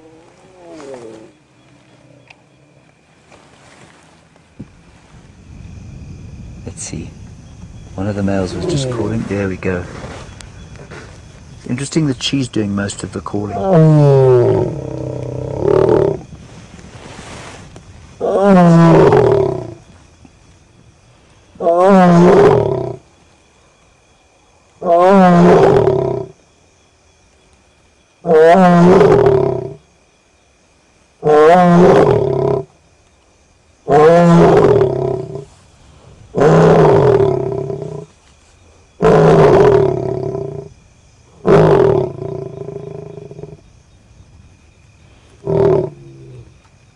Cool.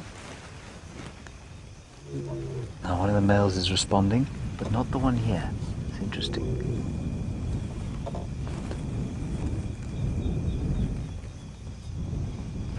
One here is just lying there, wondering where his tail went.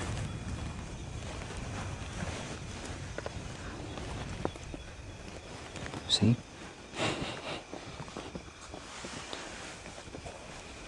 Can't quite figure out why it is that she feels like half a lion.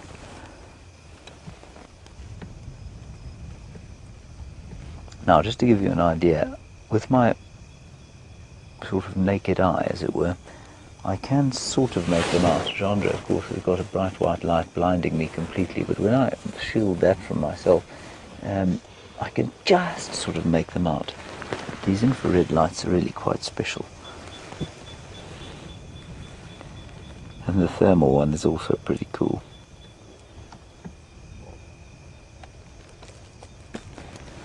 And just in case you're wondering if there are leopards here, yes, we do see leopards here. We saw one leopard so far. We saw his back end sitting in a tree. He'd killed a wildebeest calf, I think. Oh, she's quite tired, but this, of course, as you know, is often a precursor to them getting up and moving, or licking their feet.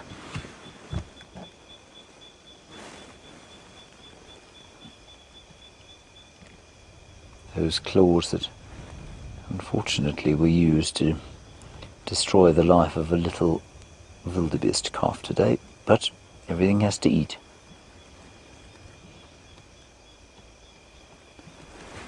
I think we should make a little turn around them, don't you, Jeandré? We get her face, unless we just let's wait here for a little while. We're not going to see anything coming down the road. I'm going to ask Graham to perhaps stick the flare down the road to see if there isn't another male coming yet, but it doesn't seem there is. There is the flare monitor, looking eerily Blair Witch style down the road. Oh, and there is the lioness, like an Egyptian god, pale white upon the termite mound. Isn't that cool? That's called infrared and thermal imaging. That's what we do here. That's how we roll at WildEarth. That's me in infrared, Jeandré. That's dangerous. Don't do that to me again.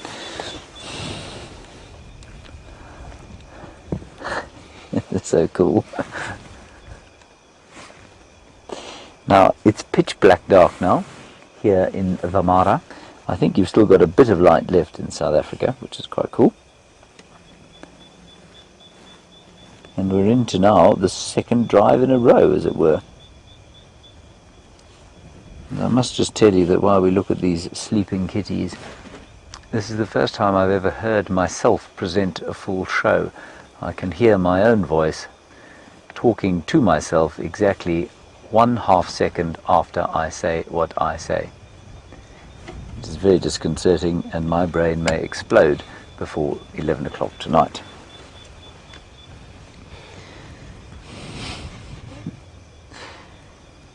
Jeandré, we heard that. Was that your belly? Yeah. The other bad news, of course, is that we don't have our packed suppers with us, which means we're going to be very cranky at the end of this. Yes? Oh, there seems to be some heat there on the flare, everybody.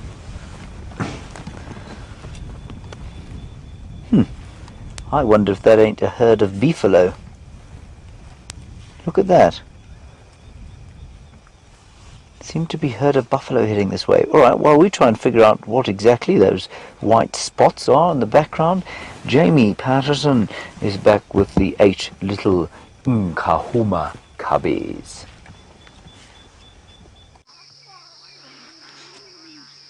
We are back with them, and my word, what a noise everybody's making. Bless you, girl. Lion cubs everywhere. Lioness is desperately trying to gather them all together as night starts to fall. How cool is this? There is not one single light on around our vehicle.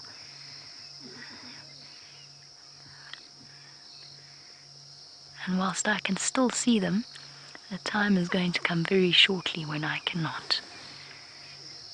Lionesses are contact calling constantly. I think gathering their cubs together at this time of day is kind of like herding wet cats. As they try to gather them together, possibly even try and find a safe place to leave them before they head out into the night to see if they can catch something. Because the one thing that's very noticeable is that whilst the males have full bellies, the females do not. One small antelope is not enough to feed 5 adult lionesses, especially not. Oh, wow, yes, very scary. Amazing. And right next to us, can I look back into camera, Dave? I can look back into camera. Right next to us is a lioness in almost total darkness, gently cleaning her cub. How incredible is this?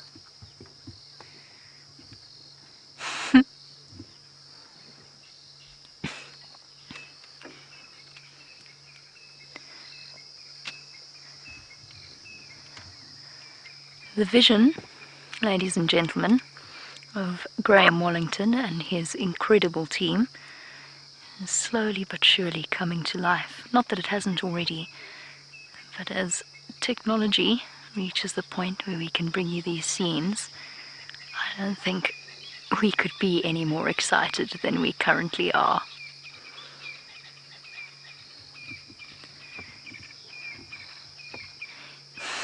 Look at you.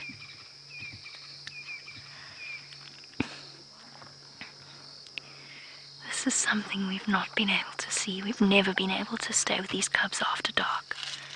And as I said, if they do move, then I am not going to be following them. Oh, it sounded like you were talking there, little one.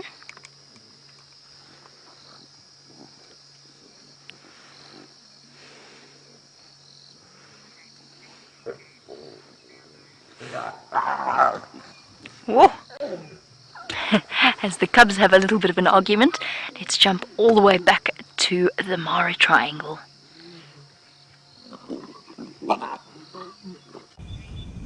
Link. Now we've moved slightly, everybody. This is the second male now. Got up and come across here, probably to see what's going on. He's exhausted after his walk of 150 meters. It's approximately 400 feet. He seems to be missing an ear, is he? Oh, I wonder. Maybe he's just got a scraggly, I've just got up haircut. But they are in prime conditions, these male lions. But they're not youngsters.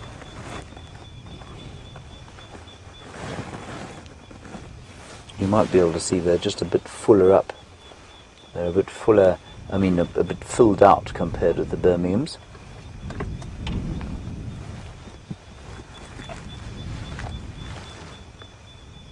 And it's now completely dark outside. And what we'll do at some stage, not right now, is just show you exactly how dark it is by turning off the IR. He is now grazing. This is because he feels like he might be a wildebeest.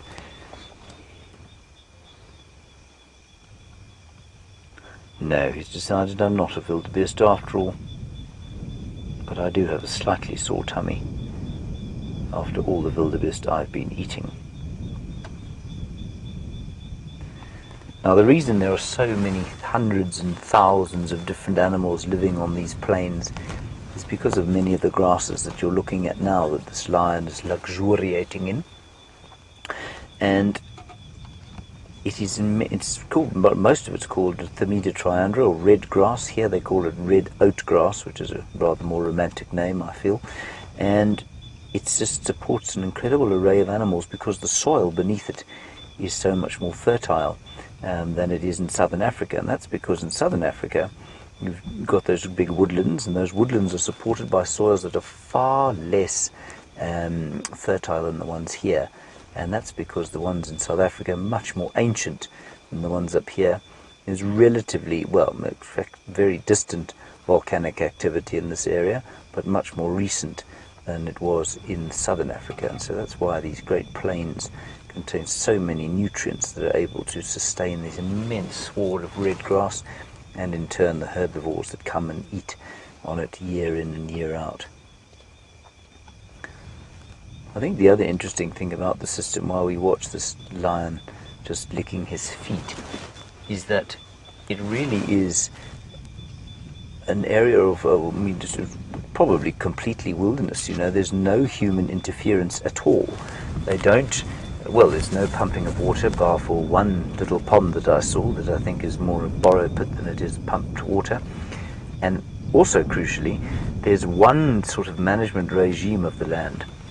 Huge areas of land get burned every year and then they get rested, but because there's only one kind of landowner, it all gets treated in the same way, and I think that's a tremendously effective way to run a piece of wildlife land.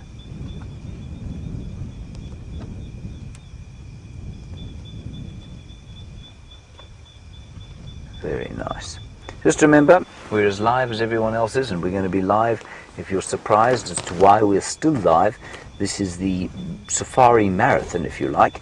We're going to be live for 7.5 hours, which means we do need to keep talking to you. Please hashtag Safari Live, questions at wildearth.tv.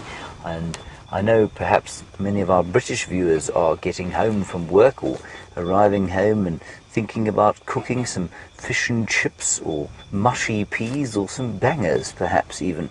He is missing that ear, you know that. There we are. Is he? I think it's earless. Earless, pom-pomless, and a couple of others. They do have proper names if this is the male coalition we think they are, and I'll get to that a little bit later.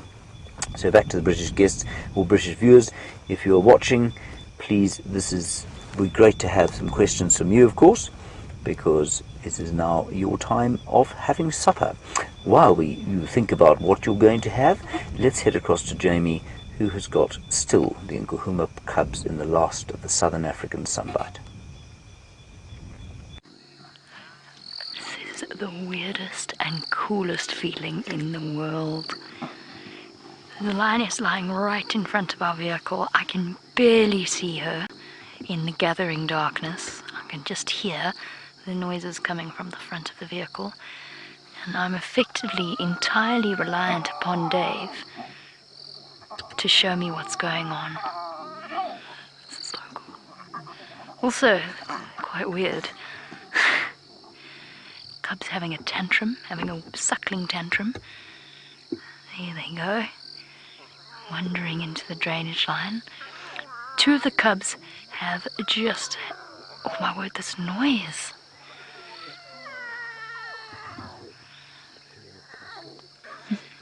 Pardon? Awesome.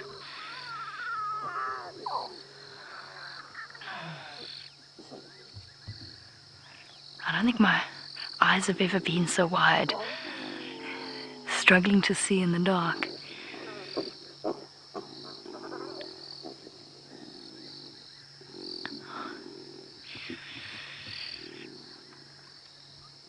Where did that third lioness one? Where did she disappear to? I've got no idea. This is such a strange feeling.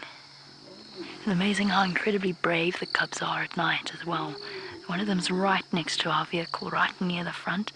These two over there have been having such an argument over that piece of skin on the right. They have been fussing and growling at each other, making noises that you wouldn't even believe possible coming out of something so small. The fiercest of growls. They sound like adult lions. And they've been having the fiercest tug of war. And they just refuse to give in. A battle of wills going on.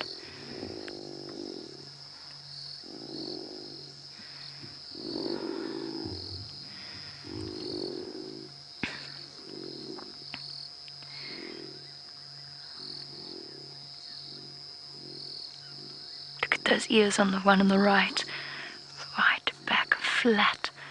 This is so surreal. I can hear them moving all around me, but I can't see them properly.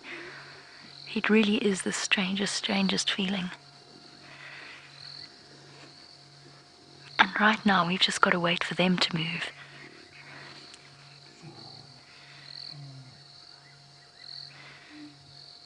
Now, Tracy, you wanted to know, is it safe for us to be so close to the lions at night?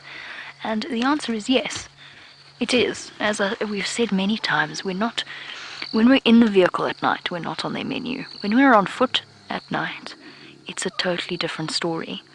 That being said, even though I know rationally I'm completely safe, and Dave is completely safe, there is still that part of us that is very, very primitive, and in the darkness we're so aware, we're so robbed of our primary sense that you can't help but kind of have your head on a swivel. Your hearing suddenly 10 times better than it was before, and I keep peering backwards as if I'm going to see something. So whilst yes, we are 100% safe, it is a very disconcerting feeling. It's a very, very strange feeling.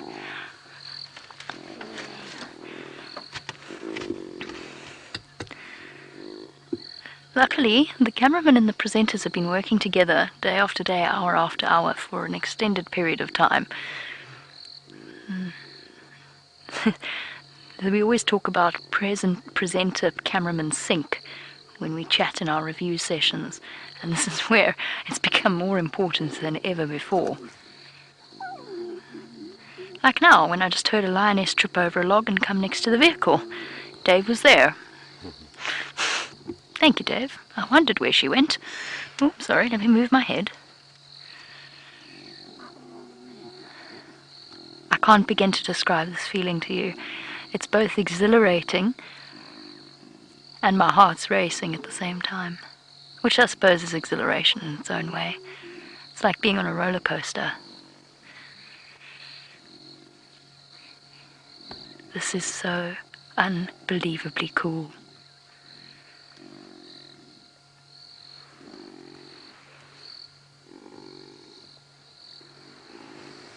Amber Eyes has disappeared. I have no idea where she is.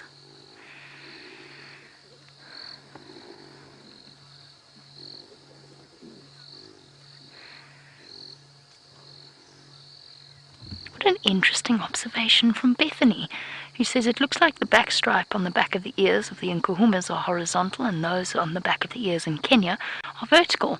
He wanted to know if they're different for each individual lion. They're definitely different for each individual lion, as our lioness disappears into the darkness. But at the same time, I'm sure there is a genetic combination there. So if there's, in this particular area, if the genetics have gone towards horizontal ear stripes, then that's what we're going to see. Whereas... Sorry, I'm just listening to the Game Drive channel as well. I'm sure there is a genetic link. And the lions in Kenya will look different to the lions in South Africa. Hello, look at you.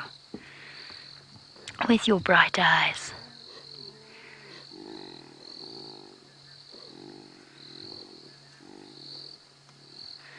Ah, look at this. Hello. Gorgeous little faces.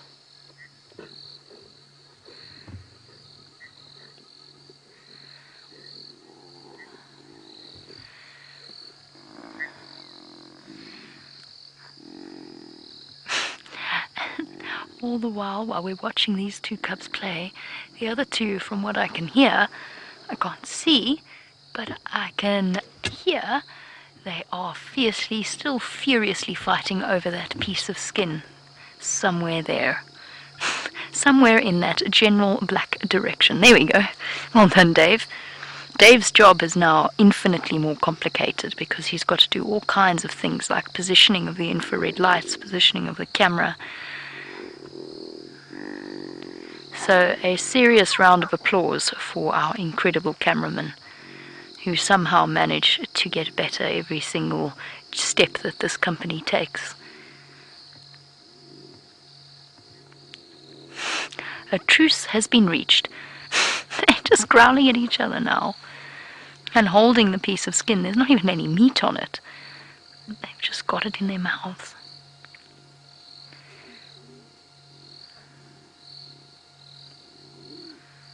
Awesome.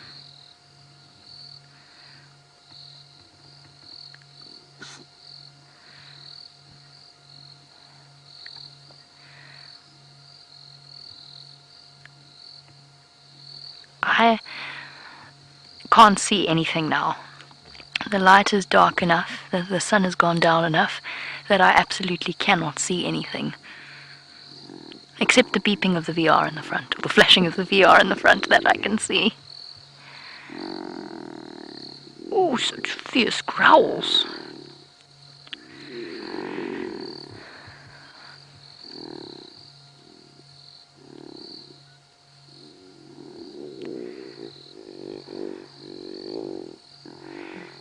And you can actually see how incredibly important that black on the back of the ears is. Oh, here we go, we've got some calling again, as our third lioness rejoins us once more.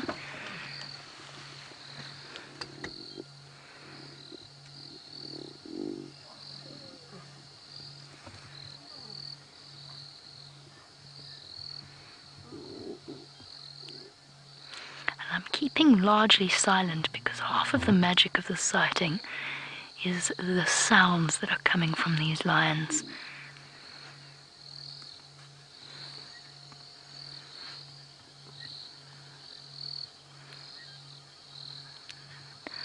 This is amazing. I've been listening keenly to the Game Drive channel at the same time, and some interesting things have been happening. Let's jump on board with Tayla and see if there's more that she can tell you. Hello again, everybody. I just found us a big male leopard, but he has now disappeared into some very, very thick vegetation, I'm afraid. He's been quite vocal, so I'm just going to sit here patiently and hope that I can call again, just so he can pinpoint his location to us. It's one of the resident male leopards known as Tingana, and boy is he a beautiful boy. But I can't see where he's gone now. It seems like he's come from the north and he's coming south. So I was really hoping that he was going to pop out just over here. And I'm waiting for Aubrey to also come and give us a hand. When these animals do move through the very thick vegetation, it makes it quite difficult to move along through here. Let's carry on a little bit. Perhaps he's on his way to the Djuma Dam to have a look. To have a drink. So if you can, please keep an eye out on the dam cam for me in case he makes it there before I do. And I'm just going to jump on the radio just to try and find out where Aubrey is, because I really, really need his help.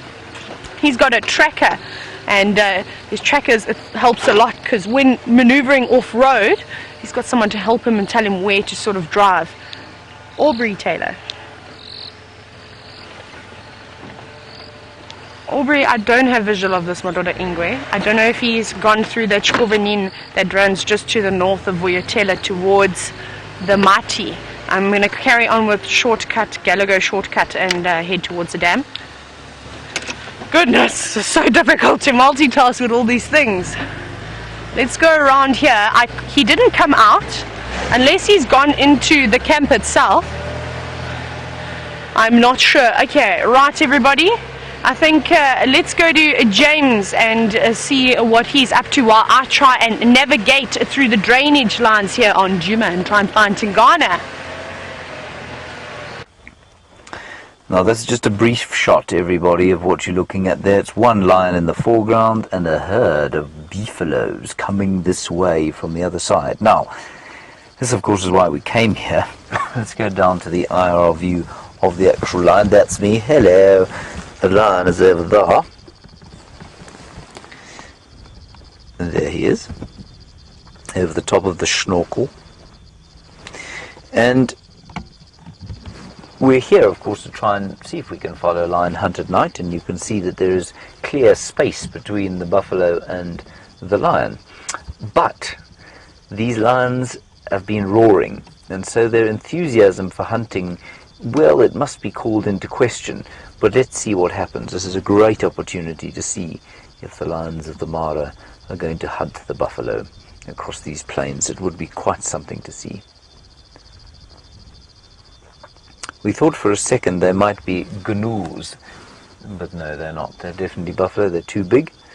Sitting next to me, you may have seen there, is Simon, and Simon is the head warden at the Ulololo Gate, which is the major... Oh, this is exciting. I'll tell you a bit more about Simon later. Tayla has got the spotted prince of cats. We just keep missing him, everybody. He's disappearing into the darkness, as you can see. I haven't switched to infrared just yet, everybody, just because it's proving difficult to try and keep up with him, and I really need to be able to see where I'm going.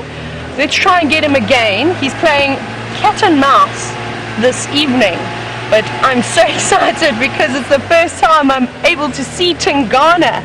And I know Jamie had such a special sighting of him the other day. Now he's very vocal. He just called again, so hopefully we're going to be able to catch him calling for us, because it's quite a beautiful sound. It's not quite like a lion roar. There he is on the road again, and I just need to tell Aubrey that we've got him. Aubrey, we're still on shortcut, Gallagher shortcut. He's little mobile east. There's one on lock, Nkuhuma daughter Ingwe, one making the approach. He's going to mark over here. Can you see that?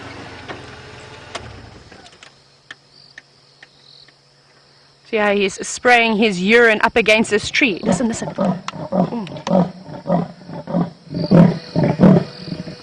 Can you all hear that? Now this is Karula's territory, everybody.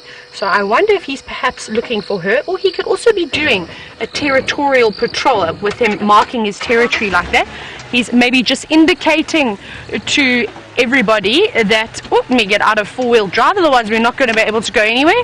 Maybe he's just indicating to the other male leopards that this area is occupied. This is quite exciting. I'm going to be doing a lot of turning around and trying to focus on where I'm going. Oh no, please don't go into the thick bushes, Tingana. Until he settles down, I think we're going to stay with just a spotlight. And when he becomes a little more static, then we'll try and switch to IR. It's just very thick vegetation through here, everybody. But isn't he beautiful? He's a big leopard. And I believe he's about 9 years old. And he doesn't even have a neck anymore. He's just got a dewlap. Can you see that? Look when he turns to the side there.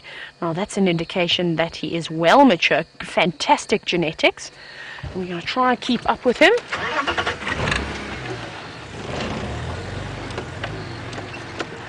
He's very relaxed with the vehicles, which is quite nice. Here he is, just going to come out to the left of us.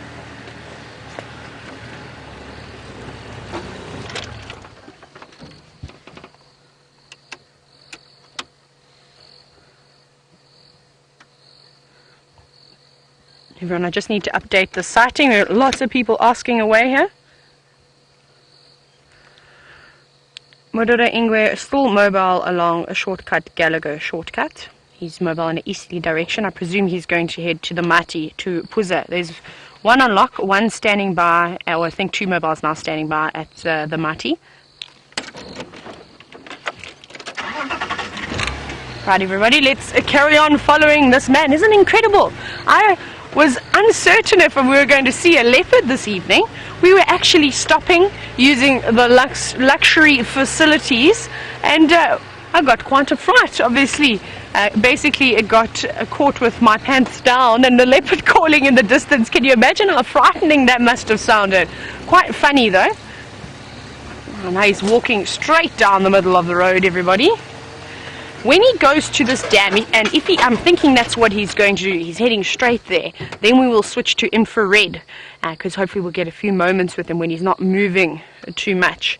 It's just unfortunately going to be too difficult for me to try and navigate if he does decide to go down into one of these drainage lines. There he is.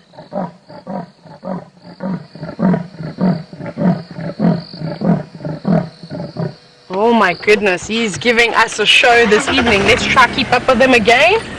Isn't that incredible? That raspy call that he does. That's quite spectacular. And hopefully maybe we'll be able to try and follow him for quite a while this evening and see what he gets up to, seeing as we're going to be staying out nice and late this evening. So I hope you've all got your popcorn ready and a nice cup of tea or something along those lines, just to keep you going for the next few hours. Now, what are you going to do? Are you going to go left or are you going to go right? You're actually maybe not even going to go to the water. While I try and navigate through this thick vegetation that this leopard is heading into now, I think head on to James and the Mara, and I think he's also following a big cat. The lion has got up, everyone. He made a big roaring noise, of course, and then we thought, well, he's obviously not going to try and kill a buffalo. He's shouting at them, and he's managed to get up, and he's now walking towards the others. So let's see what happens here. We might see all three brothers together, which will be very exciting. And he seems to be marking his territory there.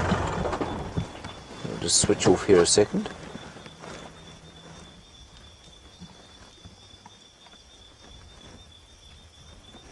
He's walking straight towards them. He's just going over this little dry drainage line area. I think we're still alive. I seem to have lost the final control. Jeandré, you still got them? No. We can't. We may or may not be live. Oh, we still have us. That's excellent. Good stuff. Oh, just dropped my Skype call. This area is a disaster for signal. And rate the quality of the call, it wants to know. 1 out of 5 it's going to get for that one.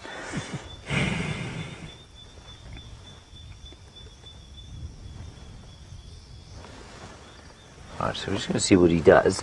If he goes flat with the others, we might consider going towards the herd of buffalo, because behind that herd of buffalo, apparently today, the rest of the lions were. So that would be interesting. And there was a rumour of another male with them, a young male apparently. But this is just hearsay. Move a little bit closer. I have to turn the lights on a bit, otherwise I can't see anything, and we'll drive into the riverbed, and I will be in immeasurable amounts of trouble.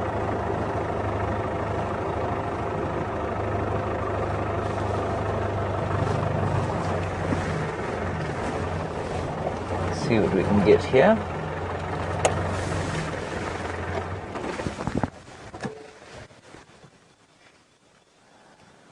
Just going to try and figure out why.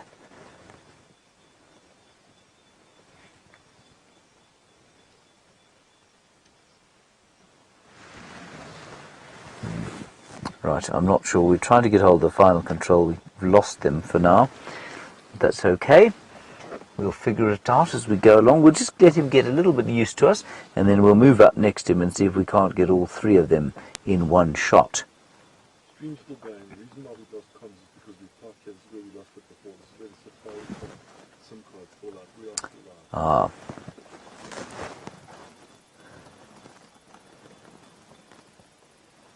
Right, let me just do this quickly. We're just going to keep watching everybody.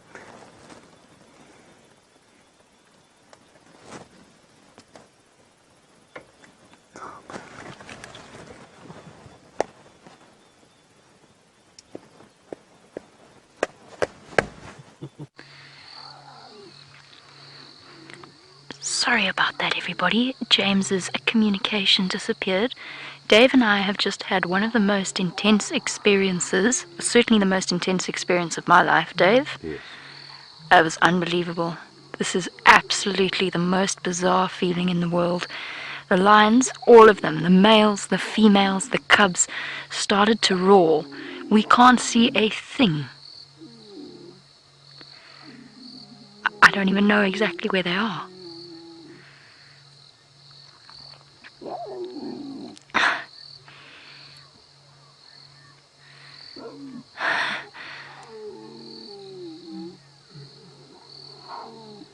I can't tell you how incredible that was. I'm actually shaking.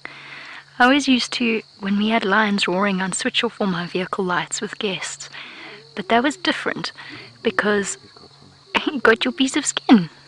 You got to take that all the way with you, little one, as you go on a journey. It's going to be hard work.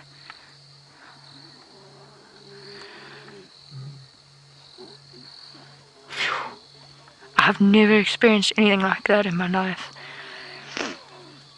As I said, I used to switch off all the time with lions roaring next to us, but we had lights on at one point, and we were able to use lights at that time. That was this earth-shattering sound all around us, everywhere around us. On Central Road and Nyala Road, the males calling. It was so cool, and at the same time slightly terrifying. And just like that, I have absolutely no idea where the lions are.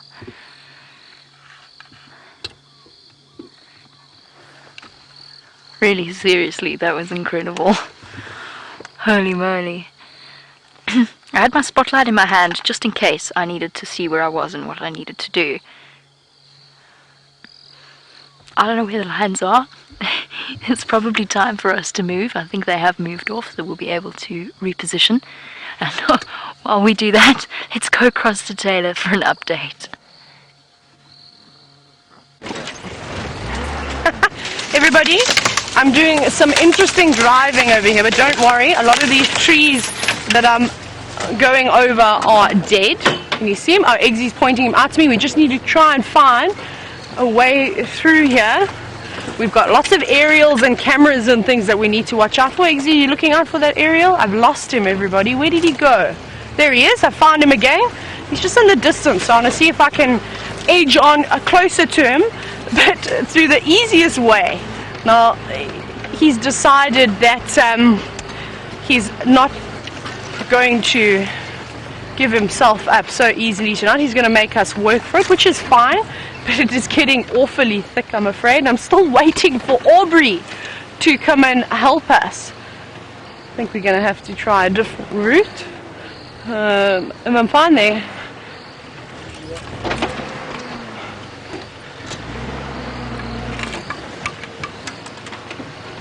Sorry everybody, I'm going to be quiet for a few moments just while I try and move around here. Trying to find where this male leopard has now disappeared.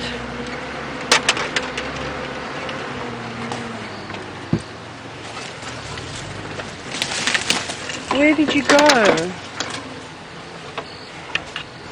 I've completely lost him now. Ooh. No, that's not him. That's Aubrey making his way into the sighting. I have no idea where this leopard has gone, everybody. It is very thick, as you can see. Let me shine the lights for you. Just have a look how dense it is. It doesn't actually look too bad, but there's lots of trees and things that are quite high that I can't go over. So I'm going to see if I can't send Aubrey in to try and have a look, and so we can find a spot that we can go through. His vehicle is a lot sort of lower than ours. Right, let's try and get out of here and find another way around, because this way is impenetrable. So he's obviously doing his rounds, and I think he's not interested in the ladies at the moment. I think he's just advertising to everybody that this is his territory. I'm going to have to chat to Aubrey as well, just to let him know that I don't know where he is.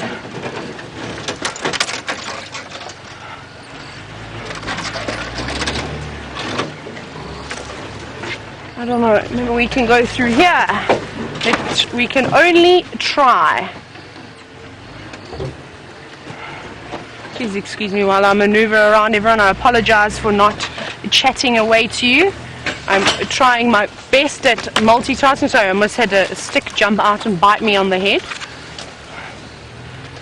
Okay, I think down here, let's try and meander through this thicket, past this big marula tree. Hopefully Aubrey knows his routes a bit better, and he'll be able to gauge where he's gone. Let's sneak through here. My multitasking skills are improving though. We're also making sure we don't drive over any thorn branches. Otherwise, getting a puncture out here at this time of the night is going to be extremely interesting. And this leopard was moving at quite a speed, so I have absolutely no idea where he's gone now. But we will keep scanning away, and hopefully we pick up on either his eye shine.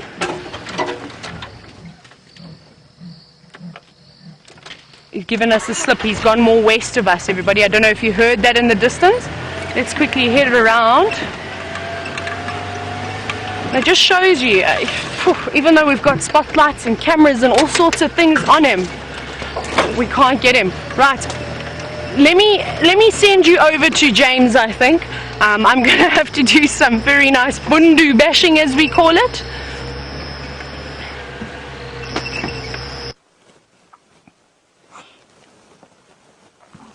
Now we've left the lions, everyone. They're fast asleep, but they can sense something's up, possibly just the fact that we've come after them, and we're now sitting here in the pitch black darkness, shining a very dim red glow on them. And this is one of the great joys of what we're doing out here, of course, is that we can view animals we don't normally see in the night, during the night. And that means we can assess what their behavior is at this time of the day, because normally we wouldn't be looking at them. I suspect on a warm night like this, these buffalo will probably feed a bit, and then as it gets towards the late night, they'll probably lie down and chew the cud. They would have heard those lions. We're not far from them now, probably only about, I don't know, about a kilometre or so, no less, probably about 400 metres, a quarter of a mile from where where the lions are. But they were roaring, and so whether they'll try and hunt the buffalo or not, I don't know. I'm pretty sure they know the buffalo are here. They would have heard them grunting and groaning as they've walked along. But we'll wait and see what happens. What we were rather hoping to do is head down the road here and see if we couldn't find the rest of this pride, the Kichwa pride, and introduce ourselves to the other 5 lionesses. Jeandré, I think you're going to have to kill that light because of the quite astonishing number of insecta there. Jose, I don't know. I think that's quite an interesting question you're asking there. I think, if I heard your question correctly, you're trying to find out if the animals are able to see in infrared at all, and perhaps they can see. Perhaps we're assisting them with their view of the world. I think it's possible. I don't know that I think some animals see in a form of infrared. Infrared, of course, is a lower wavelength than we're able to see. And I think some animals could certainly see it, especially those perhaps that have to see at night. But I don't think it'll look anything like the picture you're looking at now, which is quite astonishing given how pitch black dark it is outside. The moon apparently will come up at around 9 o'clock local time, that's 8 o'clock Central African time.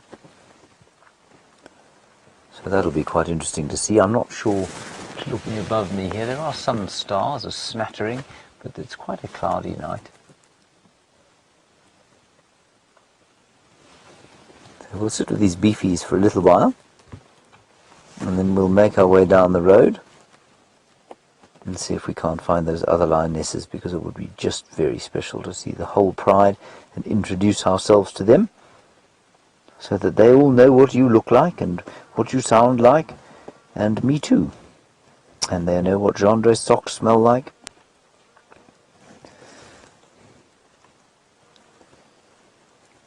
Now, I think I may have made a mistake. I told Jeandré to turn off the presenter light because it was attracting insects, but now, of course, the monitors inside the screen are attracting every fly this side. Oh, listen.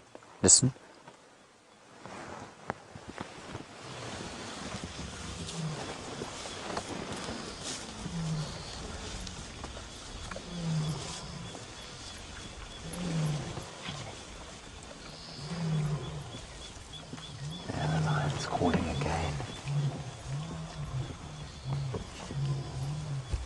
You can see the buffalo not particularly worried about it, but they're definitely aware of exactly where that sound's coming from.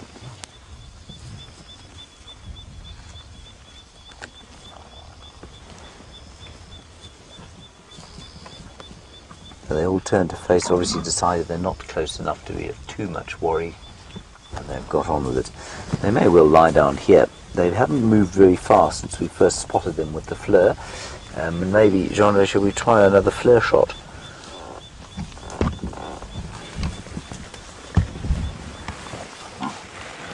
I will hold it up for you. There is my head, everybody. Look at what they look like. Isn't that amazing? That is so cool. You see there, Jeandré, one of them has just relieved itself. And its dung is still warm.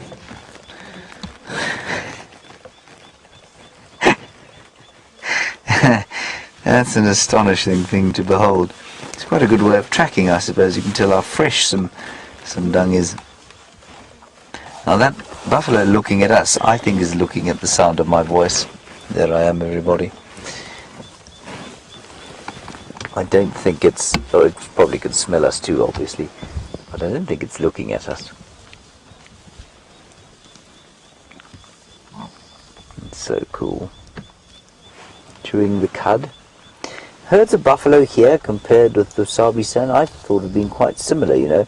We don't see many of them in the Sabie Sands, but when we do, they're sort of 150 to 200 strong, and that's been roughly the same as here. Yeah, smelling now. Just see the nose lifting. Jeandré, what about the other side of the car? I think there's one there. I heard some... Which side, sorry, James? Sorry, to the left. Let's just see how far the extent of this herd goes. There we are. There they are. A good sized herd this year. I'd say about 250 belching animals, and they're staring at us now. Not particularly sure of what they're looking at. They can smell diesel. Like I say, Jeandré's socks.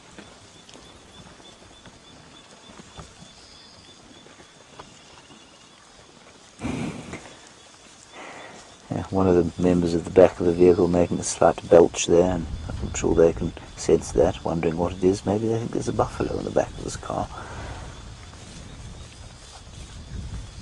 But not affected. They're quite interested. You can see carrying on with the business of chewing the cud. Not in the least bit worried. Which is exactly what we want out here.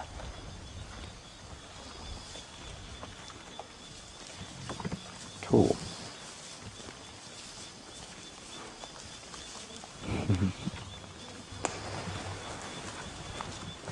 So if you have just joined us, everyone, we have extended the drive, of course, for a extra four and a half hours.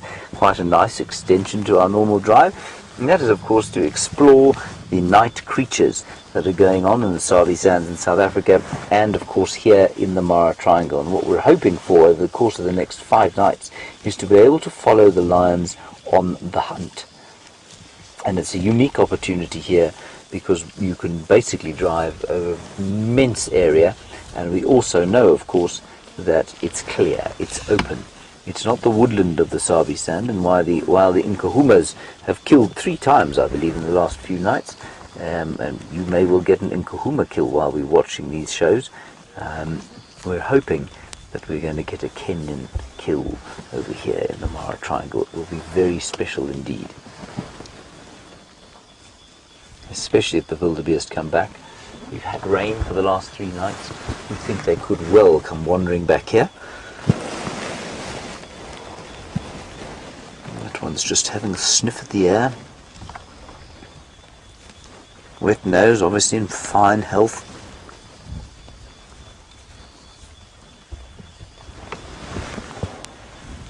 Hello Janet, I think I heard your question correctly. Unfortunately, someone in the final control seemed to be headbutting the wall while the question was being asked. I think your question was, do I think that animals sense differently at night from during the day? Well, here we go.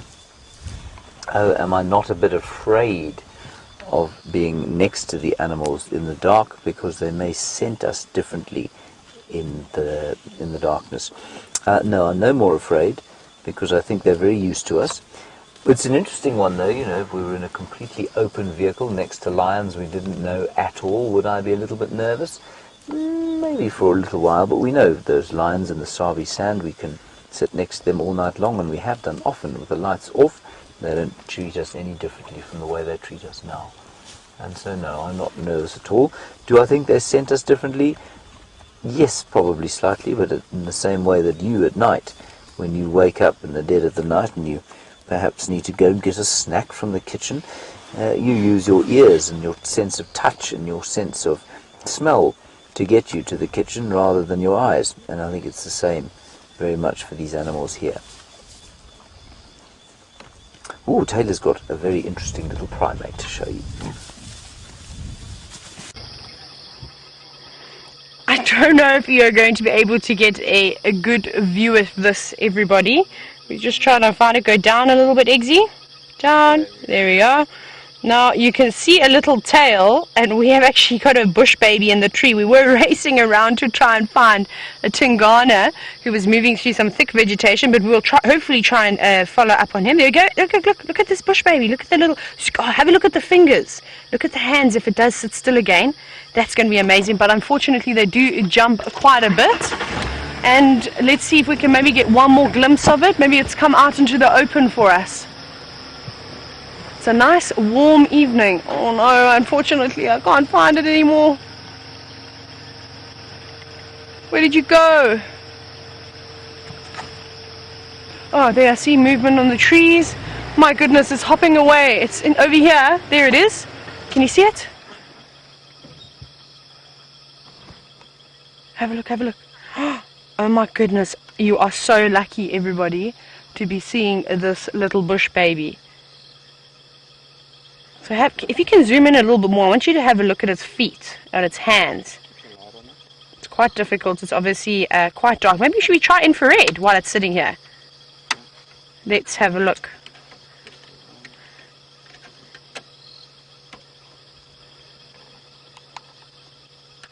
Can you see it there? It's quite difficult.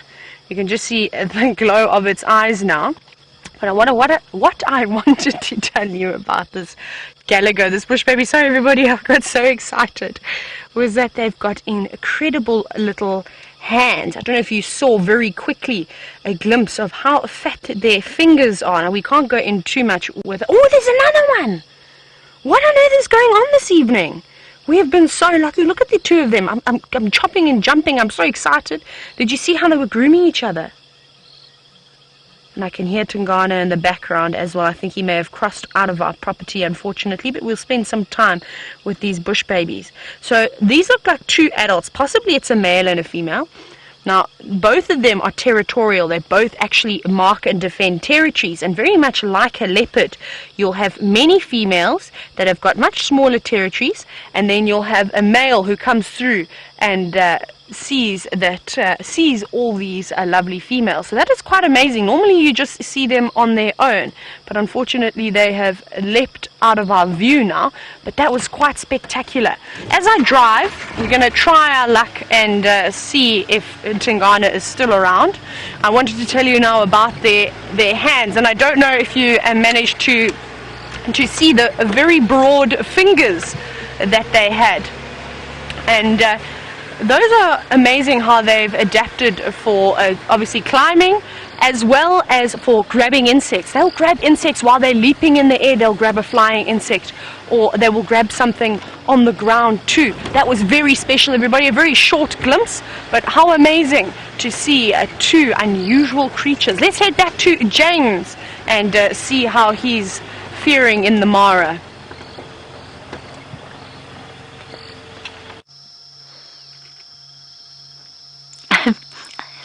Jamie here, not James, I'm afraid to say. But we do have a lion. Might not be a Mara triangle lion, but there's definitely a lion. We have let the Nkuhumas and their cubs wander off after our incredible experience with them all around the vehicle. And for now we have returned to our Birmingham boy, who is still lying up quite comfortably in the middle of the road and showing no inclination that he's going to go wandering off. So Mike is here with some guests, so we're just going to speak quite quietly, and that's the light that you are seeing. Because it is an adult lion, we are able to spotlight him, which is where the extra level of illumination is coming from. It looks really cool though. This whole experience has been utterly incredible. And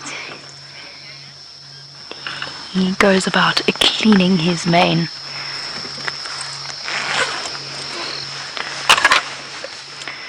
How's that?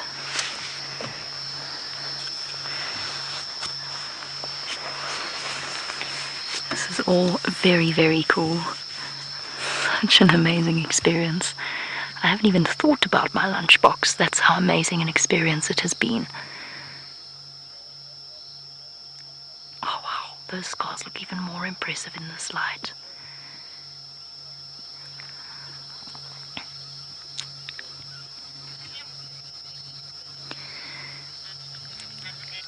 There's an intense look for you.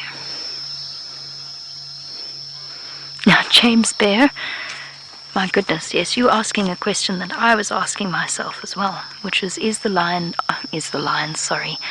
the lions reacting any differently to us at night than they are during the day? And the answer is no, and I didn't really expect them to be honest. We know that lions react differently when we're on foot at night, as opposed to during the day, but they've never reacted differently to us in vehicles at night. Not in my experience in the bush. They might be a little bit bolder. The cubs, I think, were the biggest difference. The cubs were a lot more relaxed with us at night than they are during the day. They walked right up to the vehicle. They didn't even give us a secondary glance. I think they do just feel a bit more secure at night. So it wasn't that we were feeling as if we were in any more danger. It's just interesting to see how they respond to us without spotlights. And the answer was they didn't respond any differently to any other time that we've sat with them at night with lights. It was just the cubs that were interesting because they were much more relaxed. But as you can see, I mean, this Birmingham boy is just ignoring us. Now, Christine, you wanted to know what the concern is with following the cubs at night. That was a decision that we came to after a couple of after discussions, and my decision was that the additional noise as we follow them at night, and it's very, very difficult to drive without lights. I felt that it was a step too far.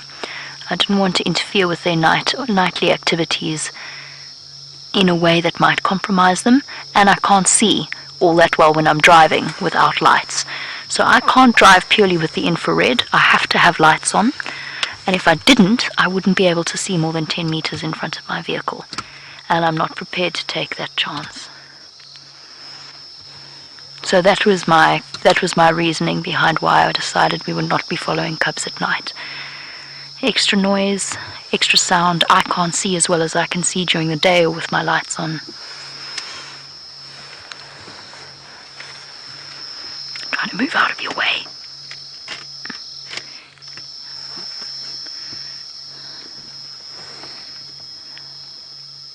Oh, this is so cool. Oh. Cool. Okie dokie then. Well, that was an inconvenient place, mister.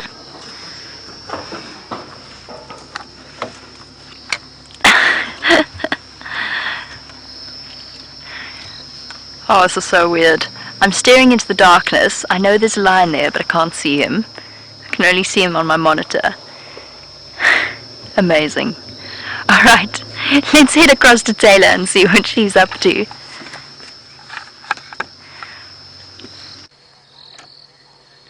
Look at this massive beetle that I've managed to find. I almost actually squashed him, and then luckily I saw him scurrying along the road. So this is called a two-spot beetle. It's in the largest order of insects, which is the Coleoptera family, and that is obviously the family of beetles. Now, this beetle has obviously come out onto the road to try and hunt some other insects. I'm actually being plagued by moths at the moment because of all the lights, and what I'd really like to try and do is I'd like to see what this looks like with the infrared. I don't know how well it's going to work, but let me switch off everything else.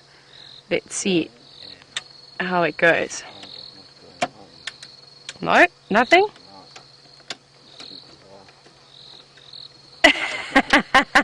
There it is, it's still there. We're trying to switch to IR, everybody, but it didn't seem to work. So we will just look at him normally. There we go. Okay, there we go. Look at him. This is amazing, this infrared. Now, I know certain insects can see color, but I'm not sure if they can see this infrared light. It'll be quite interesting to find out. I'll have to do a bit of research when I get back home late this evening to find out if insects can actually see infrared light. He's scurrying along looking for something to eat this evening, and it's really nice because the temperature is quite warm. There's no wind, so I suspect that we're going to be seeing quite a few insects this evening. Now, I'm actually going to send you on to James this time, everybody, and not to Jamie, Sorry, I didn't hear Rebecca in final control this evening. My brain is still so excited about everything that we just saw in the last few moments. Well, I hope James is having lots. See what else we can find along this road. Like I said, there, as you can see perhaps in that, well, look, it's not the best picture you've ever seen, but we have something quite interesting there, and we're going to go and drive off-road and see if we can't find what it is. Are you ready? That's Jeandré pointing out what it is we were looking at. Right, on we go. Now, Graham, we're going to try and get off-road here. This might result in us being stuck for 7 days, but we'll try it anyway.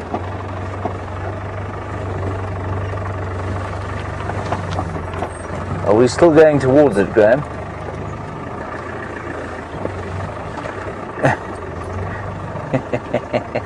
Isn't it difficult to tell? We're going straight towards it now, everybody. Now, it could be something as exciting as an aardwolf, a striped hyena, a spotted hyena. It could also be a hot rock, perhaps even a very large piece of warm dung. It will be fascinating to know when we get there. Can you see it? Simon says he can see eyes. That's encouraging. Hello, everyone. Excuse my not looking at you. I do not wish to singe my eyeballs with the IR. IR is off. Hi, everybody. What can you see there, Simon?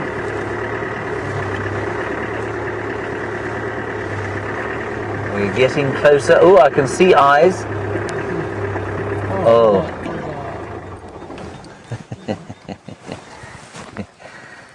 We've seen one of those before, haven't we, Jeandré?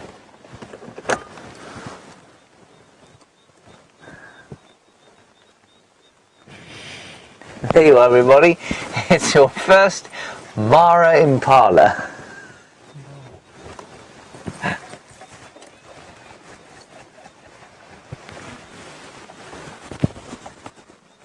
Yes. Well done, everybody. Okay. Let's go back to the road and we'll carry on this adventure. This is an excellent way to spot things at night. I'm thoroughly impressed with the thermal camera, thoroughly impressed with the infrared, thoroughly impressed, frankly, with being in Kenya.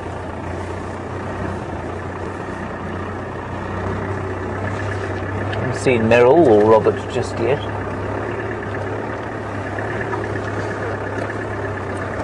Right, now, we've got very special permission to be off-road. There isn't a lot of off-road driving here, and that's because it's much the same as in the Kruger National Park. In the Kruger National Park, of course, it is a national park. And if you had everybody driving off-road willy-nilly, well, there'd probably be quite a lot of environmental damage. You think this is not good, Simon?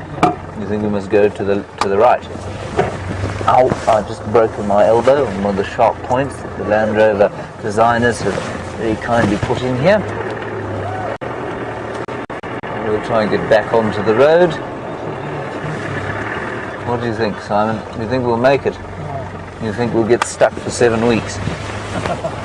Simon is in agreement that we'll be stuck for 7 weeks.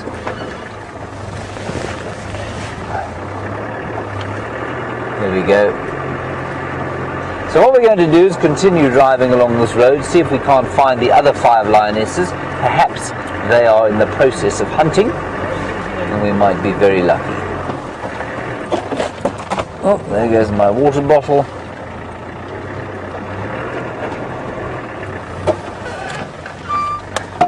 There's the top of my head. Thank you, Jeandré. Very flattering angle.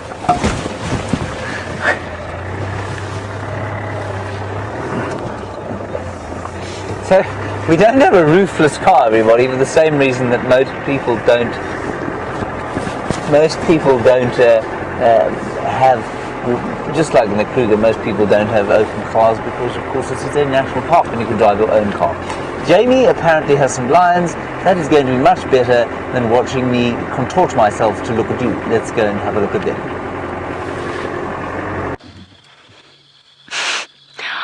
don't think it'll be any better than James, but it is magnificent. And our male lion is very much on the move. Now, it's going to be impossible for me to follow him down into this drainage line itself, so I'm going to have to go around. I'm hoping he's going to give us one more big roar.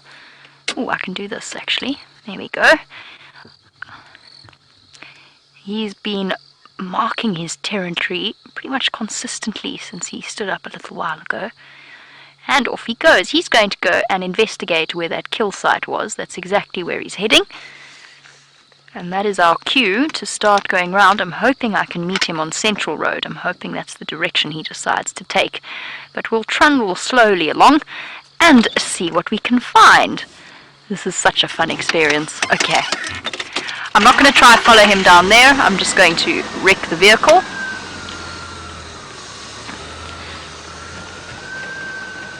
Bye-bye. Please come back onto a road. I wonder if I should just stay in low range the whole time. This is all a learning experience for us. Definitely a learning experience for me. Right, I'm going to be using the spotlight to spot things. And then if it's something cool to look at that we can look at in total infrared, then I'll drop the spotlight and all our lights and we can go dark.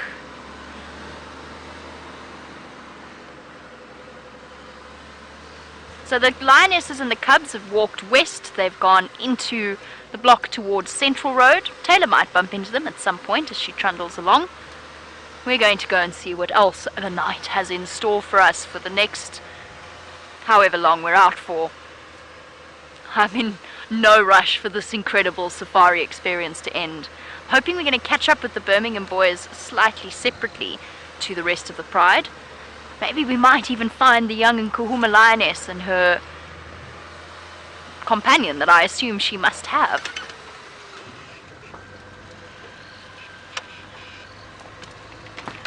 And soon we're going to be seeing chameleons and all kinds of amazing things. And who knows, perhaps you'll be on the back with me when I get to see my very first art fark of my life. The opportunities and the possibilities are positively boundless. Right, our male lion's going to pop out in there. We're going to try and go around him and predict where it is he's going to go. He might decide to follow the rest of the pride, which does leave us a little bit stuck because, as I said, we're not going to be following them. But we'll figure this out as we go along. And there's always bush babies aplenty. Look at this! Look around.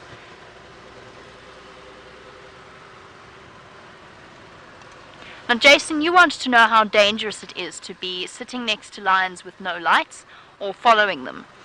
Following them, I would, as I said, only be following the adult lions, so I would be using my spotlight as well and my lights so that I can see a little bit in front of me. It's not dangerous. They don't see us as prey when we're in the vehicle at night. They didn't even so much as glance at us in a weird way. It's not dangerous. Rationally, I know that completely 100% to be true. Irrationally, it's something both Dave and myself experienced. I'm not going to pretend otherwise. I'm not going to lie to you. I've never been like that way. And I've never been particularly inclined towards the macho bent that you might encounter in every now and again in the bush. I've never been particularly that way inclined. So I'm not going to lie to you. I was never afraid, but it was a really intimidating feeling. It was a truly surreal feeling. It was a feeling of, hello.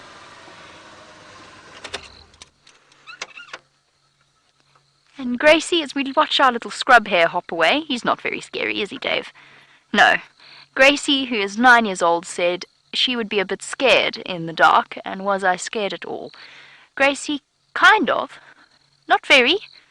I wasn't very, very scared. I wasn't fearful, but I was anxious. I'm not going to lie to you at all. I could feel my heart getting faster, and it felt like my whole body was ready to do something, to burst into action if it needed to. And it is like my body knows that it's deprived of its primary sense out here, and it just felt very, very strange. Okay, let's head back into Tayla's vehicle, see what she's found for you in the night.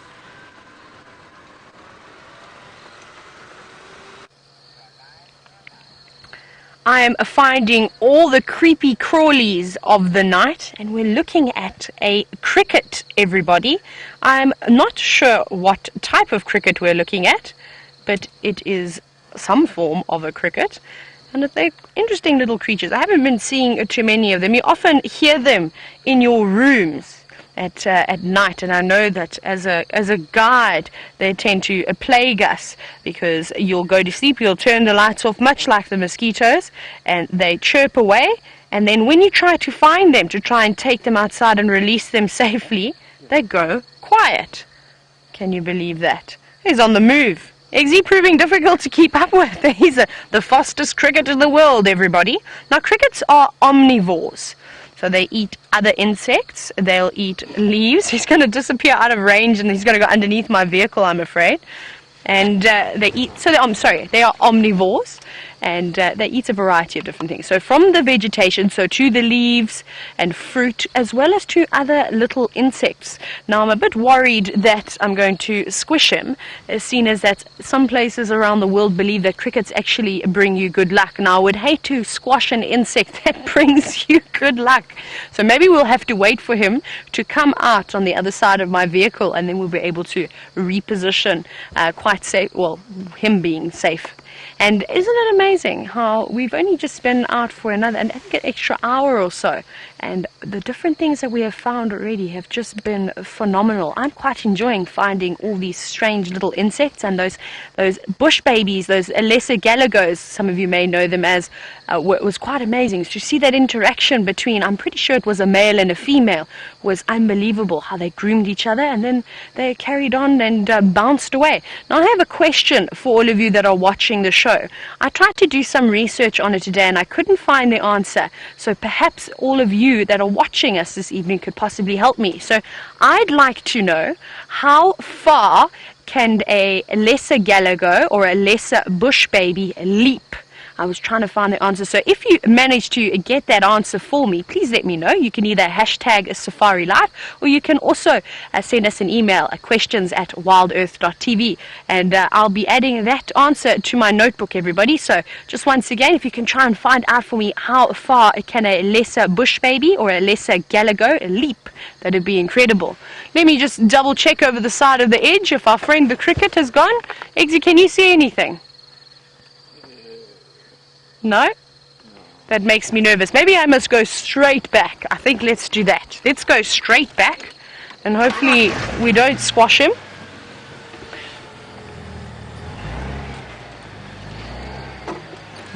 No, we need to try and maneuver.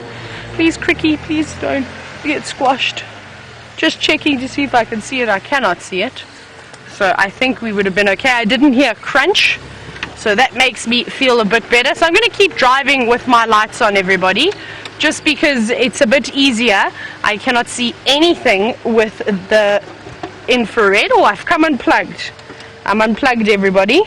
I apologize. That's probably why I didn't hear any chatting around. I'm back in again. I can breathe again. My lifeline. While I carry on trying to look for some more creatures of the night, let's go to James.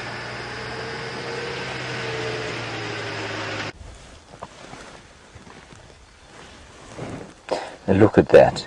There are some zebras. That is the IR light, and you may have just seen a little red square flash away from the left-hand side. There we go. It seems to be when this thing thinks it's spotted something else.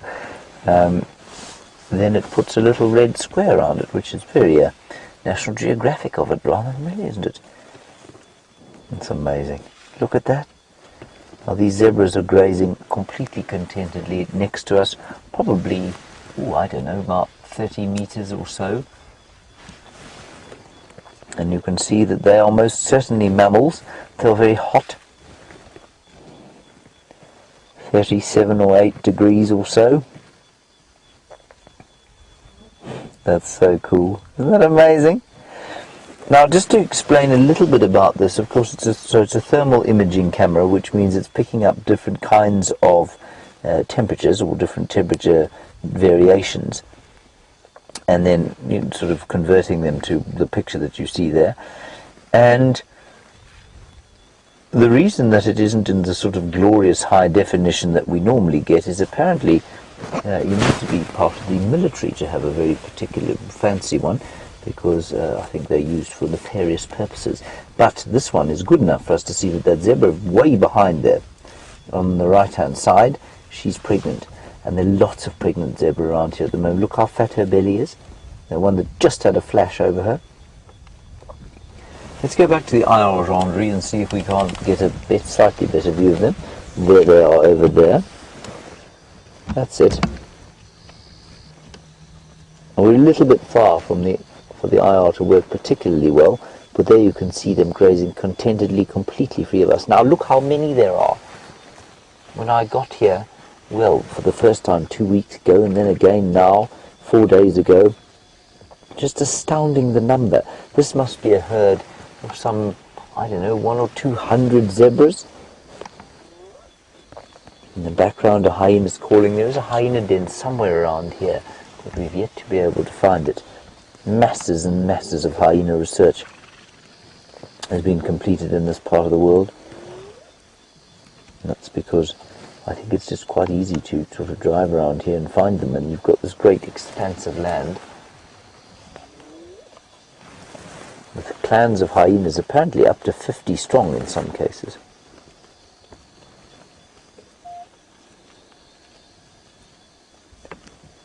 That's so wonderful. Look, she's definitely pregnant too.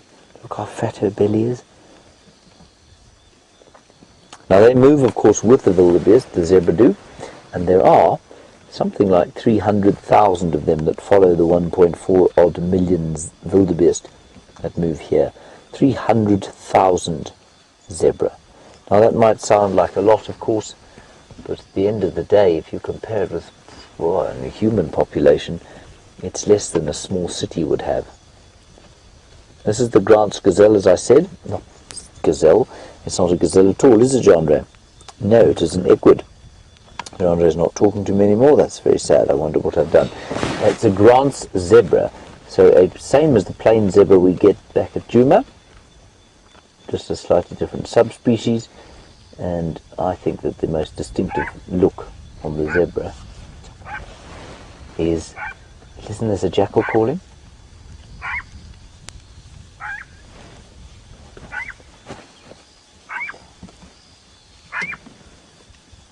Side-striped jackal. It's a very amazing call. I've never heard them do that. I wouldn't have known what it was if Simon hadn't told me. And obviously no threat to the Roman-nosed Grant's zebra. That's what I've been trying to tell you. I've tried to tell it to you twice now. There they are. Just a slightly rounded nose there. And no shadow stripe at all. They're just as bad-tempered though as the zebras back home.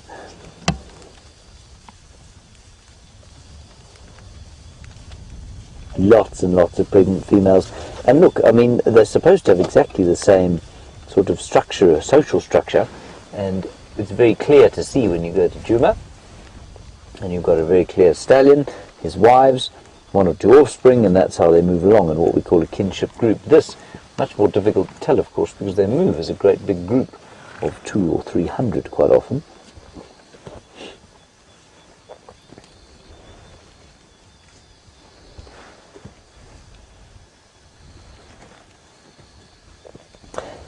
Hello Monique, you're in London and you're wondering about the hyenas that we get here and whether we get different kinds of hyenas. There are different kinds of hyena here, Monique. The striped hyenas would be a really impressive one to see. It's slightly smaller than the spotted and is ostensibly, I think it is a scavenger of sorts, but it doesn't, it's certainly nothing like as dominant or anything like the size of a spotted hyena. Then the most exciting one that you can find here is something called an aardwolf. Now in theory you can find them in South Africa, they're not common, but apparently they're a bit more common around here. An aardwolf is like a tiny little hyena, and they eat termites and ants. That's what they survive on, almost exclusively on termites and ants. And I'll try and show you a picture, but I don't think it's possible with the infrared. Very nice. Ooh, that's an injury. Now, we did see one zebra today who had a nasty gash on his bottom, very clearly from a lion's claw that slashed at him. But that one seems to be fine. I thought there might be an injury on the neck there. And you can see them grazing away. There's so much for them to eat here. And apparently La Nina has got a slightly different effect, or a completely opposite effect here. So La Nina will make the air dry here where it is wet and down in South Africa, and El Niño will make it wet here and dry in South Africa. So the grass here is extremely long, and apparently they've had the best wildebeest migration they've had in years this year. Now, I don't know when it was appropriate for me to tell you this, but today, of course, for many of you, you will know, is International Talk Like a Pirate Day. I am not joking in the slightest. It is indeed International Talk Like a Pirate Day, and so I'm going to ask that Rebecca tells Jamie and Tayla to greet you like a pirate the next time you go and see her. As far as I'm concerned, well, I will greet you in my best pirate the next time I see you. We're going to move along down the road, and while we're doing that, let's head across to Captain Jamie on the good ship Rostbucket.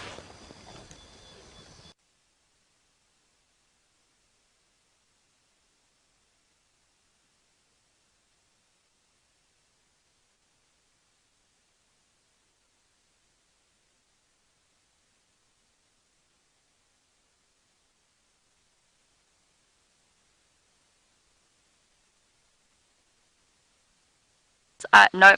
Yar, my apologies. I turned me mic off by mistake. Yar, me and me first mate, Darby here, would like to show you an art wolf. Hi, matey. Aye, matey. It's a very piratey-looking animal. Thank you, James, for throwing us under the bus. Pity my mic was off, so you missed the giggles that happened initially.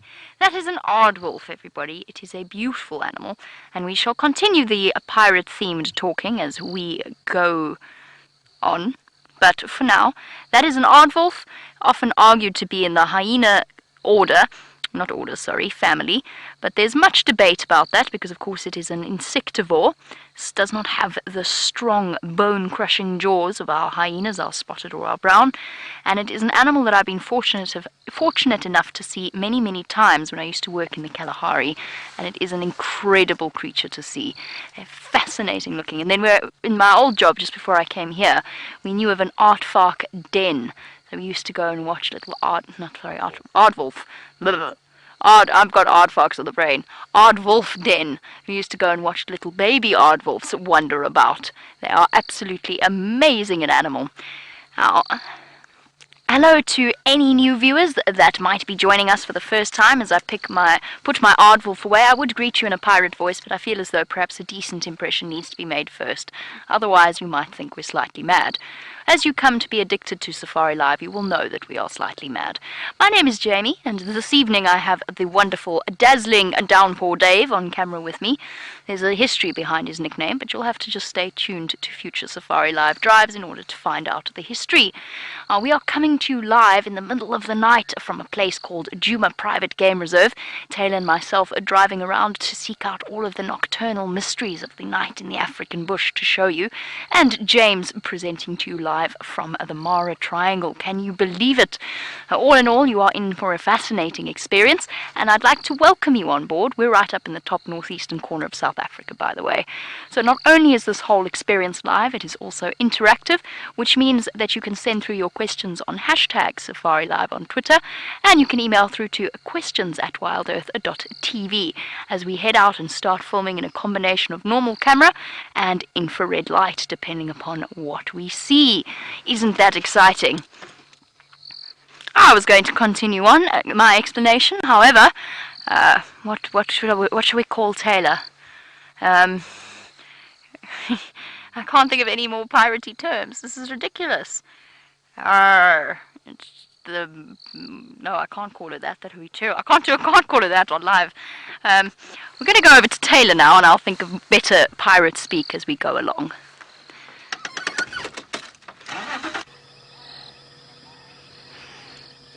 Arg, me hearties. Now, that is the end of my pirate talking.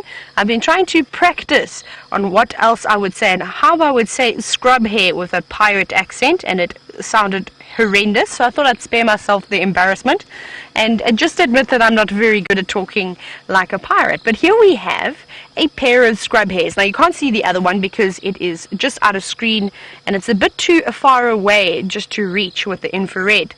But we've got this one on the right munching away, which is quite amazing. Now, we don't tend to spot scrub hares with their light. They're also quite frightened on them. So I'm really excited to watch what these hares get up to with the infrared light. And they don't seem too bothered by us at all. They actually are more relaxed than what they normally are. You see them munching along on some grass. Here we go. You want to bite it off? Nope. And I'm still waiting for the answer, everybody, as to how far a lesser bush baby can jump. Has anybody managed to get that answer for me? I've got my notebook and pen in hand, awaiting your answers while we watch these scrub hares run around. Also, listening very carefully, you can see how the ears are moving on either side.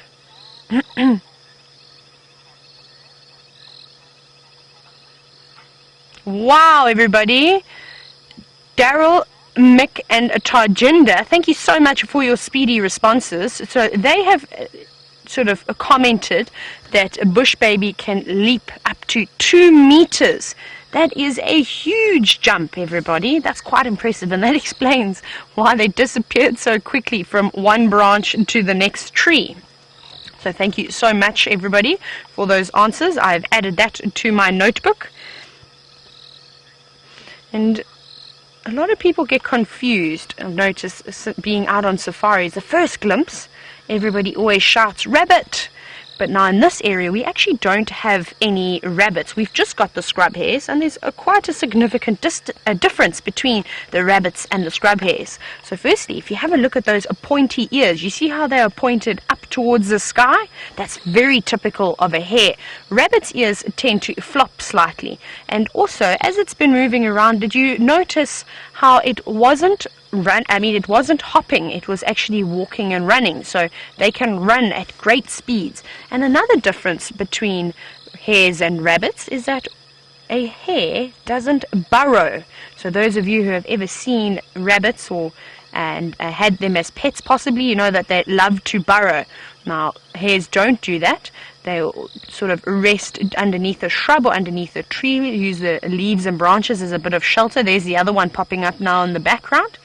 And they'll even have their babies also out in the open and under a shrub, so they don't burrow underground at all. And this is amazing to see, everybody. I can't tell you how they always race away from us when we put the spotlight on them. So it's so great to see them, that they are completely relaxed with the infrared. Now, James has got my second favorite animal ever. Go and have a look.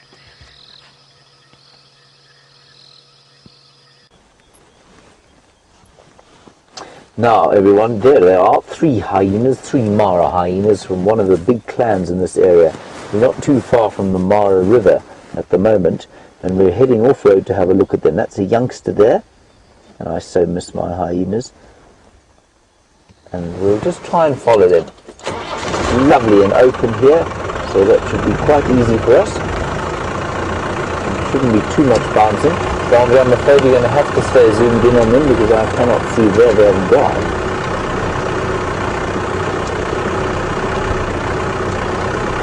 Towards 11. 11 o'clock? Yeah. 11 again? Jeandré, of course, is in 2 minds, everyone, because if he doesn't zoom all the way in, the picture will shake horribly. Anyway, let's just keep going. We'll put on a bit of white light. Again? Ah, there they are. Sloping through the night. Now maybe they'll take us towards their den.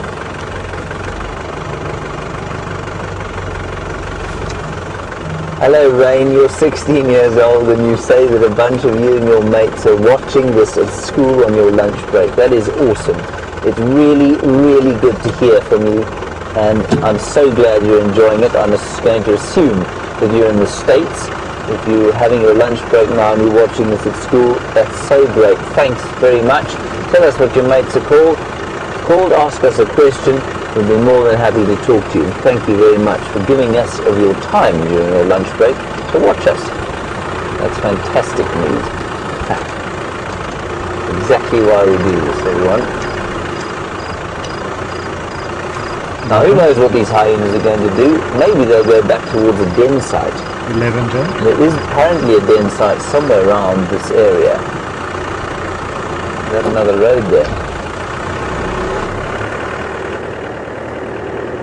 Now, of course, I'm exploring many of these areas for the first time, the same way that you are, everyone.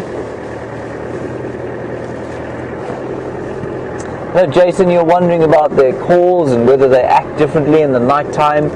Well, I mean, I've never seen a Mara hyena. Well, I have once, but they seem to behave in much the same way that ours do. But in many parts of East Africa, you know, they hunt even more than the lions do, and probably especially down when they're calving. Around here, however, there's so much to scavenge that I suspect they're largely scavenging. Now, we're driving on. They're walking on a path. I don't know if you're able to make that out. But they're basically driving on a well-worn path, and I wonder if this doesn't lead to their den site. If it doesn't, it will probably be some kind of an elephant path. So let's keep following them. This is just fantastic. Now, we don't often follow hyena off-road at Djuma, and that is largely because they don't tolerate the vehicles being mobile and crashing through the bushes behind them, as many of the other cats do. But these chaps, because we're able to drive through some open areas, perhaps they're just going to let us keep following them. Also, so many people have done a huge amount of research on the hyenas of this area that it might be that they'll just put up with us. Put them going there. Every time I see a little termite mound, I think maybe.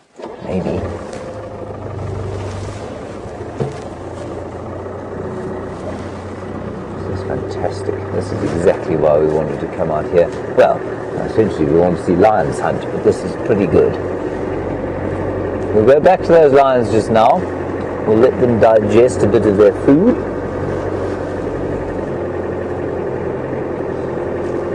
Hello, Susan in the Netherlands. You want to know there are big termite mounds here, like there are in South Africa? There aren't, no. There are low ones. There are no doubt just as many termites, but Macrotermes natalensis, which is the big fungus-growing termite that makes all those great big castles of clay at Djuma, they don't occur here as far as I'm aware. And also, termites are not huge fans of what we call black cotton soils. I'm just going to stop here in case it's us that's making them run. And these are largely black cotton soils, which means they don't produce the same kind of soil, sandy soils on the ridge crests, that the granitic soils up at Djuma do. I think they've found something, or maybe they thought they had.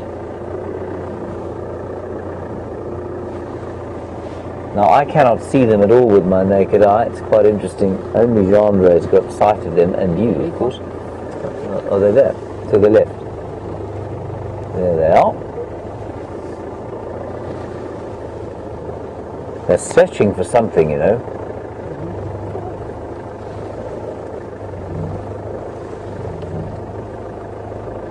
Let's see what they're going to find. Maybe just around this next corner. And of course, hyenas, wonderful animals to be telling stories about once you get to know them, because they are so very individual, and the clan hierarchies are so fascinating to watch as they unfold. I think these are youngsters with one big female. I think she is in front of them. They're jogging away. I'm going to keep my distance. I'm not going to try and catch up with them. Alright, while they go around that bush, we'll see if we can keep up to them. Let's head across to the Birmingham Boys with Jamie Patterson. There is nothing quite like the sight of a massive male lion walking straight down the road towards you. There's something else coming. What is it? It's a lioness. Oh, here she comes. She's actually trotting towards us. Now, I've just come around the corner and encountered the lionesses and their cubs, so I immediately moved past them so that I could get myself into a position where we could turn off all the lights and then the IR and then reposition. They gave me such a surprise. They were right next to us on the road. But as we continued on a little bit further along the road, we came upon this scene in front of us. There was one lioness running along the road. She then turned around and battered one of the males. I don't know which lioness we have here. Again.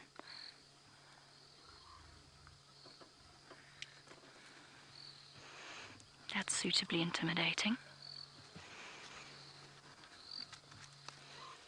Running away from the male, going back to join her pride.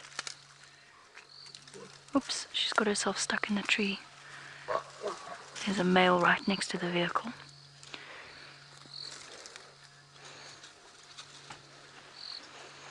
I'm lowering the spotlight a bit so I can see what these two are doing, because they're going to have a bit of a scrap next to us. She's about to get very cross with him if he doesn't let her past. And there they go. Okay. Our male is still standing, looking somewhat dazed and confused.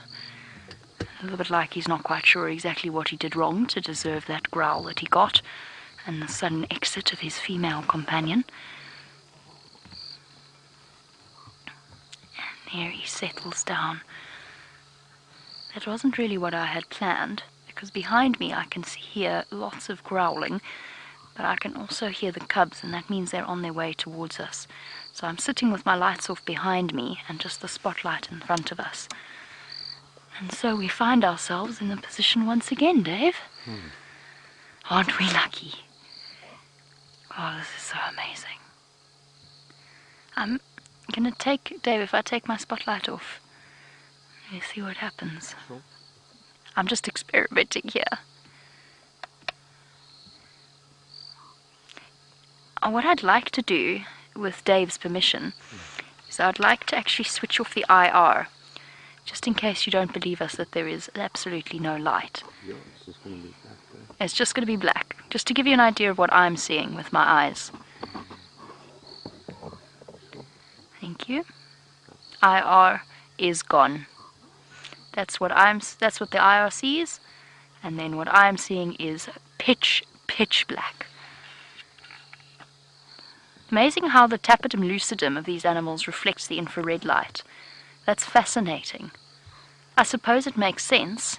It's still just a wavelength of light, just like any other.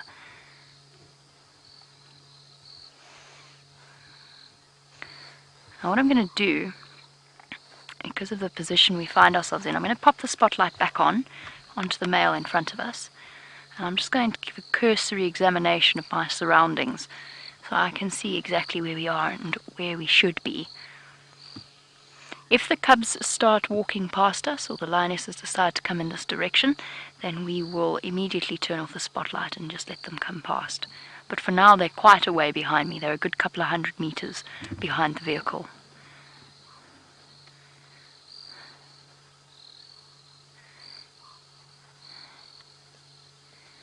Well now, if ever there was a pirate of the bush, I think perhaps our male lion is one. Really tough lives. Excuse me. And whilst we like to romanticize pirates, in a way, a male lion's life is kind of similar to the realities of what being a pirate was like. All of the pillaging and so on. Although slightly different. I'm not going to talk in pirate voices for the lions, though.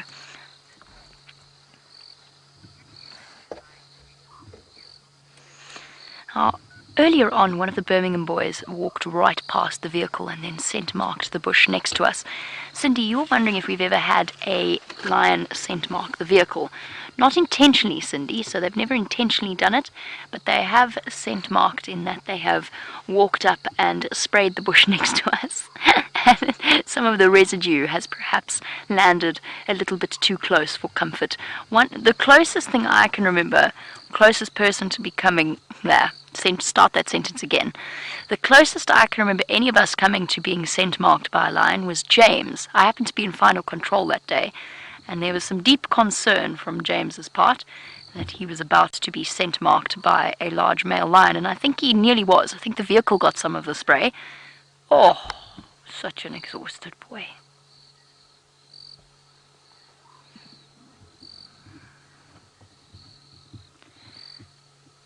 And hopefully this time you'll get to experience that lion roaring sound again.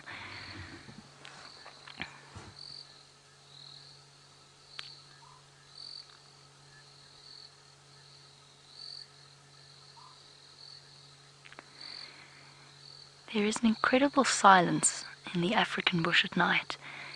And of course it's filled with surface sounds. The crickets, the frogs are starting to all chirp. We've got olive toads, we've got bubbling cassinas, we've got rain frogs, all kinds of things starting their night chorus. And at the same time there's this blanket of overlaying silence. Since our lion has decided to go to sleep, let us jump all the way back on board with James and have a look at what his spotted predator is doing. Well, everybody, there's some real action here with the hyenas. We think we're close to the den, perhaps. There are a whole lot of animals there behind. But look, they're running towards just to the left-hand side of where we're sitting now. We'll try and get the infrared light on them now. There are 4 or 5 of them. Look at that. Isn't that amazing? That is so cool. Right in front of us now as well, Jeandré. Maybe let's go infrared to them. Just right there. There we go. That's another one there. I'm just going to swing the car slightly, or you just keep following, Jeandré. Shall I move around slightly? Yeah, we're going to have to. Let's go there.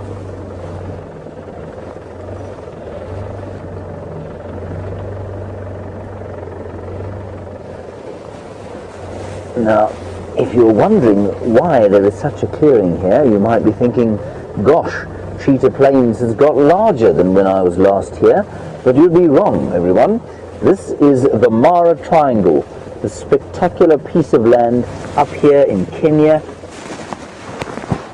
southern Kenya, and part of the great Mara Serengeti ecosystem. This little chap's coming right past the front now. I think we're quite close to the den. There's obviously, you can see the pseudo penis stuck out there. There's been some kind of social interaction.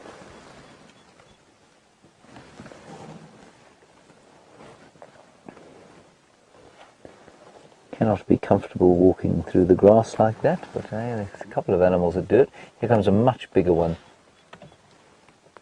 In fact, they're coming to investigate us. This is wonderful. I can just make one out in the darkness here to the right. And another one coming in from there. Oh, there are lots. Good evening.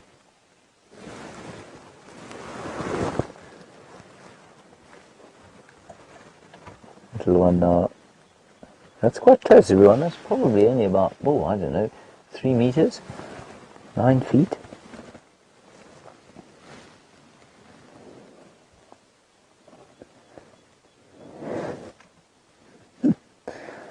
I think they caught sight of one of Jeandré's dreadlocks. A little bit nervous. This is wonderful stuff.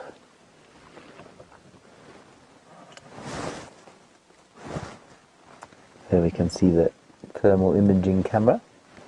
Let me just lift that up for you, you'll see it a bit better.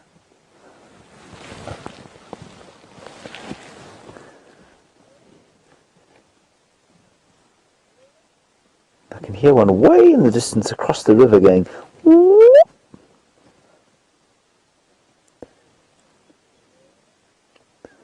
Gosh, this is fun, isn't it? Go out with this kind of equipment. And all those little white dots are bits of this incredible diversity that occur here. All of those little white dots. I'm just going across to the left now to see. Ooh, I think that's an elephant. Oops. And there are 3 of them right in front of us. Let's go back to the IR. There they go. So we must be close to the den. Now, look, finding it in this light is going to be very difficult, but I think we must be very close by.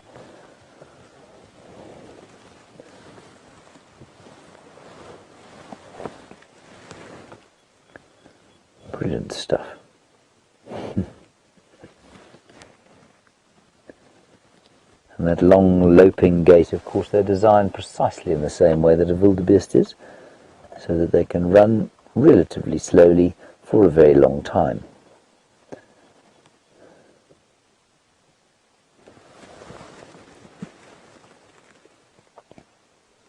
Hello, P. Hart. You have an interesting question about hyenas. For those of you who don't know, the spotted hyena is almost hermaphroditic. They have female parts, and they have also what was known as, I'm bashing my head here. They have hello everyone. They have what's known as false male genitalia, and the clitoris is an enlarged pseudo penis. And P. Hart, you want to know basically what function that serves, and are they able to, or do they have to urinate out of it? The answer is yes. There we got a chicken bone. Is that a chicken bone there? It's obviously not a chicken bone, everybody. It's a joint of some kind of meat. That's very nice, that young hyena, while he eats there. P. Hart, yes, they urinate out of it. The urethra is closed, basically, and they also give birth out of it. And it almost always, especially for a first birth, is extremely painful for a hyena, and can, in fact, especially in a young hyena, can cause death. So it's quite an interesting discussion, which we'll get into when perhaps we've got a bit more light. The evolutionary adaptation for why they should have that, and why the social or the advantage of having such dangerous birth outweigh the disadvantage of,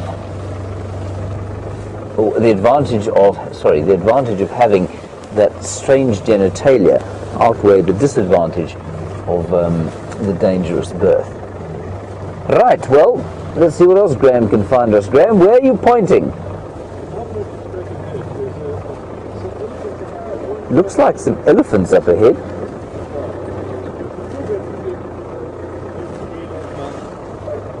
Right, before I drive over this very large mountain, which Graham has spotted with the thermal imaging camera, let's head across to Jamie and the Nkuhumas. So while James attempts to navigate his mountain, our lion cubs have found a mountain of their own. The rest of the pride has continued on towards the west. I've let Tayla know so that she can start moving in that direction. But keep an eye on the Djuma Dam camera. You never know if they might pop out around there, and it might give us a little bit of help. I can't follow them down into the Mulwati. That's definitely not going to work out too well for us. But look at this peaceful scene in front of you. Worn out by their rather long walk, they covered an amazing amount of ground from when we lost them to when we accidentally stumbled upon them again. Lion cubs are exhausted. They're looking the pictures of innocence, left behind whilst the rest of the females go out hunting, and one lioness remains to stand guard over one very, very precious brood.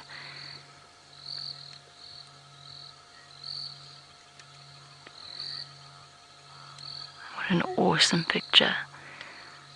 Obviously I'm not going to go any closer to do a head count or to try and look for the rest of them.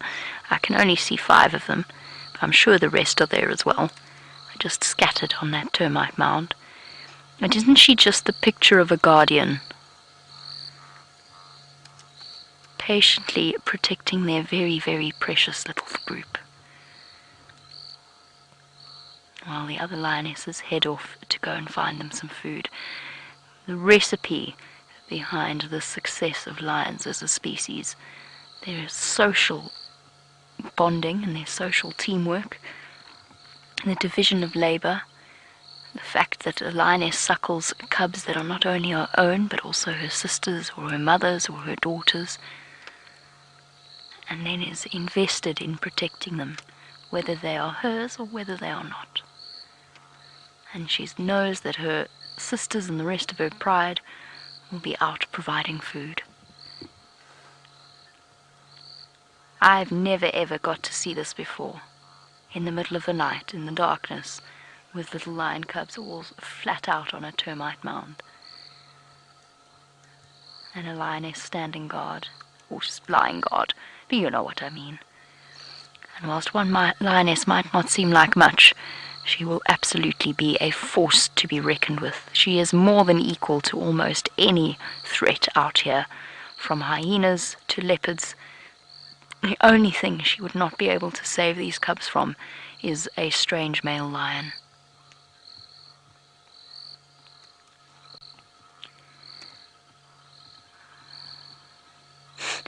Still being plagued.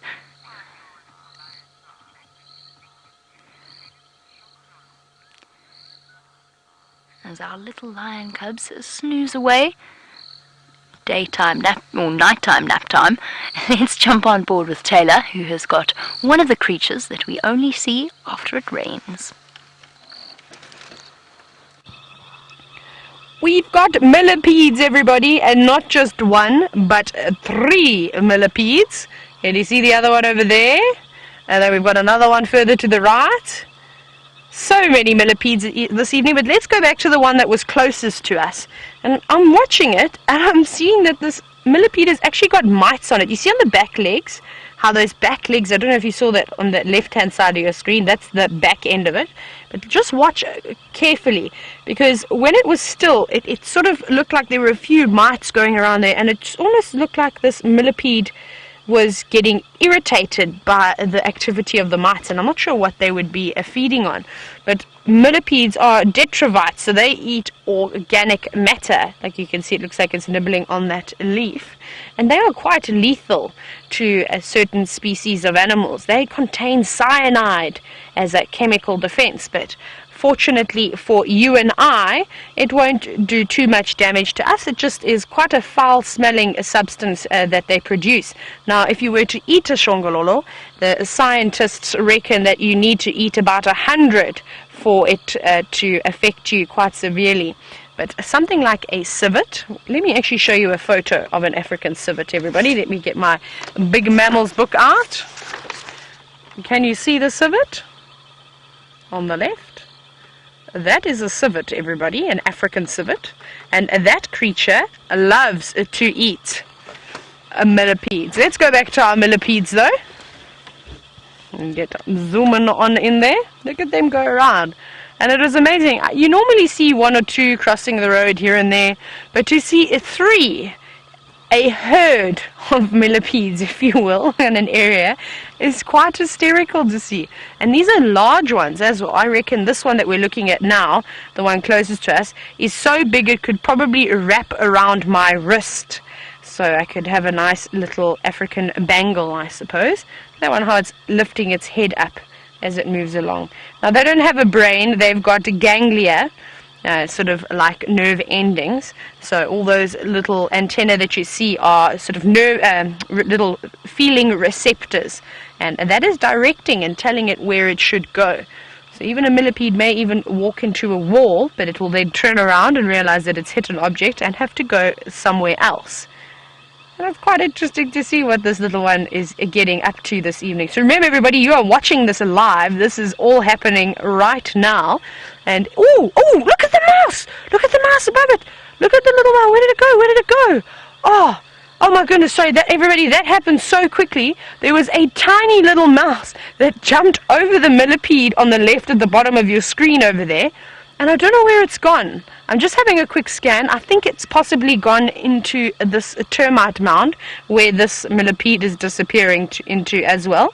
That was incredible. Sorry that you didn't get to see that, but it happened so quickly, I'm afraid, that it was too quick. It happened in a split second. But maybe it comes out. So we'll just wait a little bit and to see if that little mouse does pop out again. That's amazing. So that millipede is going down into the going down into a termite mound. That was quite funny the way it slinked away like that. And now this one is coming closer. It's coming to investigate. I wonder if we can see those mites again. That was really quite interesting. And that's what I love about the bushes, is there's so much that you can learn out here. See it digging away over there. What are you looking for? Can you also hear all the sounds of the night? I'm going to sit very quietly for just a moment so you can hear all the insects and the frogs.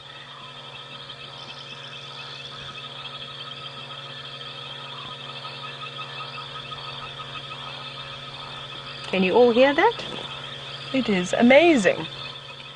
Lots and lots of frogs. Now I'm hoping that we're having so much luck with all the different insects on the road, we're bound to bump into a frog. We have to bump into a frog. And that will just make my evening. Munching away, found a lovely leaf that it was enjoying. And these are the decomposers of the bush, and we really have to take a moment to stop and appreciate what they do for us. They get rid of all the dead leaves, all the dead grasses, and all the dead, well, the poop is definitely dead, but get rid of all the feces and dung that's left behind from all the various animals that we have here in the African bush.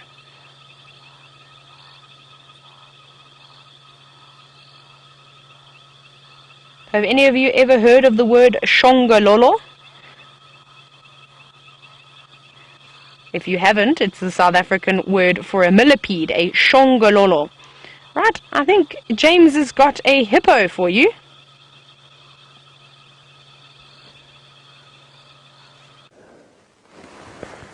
There is a hippopotamus, everybody. Look at it there. It is going into a muddy gully through which we cannot follow it, I'm afraid. It was a little nervous of us, and so we're having to keep our distance. Isn't this amazing? This is what hippos do during the night, you see. They sometimes roll in the mud. They eat a lot of delicious red oat grass. And they clearly seem, either this one is offensive and hasn't got any friends, or they like to be alone. They are very blubberous, though. See them waddling there, a huge amount of fat. I'm going to try and go a little bit closer to the edge of the gully there. Jeandré, I can't see it now.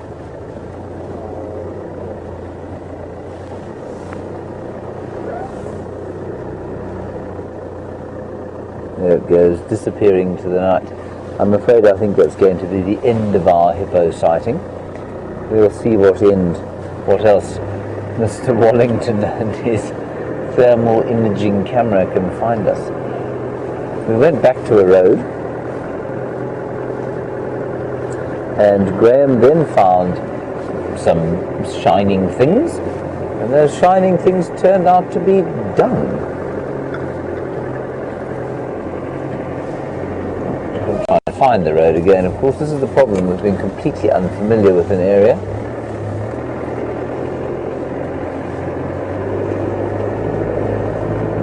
Now, the fact that you've got a shongololo out of Djuma tells me that the rain must have been abundant, and I'm sure it comes as a great relief to all, especially David, who predicted it correctly, and he got it right for Mara as well.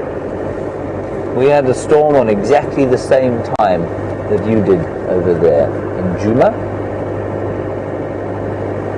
which is fantastic. Right, we're going back towards the road. And then we're going to head back towards those lions and see what they're up to. We couldn't find the rest of the pride. Right, and while we're going to find our lions, let's head back to the slightly more familiar ones of Djuma with Jamie.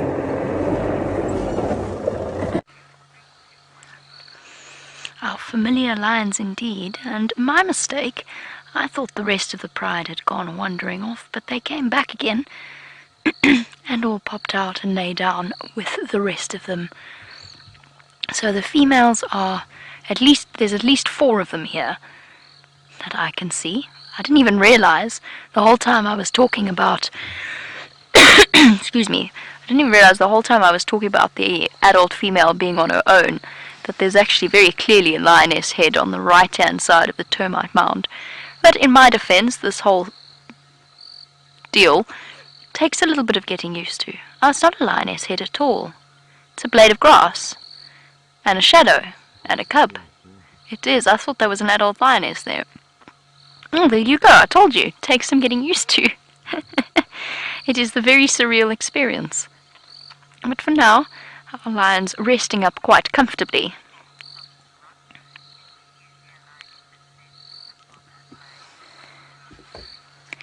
And hello to Nicole in Toronto.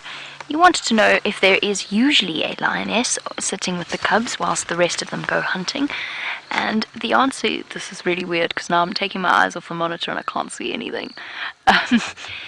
There sometimes is, but a lot of the time the lionesses will leave their cubs in a nice safe place. This isn't a safe place. It's not nice and tucked away in a drainage line where they're a bit more protected, or a river system that cuts through the ground and creates nice rocky or sandy areas. And go back to looking at the lions so that I can see what's going on, because it's a very surreal feeling. And I know that they're not moving, but at the same time, I can't even watch out of my peripheral vision to see if they get up and move or do something. So Victoria, you might occasionally see it, but they do, even at this age, still leave the cubs behind every now and again. The lions that we saw do that relatively frequently with the Styx lions, but then they only had 3 lionesses with 8 cubs at that point. The Nkuhumas do have 5, and I don't think all of them are here. I think that I've seen at least 3, but the other 2 might have gone off hunting. I said 4, but that was when I thought a blade of grass was a lion. So there's at least 3 here. The other 2 might have gone off, and with the Birmingham boys as well, in the direction of Twin Dams and possibly even Inge's house. I'm listening carefully to the sounds of the night to see whether or not they roar for us again, because the best part of that whole experience was the cubs. It was amazing. It's incredible to see that instinct kick in, and they all start yowling, making a terrible racket, and it doesn't sound anything like a lion roar, but it is adorable to witness as they stand there looking all big and proud of themselves, with their chests puffed out, going row. Oh, I better not make too many noises. No strange noises in the night.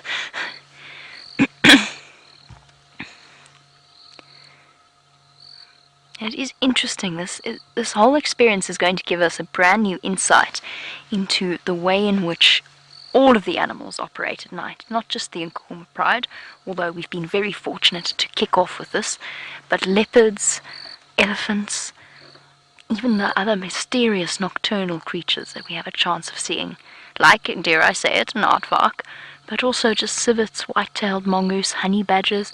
The possibilities are endless. And during the summertime, it's usually our worst time for seeing nocturnal creatures, because when the days are hot, the nocturnal creatures usually only come out much later. But now we've got plenty of time to see whether or not they pop out. And we have the added advantage of not having to have our vehicle lights on, and therefore we're not attracting any insects.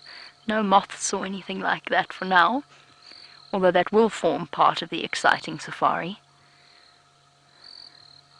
I wasn't planning on finding these lions again at all, at least the cubs.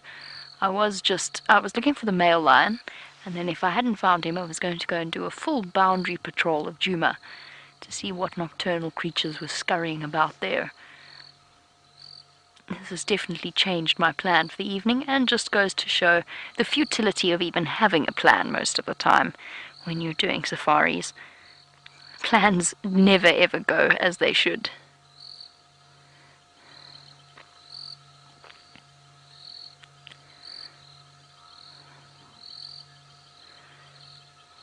There was such a deep sigh from that lioness. And anything could happen. While we're sitting here, these lionesses might be patiently babysitting, but at the same time, if a creature came wandering through, a herd of impala perhaps, or a kudu or anything like that, then they would immediately take the opportunity to try and hunt it. And we always live on the edge of our seats in anticipation in this kind of situation. And that's one of the big reasons why a lot of the time the diurnal animals, the antelope, don't necessarily move around too much. They can see, not brilliantly, but they can see at night. But I think they'd prefer to rather stand still and take their chances than risk stumbling into a lion resting somewhere peacefully in the bushes.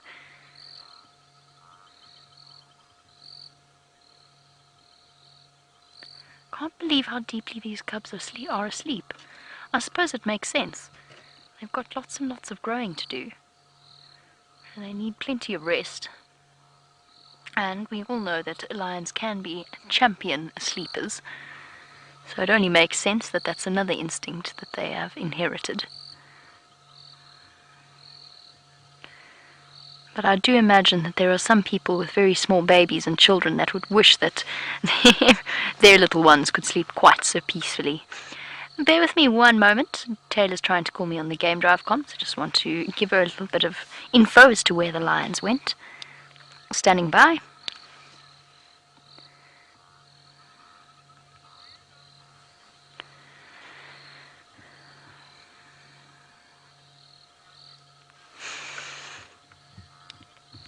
Copy, they might not have crossed just yet. They went west from Vulture's Nest, quite close to where the Harrier Hawk nest is, just south of that.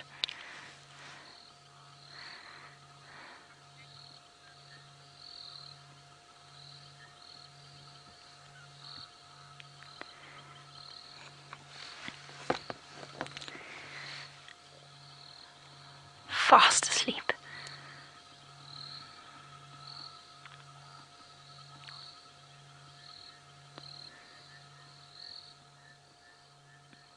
Every now and again, the lionesses do glance up at us, and it's weird to think that they can see us perfectly clearly. They know exactly what we are and that we're here, and I can't see them at all. I've had a few moments, rare moments, but a few moments where I've had to go walking through the bush at night. Combination of stuck vehicles and various other